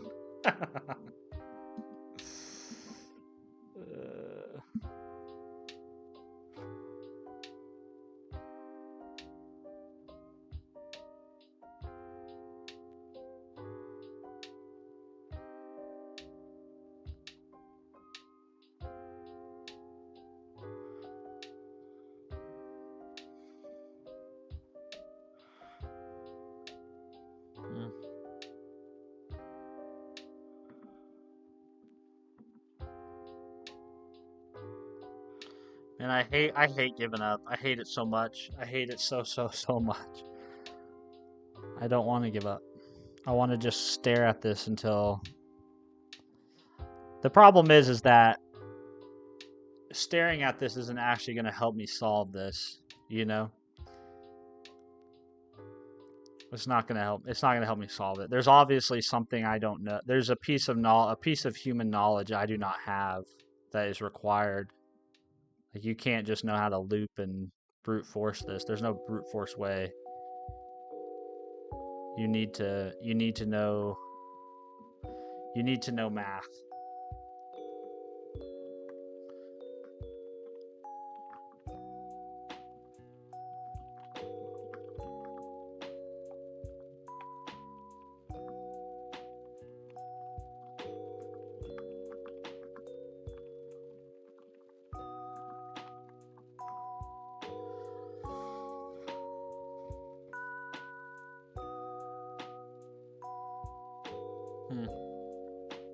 Well,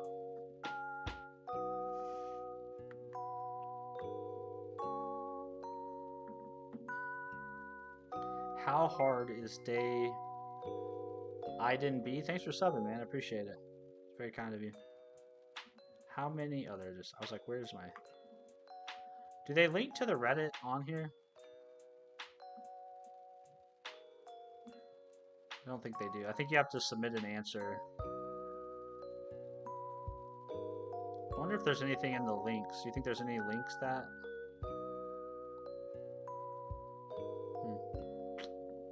Shiba Inu. Joltage. This was another link. Oh, this is a throwback to day 10. Day 3. Is there anything in day 3 that would help us?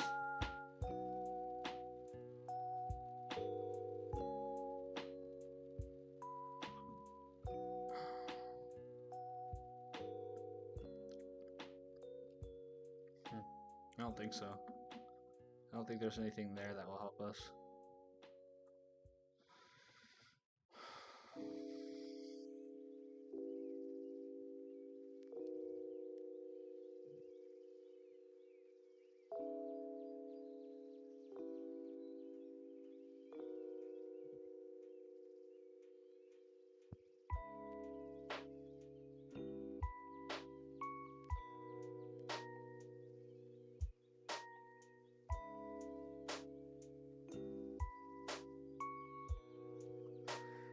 Somebody earlier in chat said this is like a Sudoku solver, is what they said, which is kind of interesting because if you look at our grid,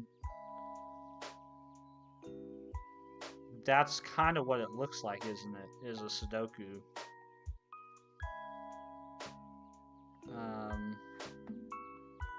Right? Like if we go here, it does kind of look like a Sudoku. But instead of it being about like these 9 spots having 1 through 9, I don't really know what we're trying to do. Right?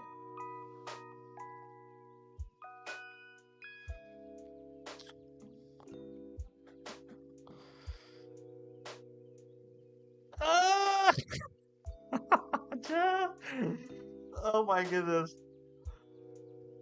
I'm so frustrated and I don't want to give up, but I also know like I'm beyond my limits. I'm beyond my capabilities. I do think the grid helps. I don't know what to do with the grid now that I have it. I think I have to do something that involves manipulating the ones across the rows, but I'm not sure what I need to manipulate or how I need to manipulate it.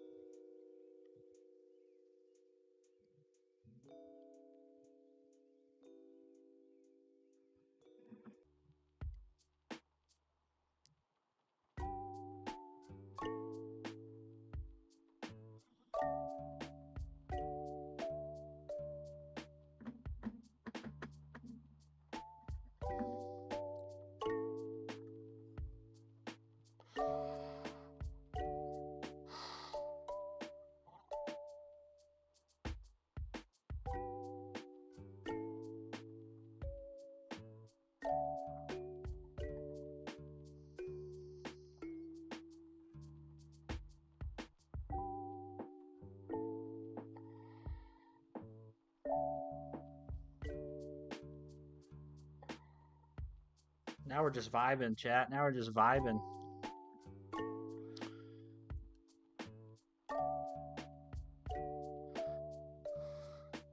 Sorry, I missed some chats here. Echo, do it. You won't be disappointed in yourself, especially when it comes to scaling the solution. What are you doing? We're trying to solve admin of code, day 10, part 2. So, there you go. AOC. There should be a link now there. Desky. This is turning into a Saturday AOC. Basically, this is a Saturday AOC. Yeah, the whole Saturday. What are we building? We're not building anything. We're trying to solve kind of like a leak code problem. Echo Explore backtracking. It's only a Sudoku solver over like the polytope, where the directions are the edges of A in a universe. It's a rough problem. Yeah, because everything you just said, I was like, what? Polytope? Directions? Polytope, where the directions are the edges of A in inverse. I wish I had whatever math background you have, Echo Explorer.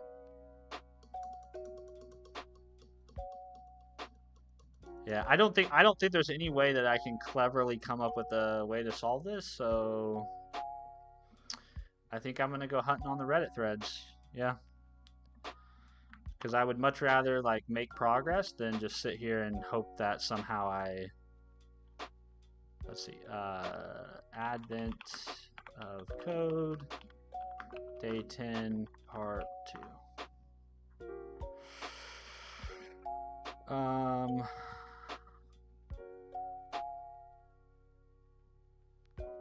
I'm excited to see how it's done. Yeah, me too. I don't know how people do it.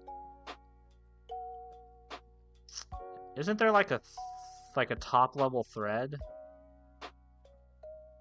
There should be a let's see, advent of code,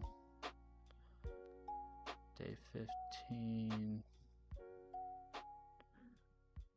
Now I have to avoid looking at, wow, people make a bunch of cool visualization. Now I have to avoid looking at the actual solutions to other problems. I just want to look at day 10 solution.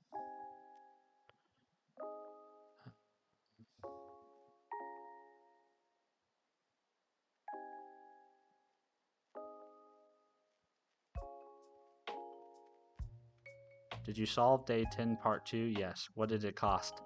800 lines of code, 15 pages of notes, 8 math stack exchange posts, 3 sets of lecture notes, 1 incomprehensible research paper. That's hilarious. Sign it. Hi, your grid representation was a nice start. Do you know linear algebra? No. No, I don't. Not in a way that makes this clear what I'm doing here. I have this grid, but I'm not sure what to do with the grid. And that's where I think I'm stuck. That's a hilarious meme, though. Desktop. Save.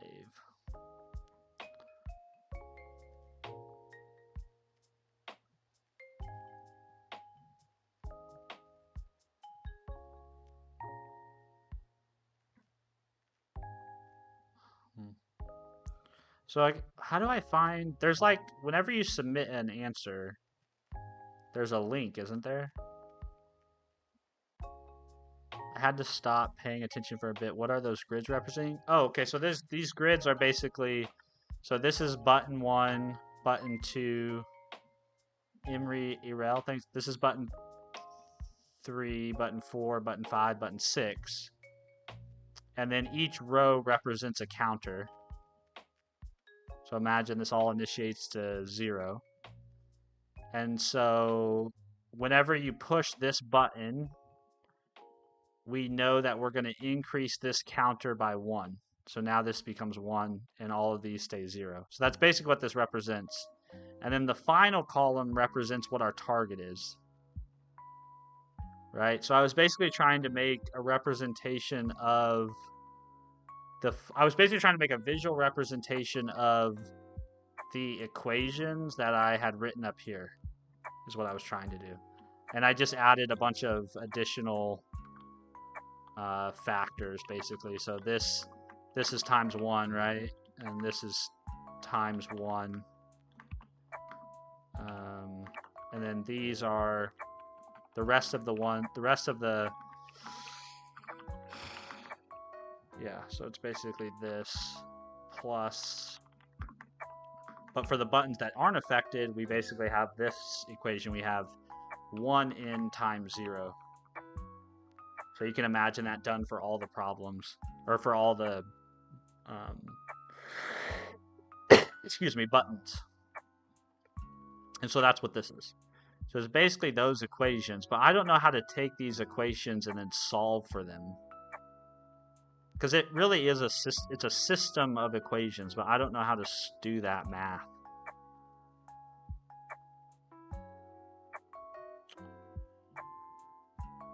Let's see, LTM barred. You're looking for a vector, size depending on the number of switches, such that the first n-1 columns of your matrix multiplied by said vector equals the last column of your grid.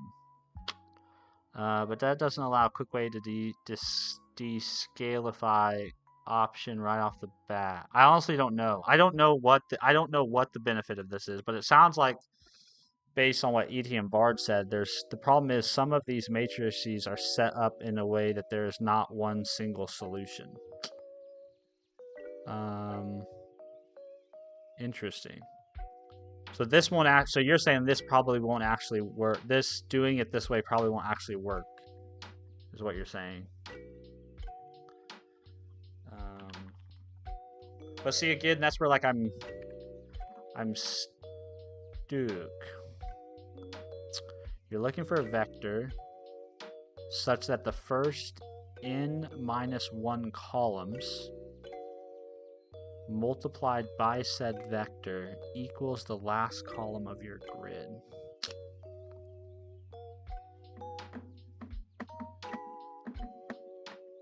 n-1 column. Fuck me, man. Some people be too smart.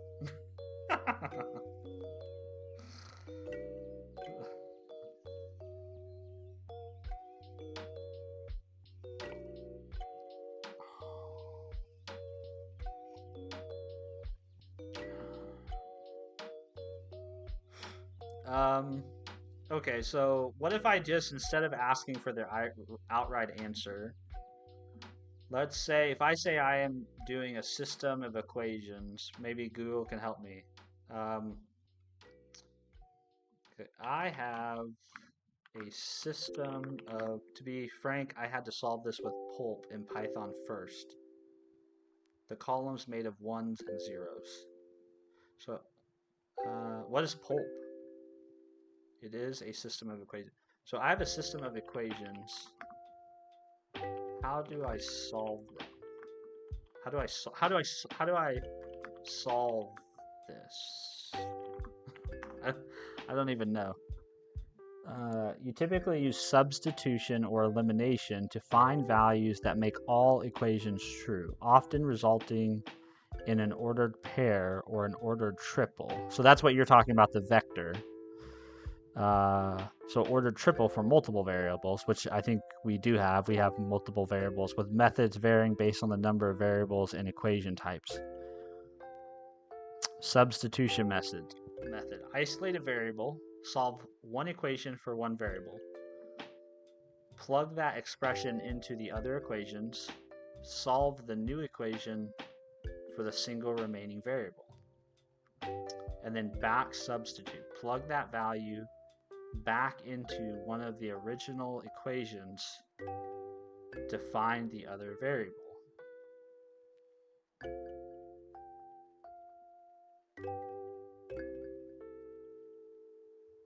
Good for standard form equations. Good when a variable is isolated.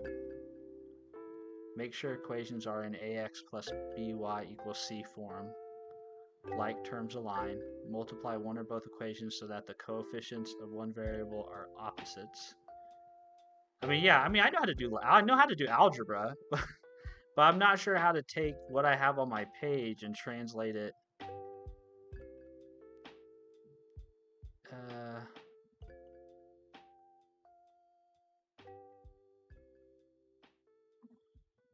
Visualizing. The system with more variables. Use elimination repeatedly. Eliminate the same variable from two different pairs of equations to get new equations with only two variables. Solve the new two variable system, then back substitute. So my variables are the buttons, or the number of buttons, the number of button presses. Those are my variables.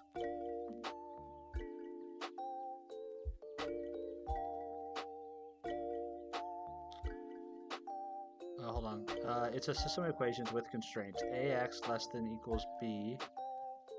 St for all xi greater than or equal to 0. Find its LP. You need to add constraints. Make sure to tell Google x under I greater than or equal to 0.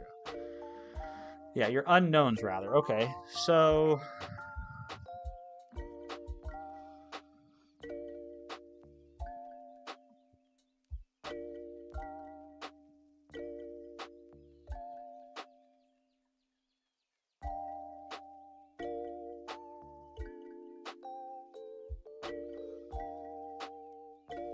I wonder if this would make any more sense to me if I wrote it out. I mean, I guess I can do that in a Scala draw, can't I? I wonder if this would make any more sense to me if I did it, if I just drew out the, if I actually drew out the algebra.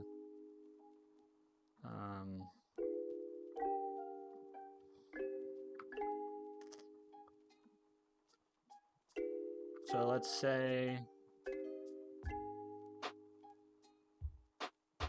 we have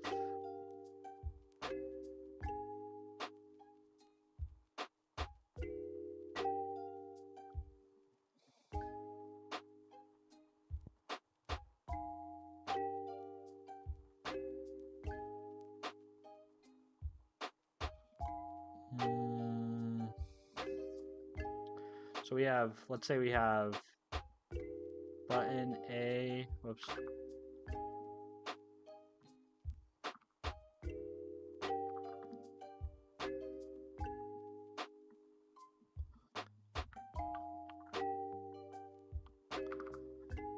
B. Let's see. God, it's been so long since I've done like proper math. So we have A, B, E, A, B, C, D, E, F. We have 6 buttons. Okay. And so we know 7.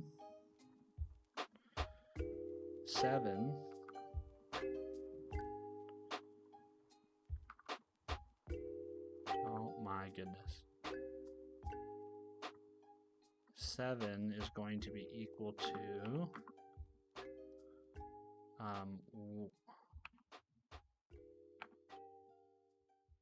see, this is where the algebra though gets confusing to me, because really it's just we're just adding up term, you know, we're just adding values. So if we did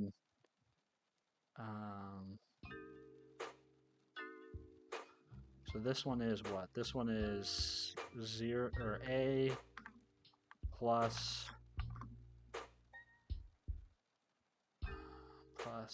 B plus A, B, C, D plus D.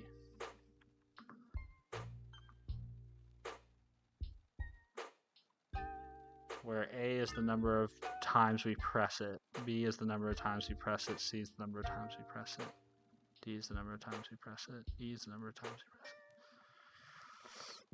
Yes, your unknown driver. Can you show your first grid again? Yeah, for sure I can. One sec. Let me pull my terminal over. Yeah, so this is my first grid right there. For simple cases, you can do it by hand, yes. Frankly, if you're not used to linear algebra, it's already not bad that you came up with the grid representation. Yeah, I mean, I know that there's an equation there. It's solving the equations for the... I think the problem I'm having is just the way that the problem maybe is... I love math, but I'm in the middle of playing a video game. Wish I could solve this as well. No worries, no worries. No worries. There's no expectation that anybody has to solve this. So I think we'll do... Let me see if I can just make sense of this. So if I do 4... and 4 is equal to A, B, C.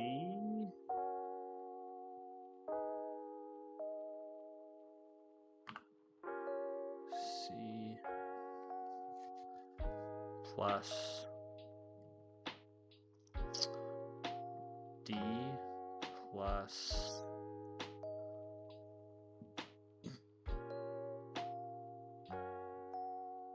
A, B, C, D, E plus E. So the total presses for buttons 4 and 5 has to equal 3 based on your first row. So the total presses for buttons 4 and 5 has to equal 3. Huh. Yeah, I'm just too dense. So this is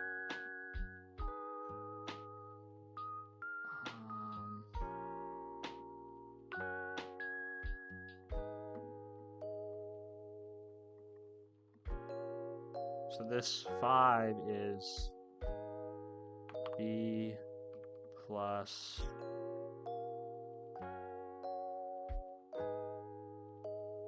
5 is B plus D plus, no, 5 is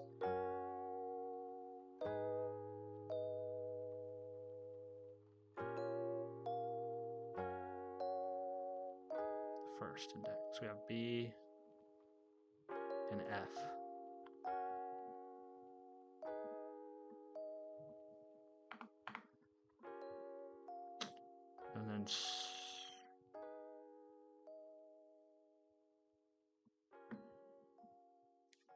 And then the 3 equals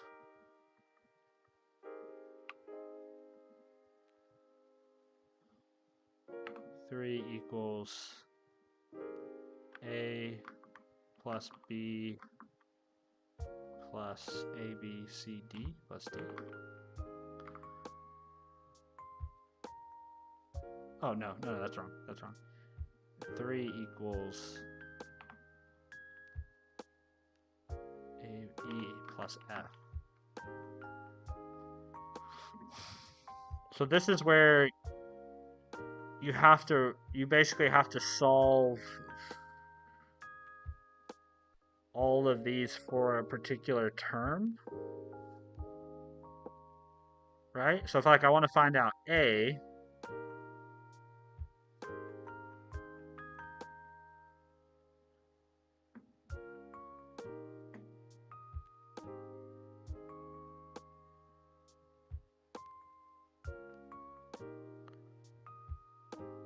so this would be like I solve for F and then plug that in for this, then solve for B,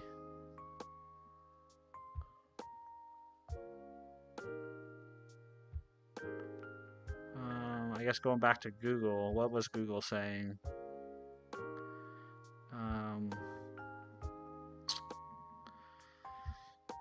Example of solving systems of equation by substitution. I think that's what I want to do, is I want to substitute. Or do I want to do elimination? Solving by elimination?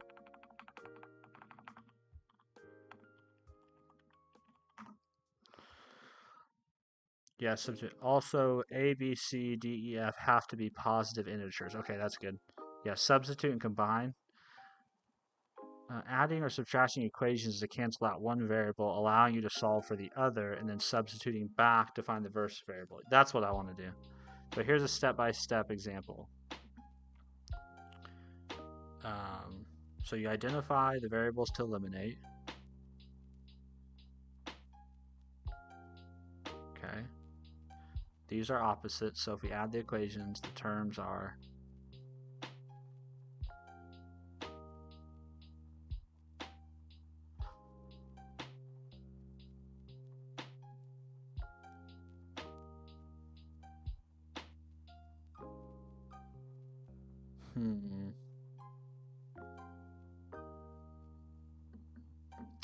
I'm like trying to give myself a crash course back in algebra again. I know I've been saying that for 30 minutes. Yeah. Well, I guess I hear what you're saying, but I don't know why it matters. I think that's the problem, is like sometimes when you're trying to teach someone that knows so far less than you, even though you're saying something meaningful, I know so little that I don't even understand the significance of what you said. You know, like it's a real thing.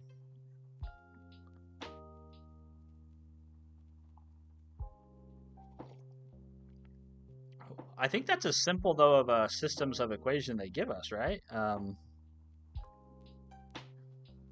There's nothing smaller than that in the example set, I think.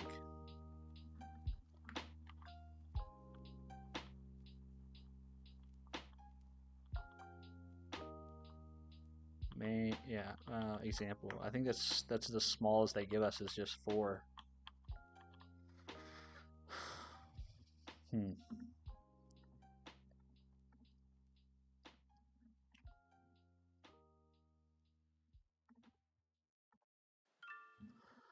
Oh, just do practice? Like x plus y, 2x plus 4.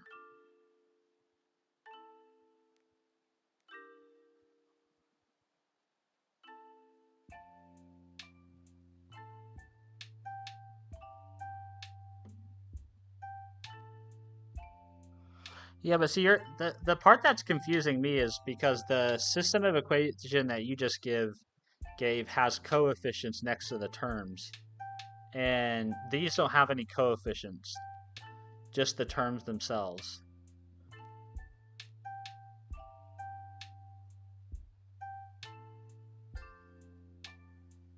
That's the part that's confusing me, I think.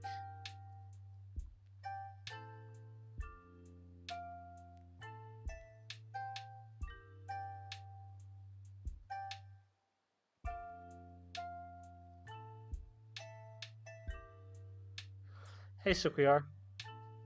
Good to see you.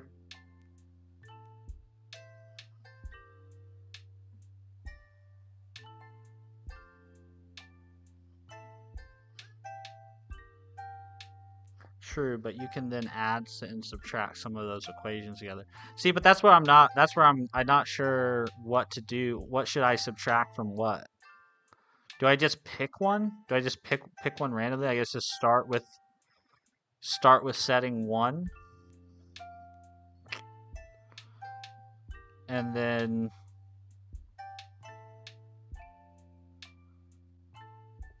which basically that would equivalent in my grid here, that would equate to starting with a column. I guess starting with a button and saying, okay, we want to solve for, that's basically what we're doing, right? We're basically saying, okay, I want to solve for A. If I'm going to solve for A, how would I do that?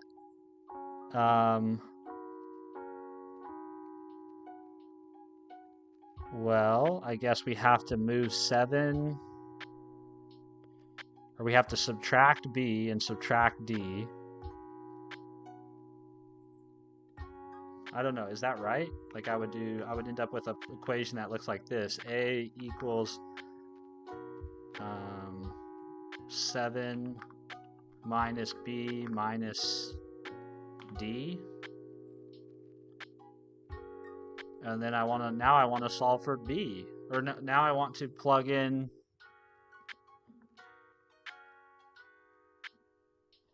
now I want to find B, right? So now I have to solve for B.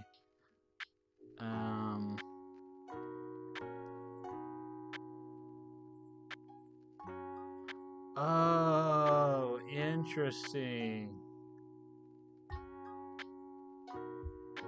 Interesting. So if I'm looking at my grid now, the ones indicate to me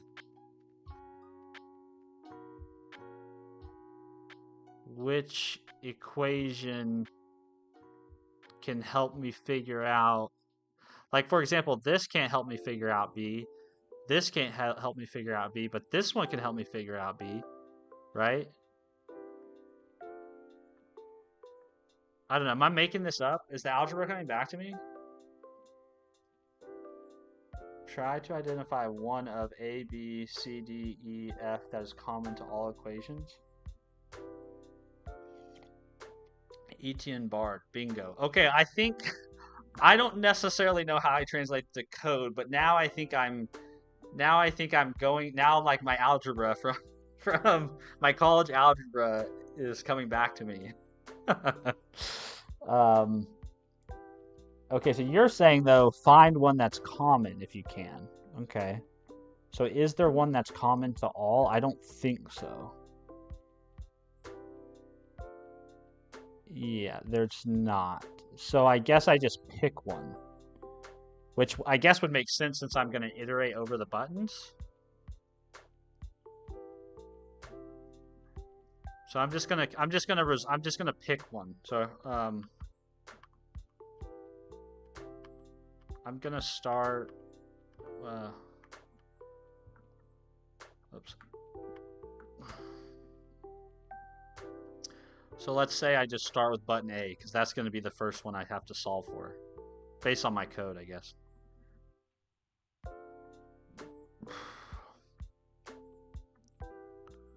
Yeah, I'm just going to start with button A. You can eliminate solving for F first. Why solve for F first? Can you guys explain to me that? You can eliminate or solve for F, I think. Solve for F first. Why solve for F first?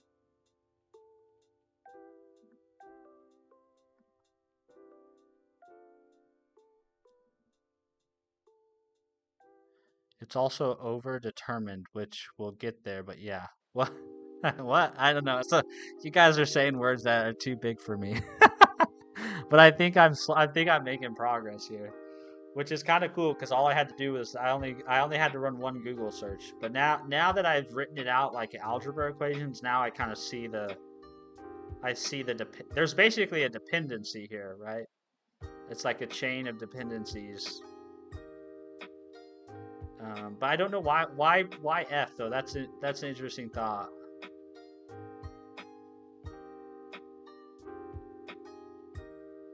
Because you can plug it in the second equation and you can eliminate it.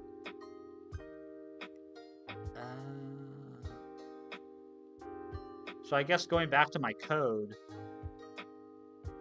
how would I determine F?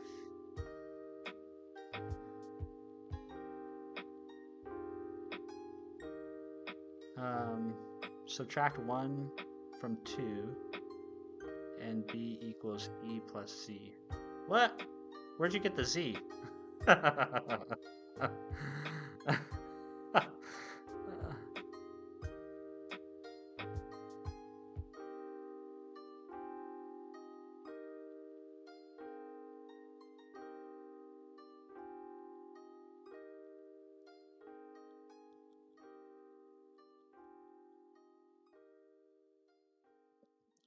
Sorry, E plus 2.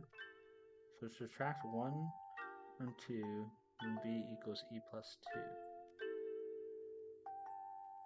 Oh, I see, because you're... Okay. So you're saying... So if this becomes...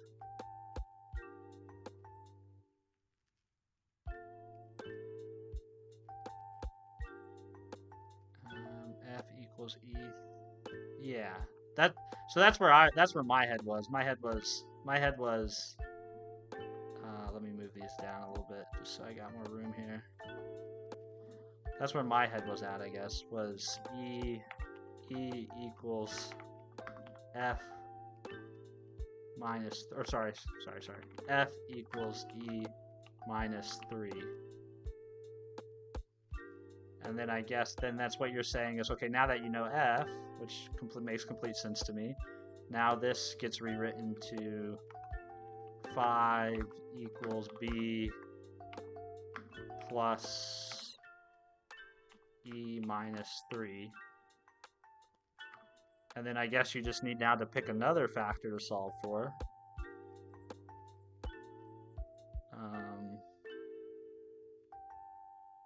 Which I guess you would solve for what? You would solve for E? No, F equals 3 minus E?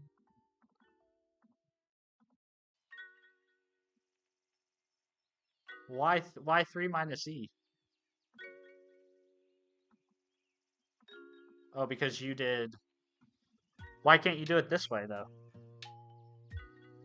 I subtract 3 from here. Or I add F on each side.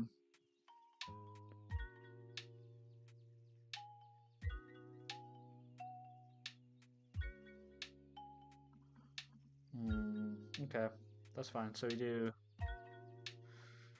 F equals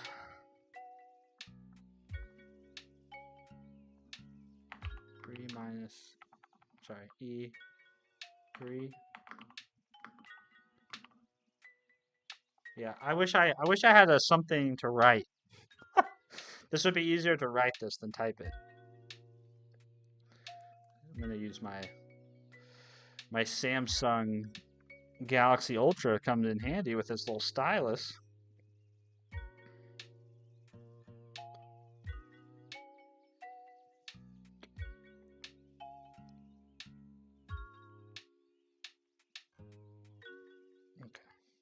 Okay, put that away.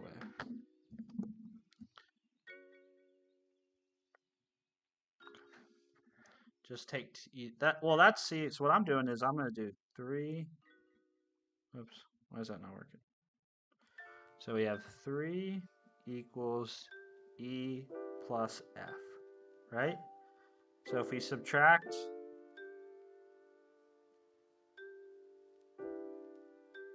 and we are solving for what? What are we solving for? We're solving for F, is what we said we were going to solve for. So to get E on the other side of this equation, we have to subtract E. Minus E, which means F equals 3 minus E, which is what the fuck you guys were saying. I'm sorry, I'm sorry, I'm just dense, man. Okay, so then we know what F is equal to, right? So then we can come down here and we can say, sorry, I'm doing this on my, if you're curious what I'm doing it on my phone just so I can write it like you would in math class. So now let's say we want to solve for the F or 5 equals B plus F. B plus F. Well, we already know F, so let's just substitute in F, which is going to be 3 minus E. And then let's say now we want to solve for, I guess now it doesn't matter, right? We can solve for E or B.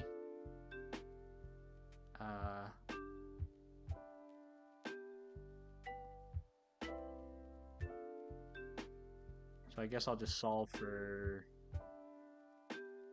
I don't think it matters.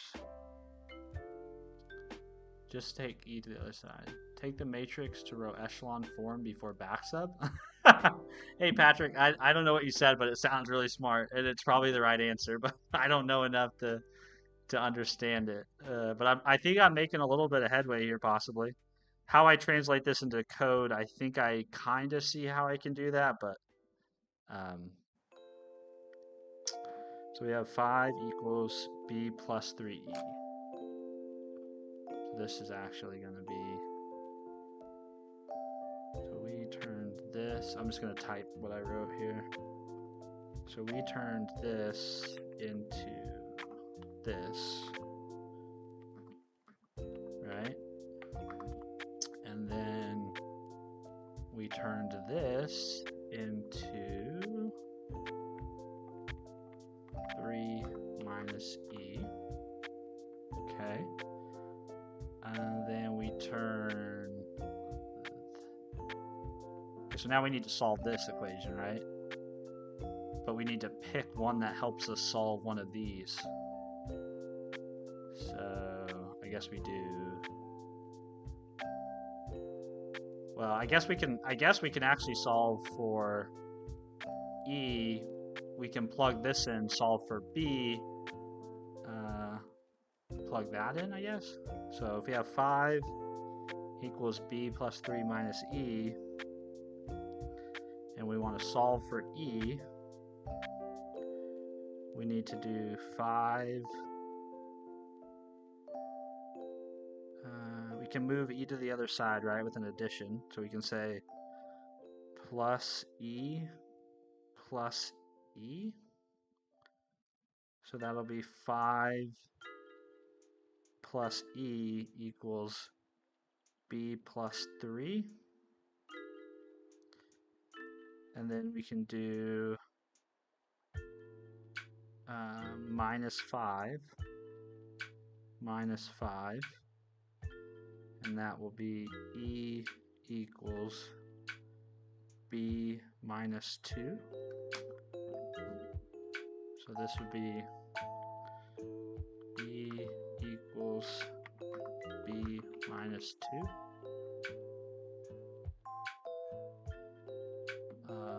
Which then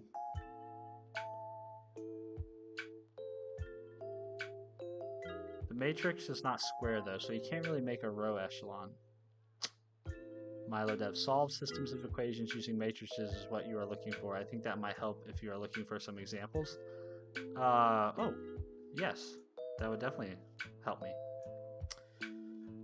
You can do row echelon on non-square matrix. It just doesn't solve the whole thing. Oh, so this may be a false start. It's overdetermined. We got there. Y'all are smarter than me. Okay, so then if we plug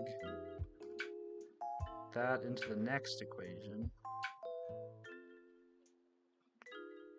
c plus d plus e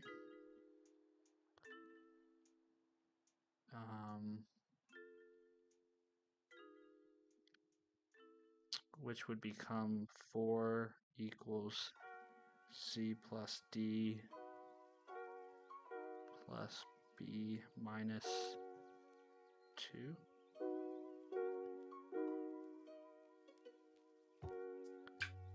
And then if we wanted to solve for b, but it still doesn't eliminate all the terms. So have I done something wrong?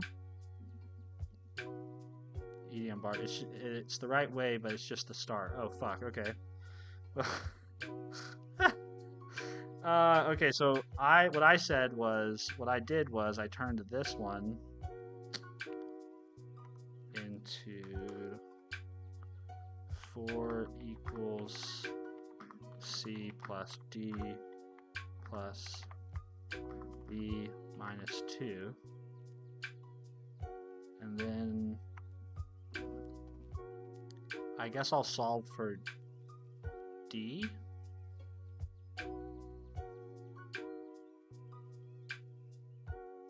But I still think that leaves me with 2 terms, doesn't it?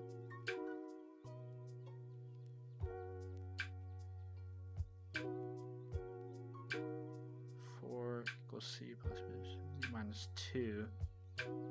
That leaves us with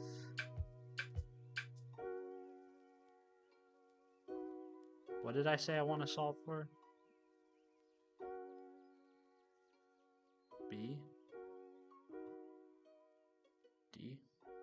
So if I subtract d from each side, and then I get 4 equals c, 4 minus d,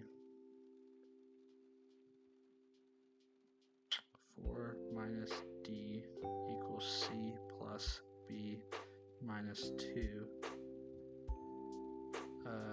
Subtract 4 from each side, which means I get d equals c plus b minus 6. Yeah, I don't understand.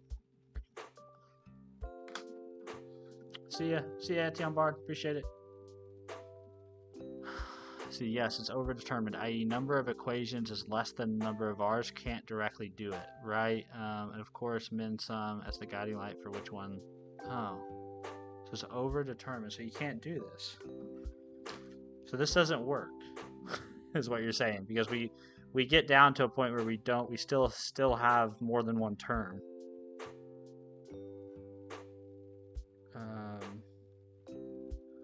So I guess then I'm taking the wrong turn somewhere. I guess I guess substitution doesn't work.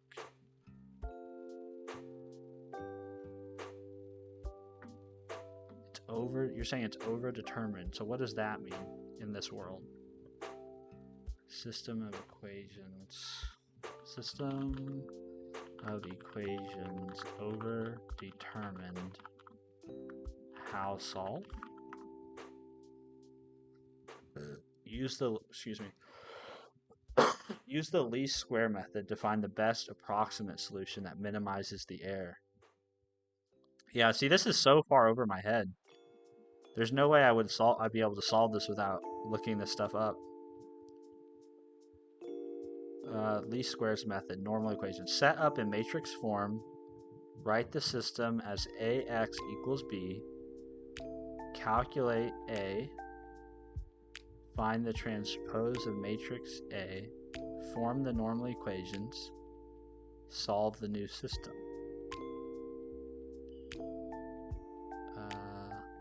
Okay, someone else said search for solving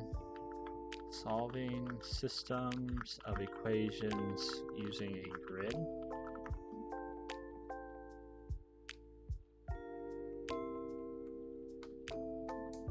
You can still reduce the number of terms you need to iterate over. I guess, yeah, but I don't know what that means.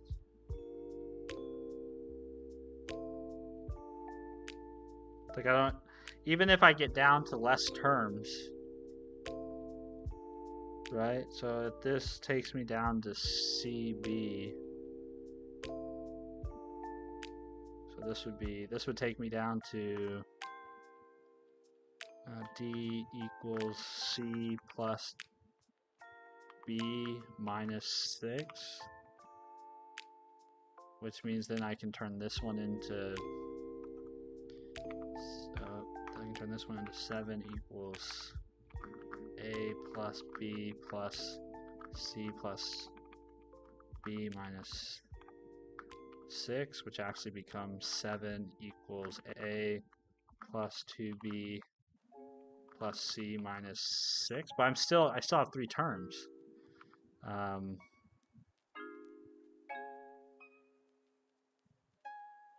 So if I wanted to solve for A would be what? A would be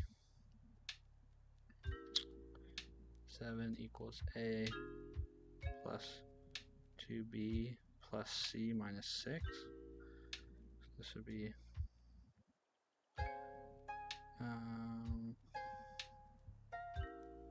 7 minus A.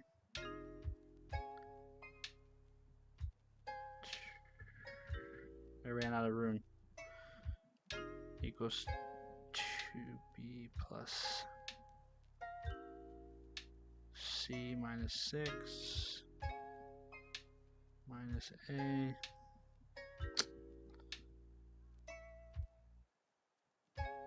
Okay, I made a mistake somewhere up the chain already. I already see that, but I still don't understand. Even if I get down to this point, C minus 13. Even if I get down to this point, I have B and C, which I don't know. Huh. Man, I need to go crack a textbook, I think.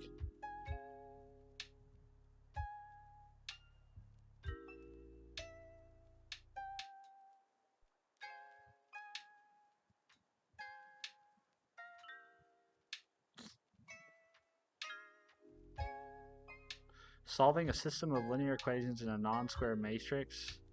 You can use Gaussian elimination to find the rank of the matrix. If this indicates that solutions exist, Gaussian elimination. I've never heard of that.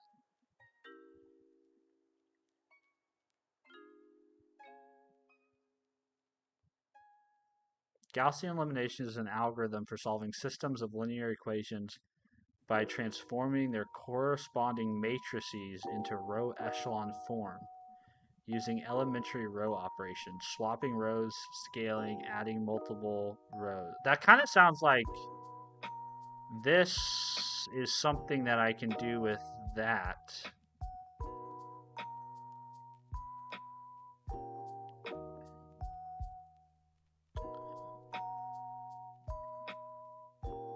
Oh man, when you have to go to a .edu site, you know we're down a rabbit hole. Okay, an echelon is a term used in the military to describe an arrangement of rows, or troops, or ships, in each successive row extends further than the row in front of it. At the end of the last lecture, we had constructed this matrix. A leading entry is the first non-zero element in a row. A matrix is in echelon form if it has the following three properties. All non-zero rows are above any rows of all zeros. Each leading entry of a row is a column to the right. All entries in the column below are reading out.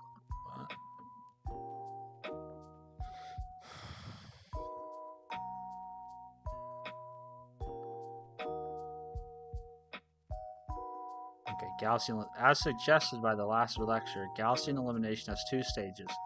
Given an augmented matrix representing a linear system, convert A to one of its echelon forms, say U. Man, oh my gosh, we're talking about, oh, this is so not the kind of programming I want to do.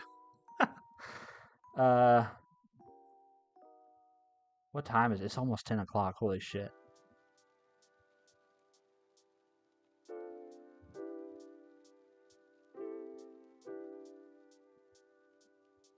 We start at the top again, so let I equal 0. Okay, input matrix A. We use I to denote the index of the current row. To start, let I equals 1. Repeat the following steps. Let J be the position of the leftmost non-zero value. The leftmost non-zero value. So that would be this guy in our example. If there is no such position, stop. Okay, interesting. So that's our stop case. If the jth position in the row I is 0, what? If the jth position in row I is 0, swap this row with a row below it. This creates a pivot in the position ij. Okay, so what they're saying is if this is 1 and this is 0, we swap these rows. Is that what it's saying? I think that's what it's I think that's what they're saying. I think that's what they're saying in so many words. Let J be the position of the leftmost non-zero value in row I. So row I, column J. If there's no such position, okay. If the jth position in row I is 0,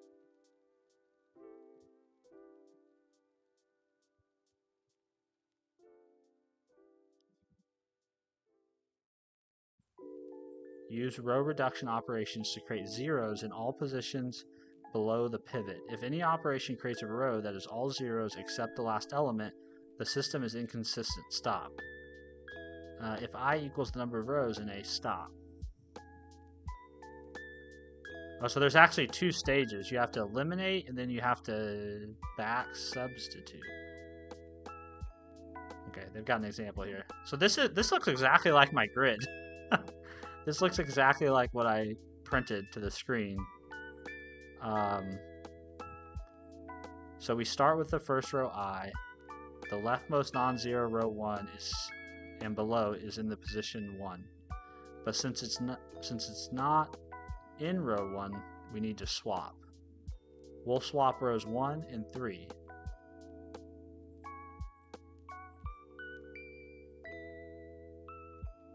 What? The pivot is shown in a box. Use row reduction operations to create zeros below the pivot. What did they do? So somehow they went from 15 to -6 and -5.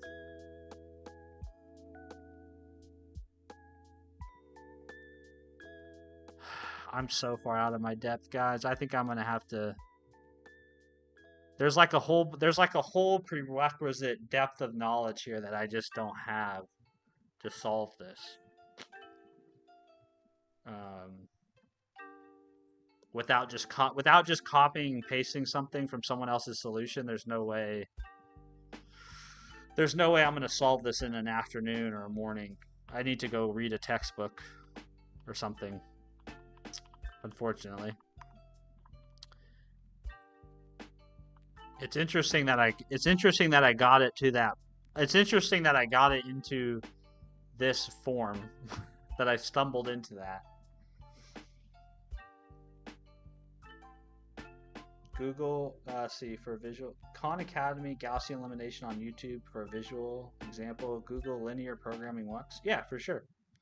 Linear programming.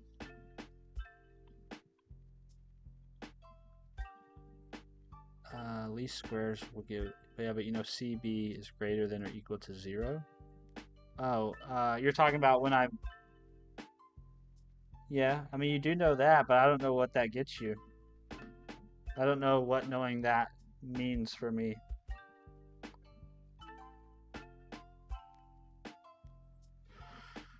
Let's see, so you're saying Google linear programming once. Oh, sorry, no, I didn't mean to put once on the end of there. Which link did you say?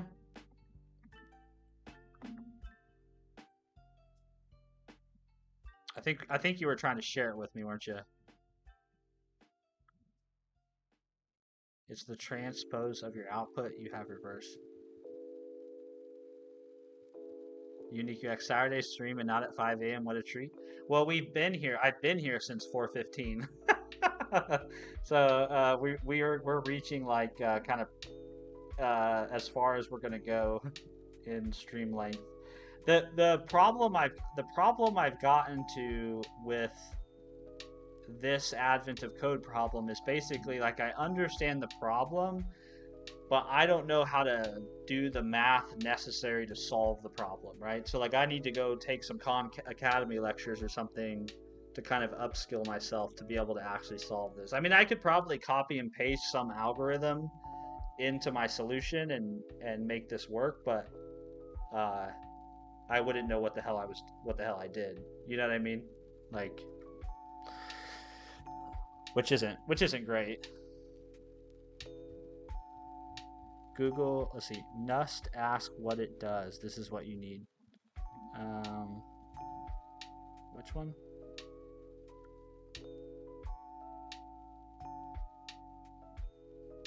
Linear program is a powerful mathematical method for finding the best outcome. A linear objective function and linear constraints.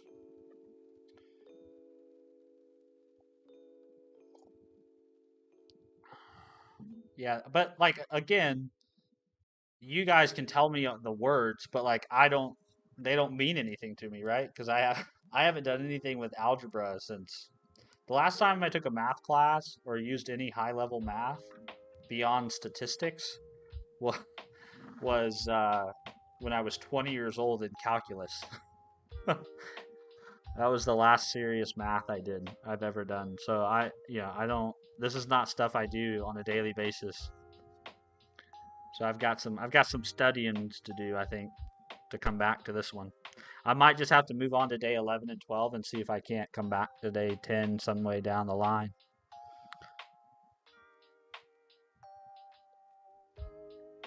Honestly, I only learn what's necessary to accomplish my immediate goals.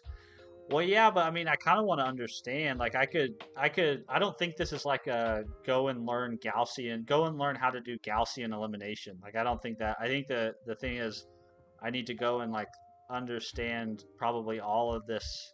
See, like linear equations, numbers. Like, there's like a whole group of information I probably need to know about before I just dive into.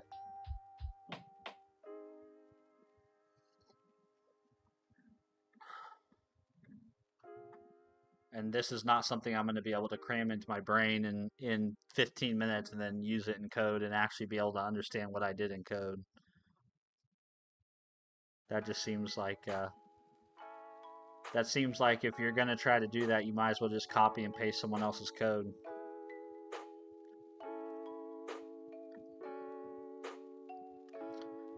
Clipper, hey man, I got a new job recently, so I haven't been able to make the streams during the week. Oh, no worries, dude. But also, here, let me send some claps your way, dude.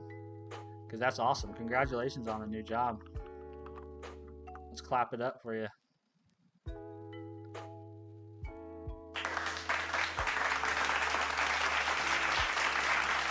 So, that's awesome, man. I'm very happy for you. If getting a new job means you can't come to my streams, more power to you. More power to you, man.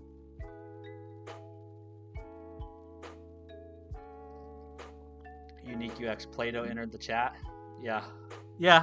Someone said Khan Academy has a good YouTube video. Let me solve that. Maybe at least I can spend a little bit of time here. Inverting a 3x3 matrix using Gaussian elimination.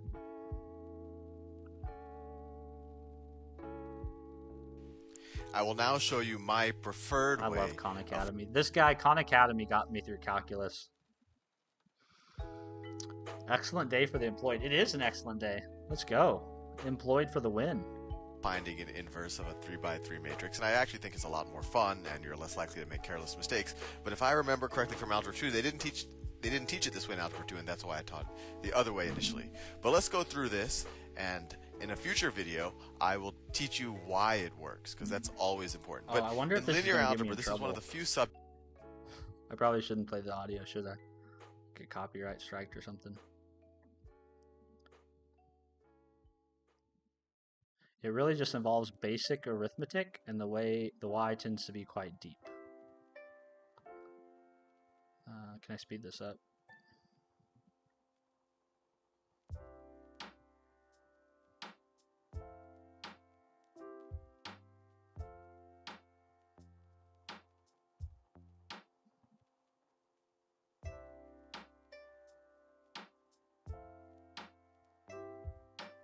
So is that really what the real the thing is that I need to invert this? I don't understand how inverting that gets me to a solution.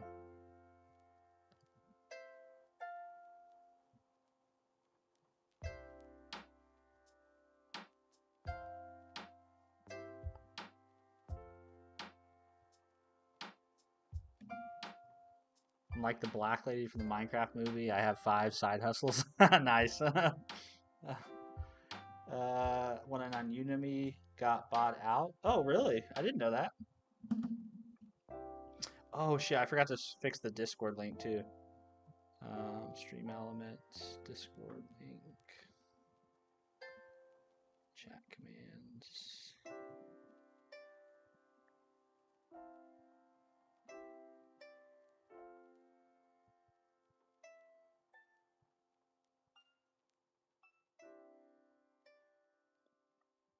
Oh no, that's in my timer. That's where the mistake is. Is in my timer.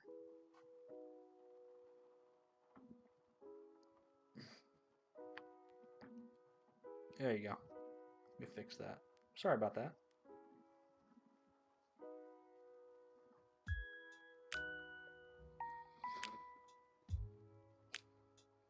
Yeah, this is not for me to do on stream. This is going to take a longer. This is going to require a longer study. All right, well, I think that was enough for today. I am going to happily accept an L on day 10, part 2. But I did solve day 10, part 1. Which means that's another PR for me. Everything I solve going forward is a PR. So let's see. We have 24. We basically have 12. I've solved 22. I've solved So there's technically 24 potential problems to solve. And I've solved, today would be 20, 18, 19. So I've solved 19 of 24 is almost 80%.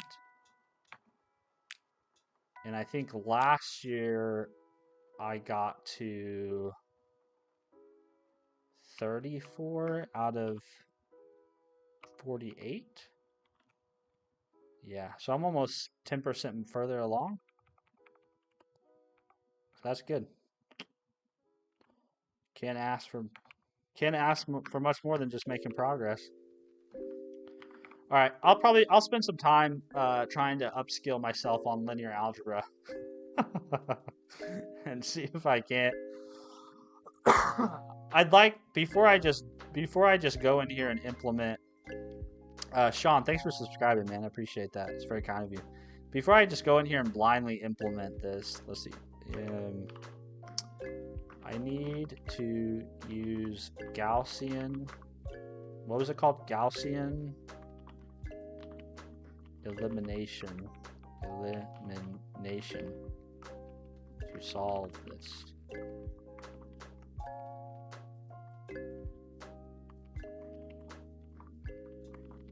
Well, c'est la vie.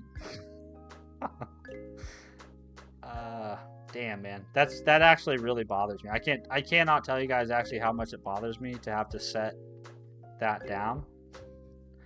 But it's just I'm not gaining any ground at this point. I'm just wasting time. I'm just wasting a time.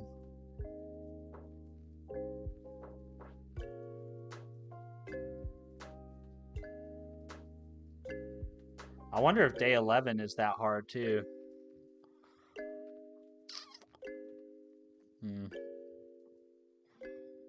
Let's see. We can push this up though. We can say git add, git commit m whip on day 10 part 2.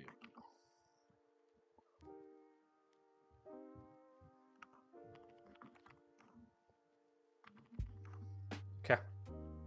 All right, I'm gonna go upstairs and eat some breakfast and see my family.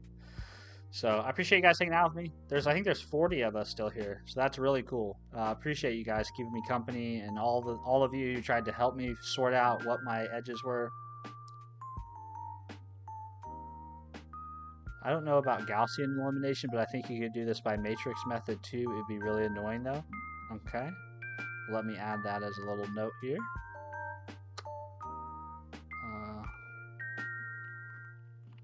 Or matrix method, maybe?